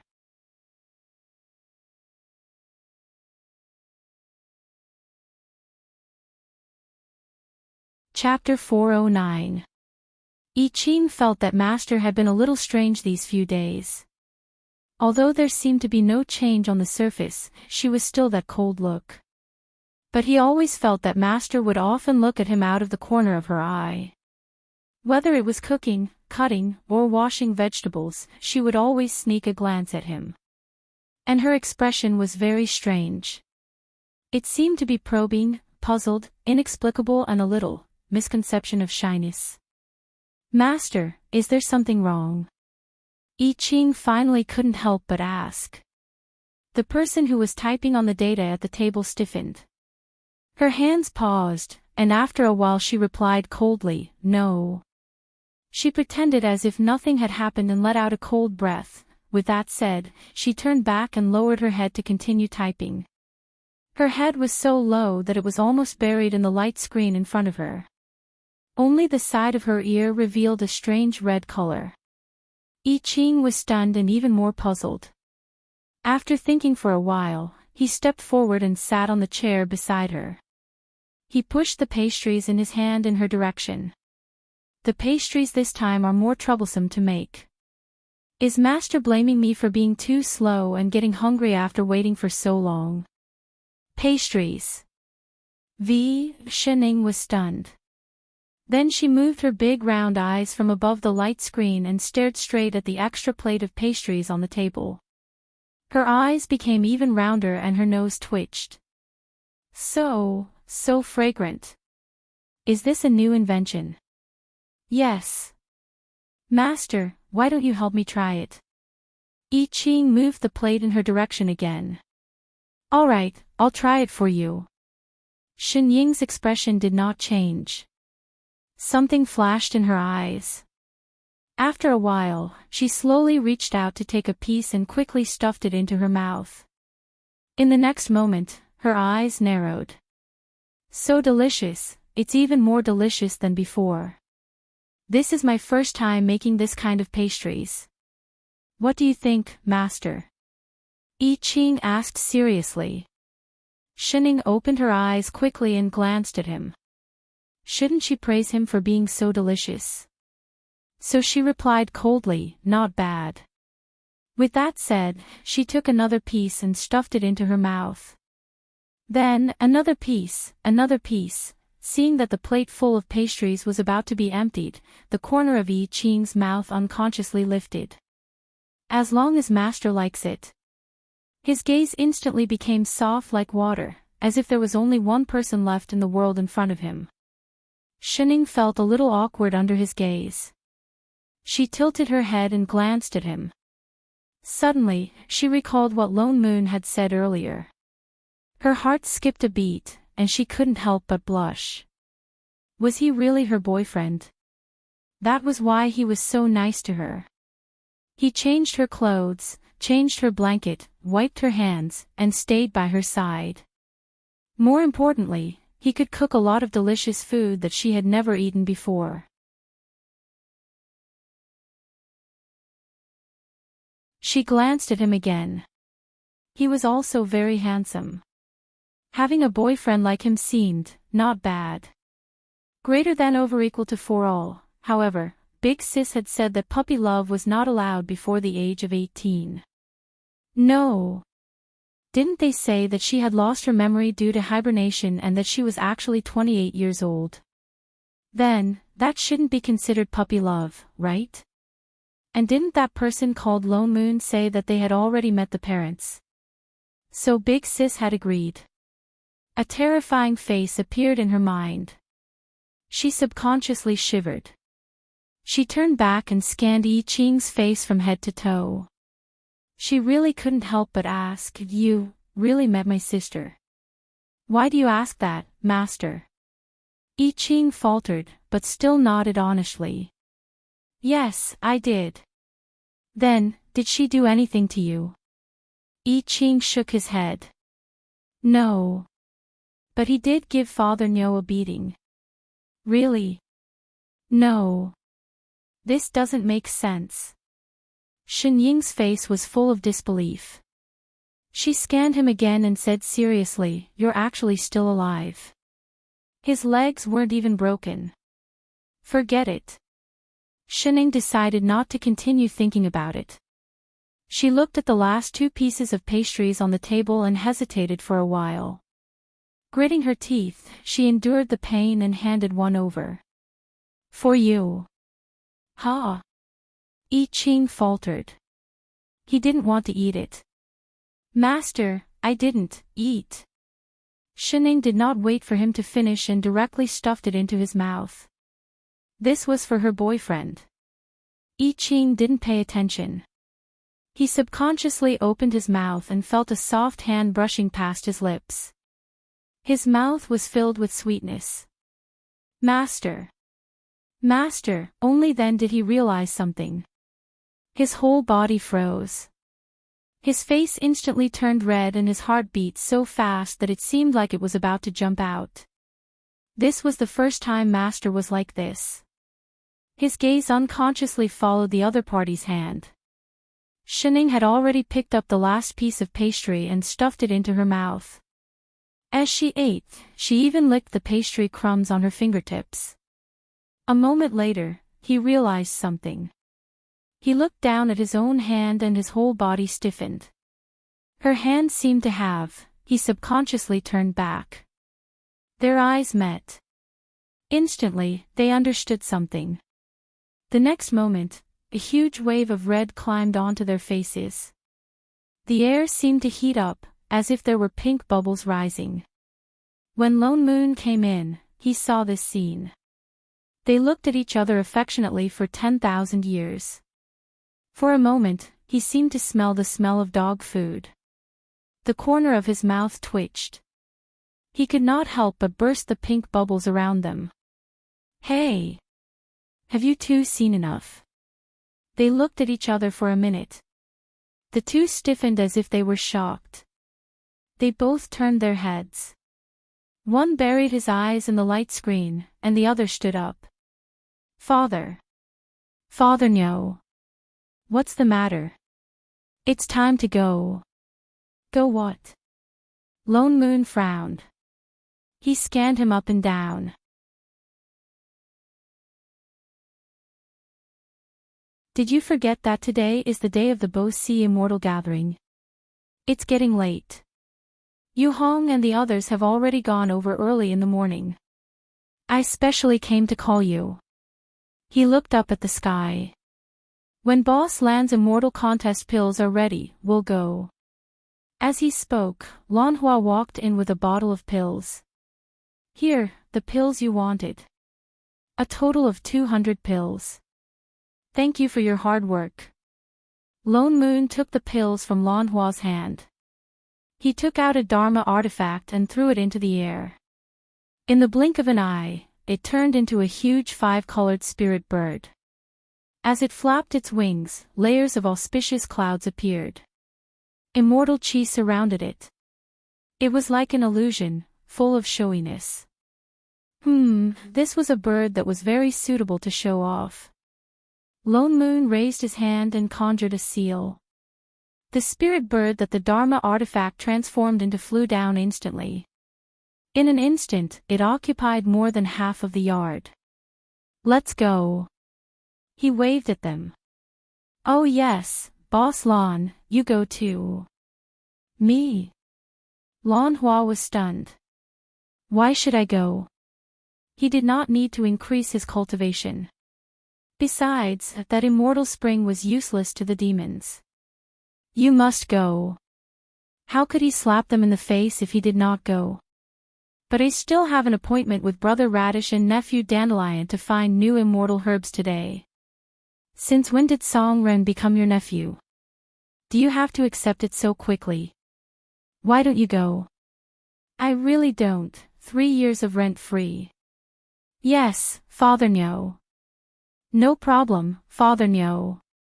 He changed his words instantly. Lone Moon, Iching, Shining.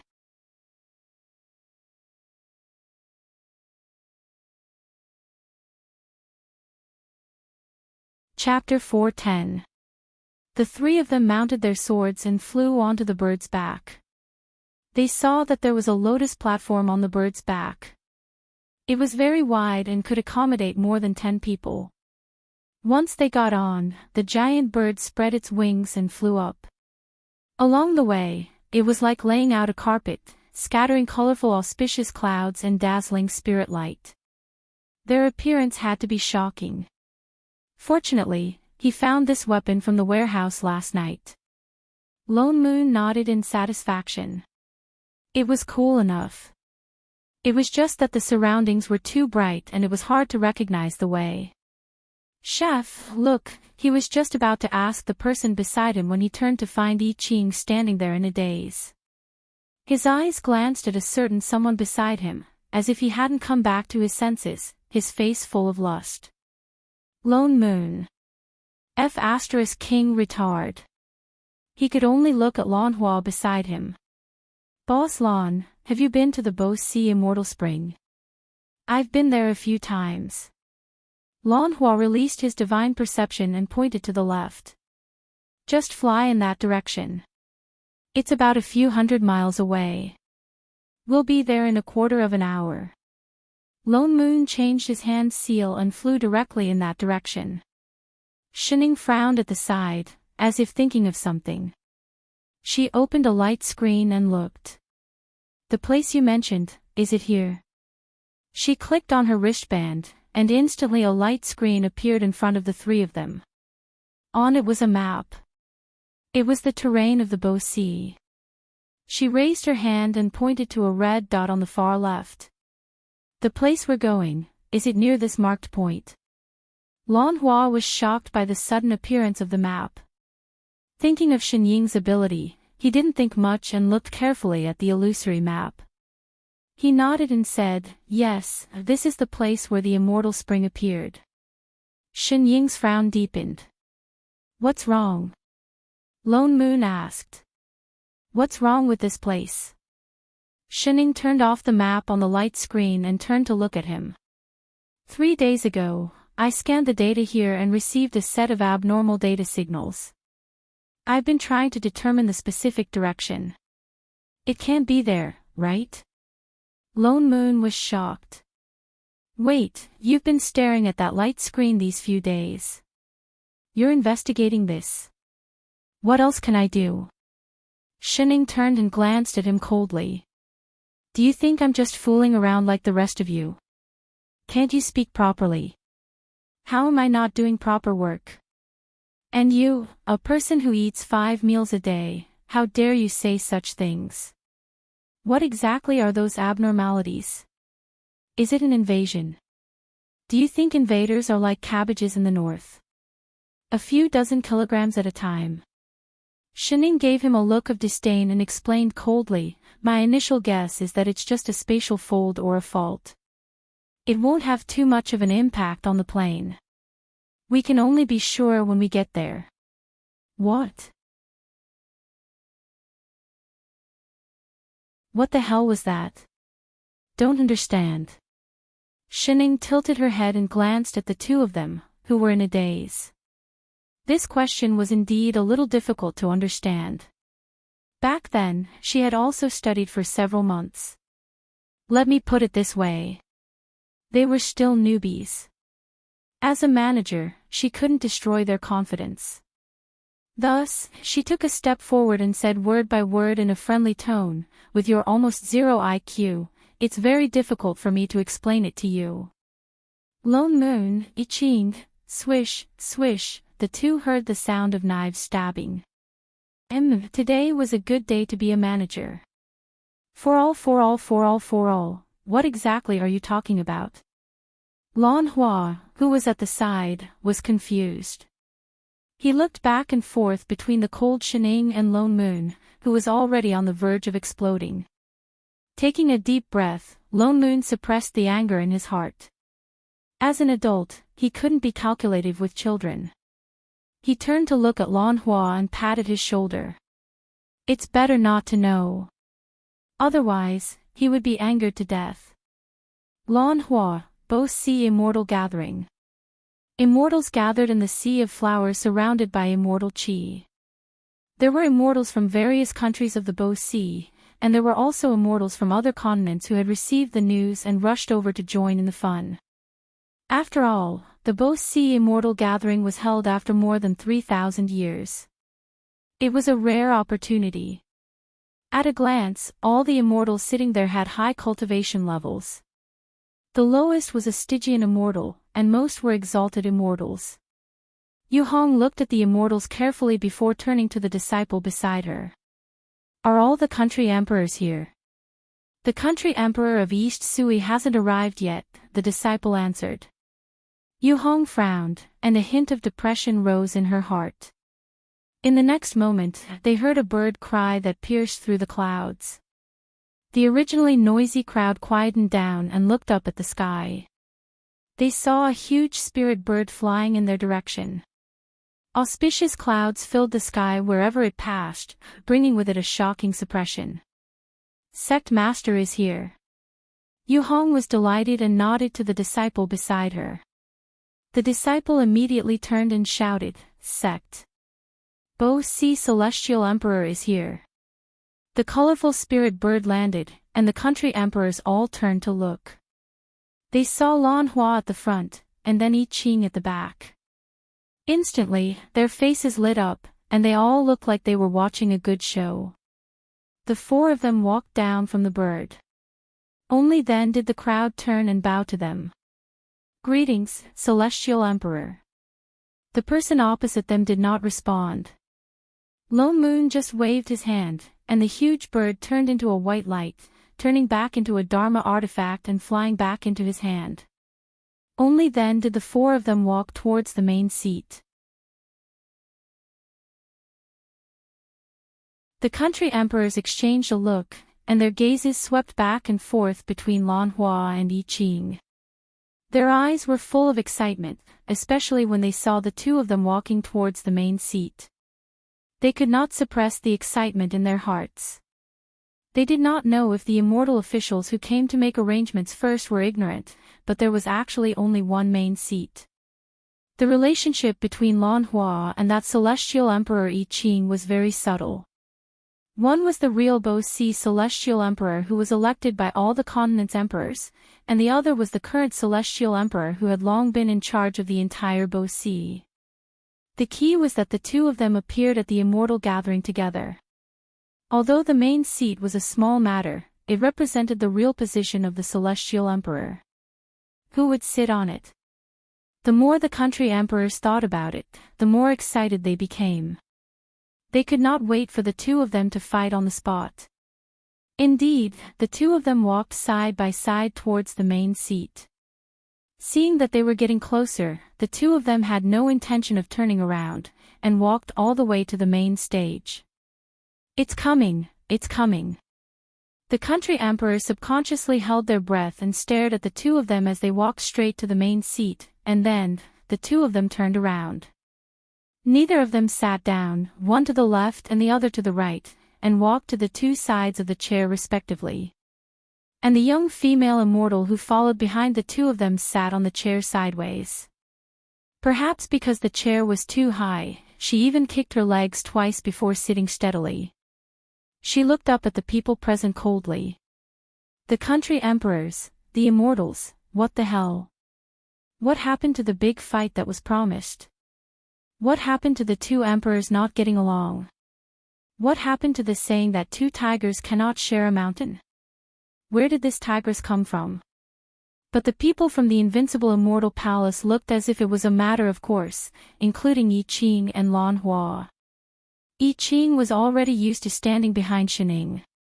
As for Lan Hua, he had already turned to find Yu Hong, who was beside him, and asked tentatively, "Sister Little Hong, Little Black asked me to ask you, can he get lost?" Oh. Lan Hua immediately shrank back, and silently lit a candle for a certain person who was chased out of his home for a few months. "I've tried my best, brother." You're tuning in to the LoveLore Library YouTube channel. We're so grateful for your support, and don't forget to subscribe to join us on this incredible journey through captivating stories. Your generosity through donations truly makes a world of difference, as it's the primary source of revenue that allows me to expand and enhance this channel for you. Thank you from the bottom of my heart for being a part of this adventure.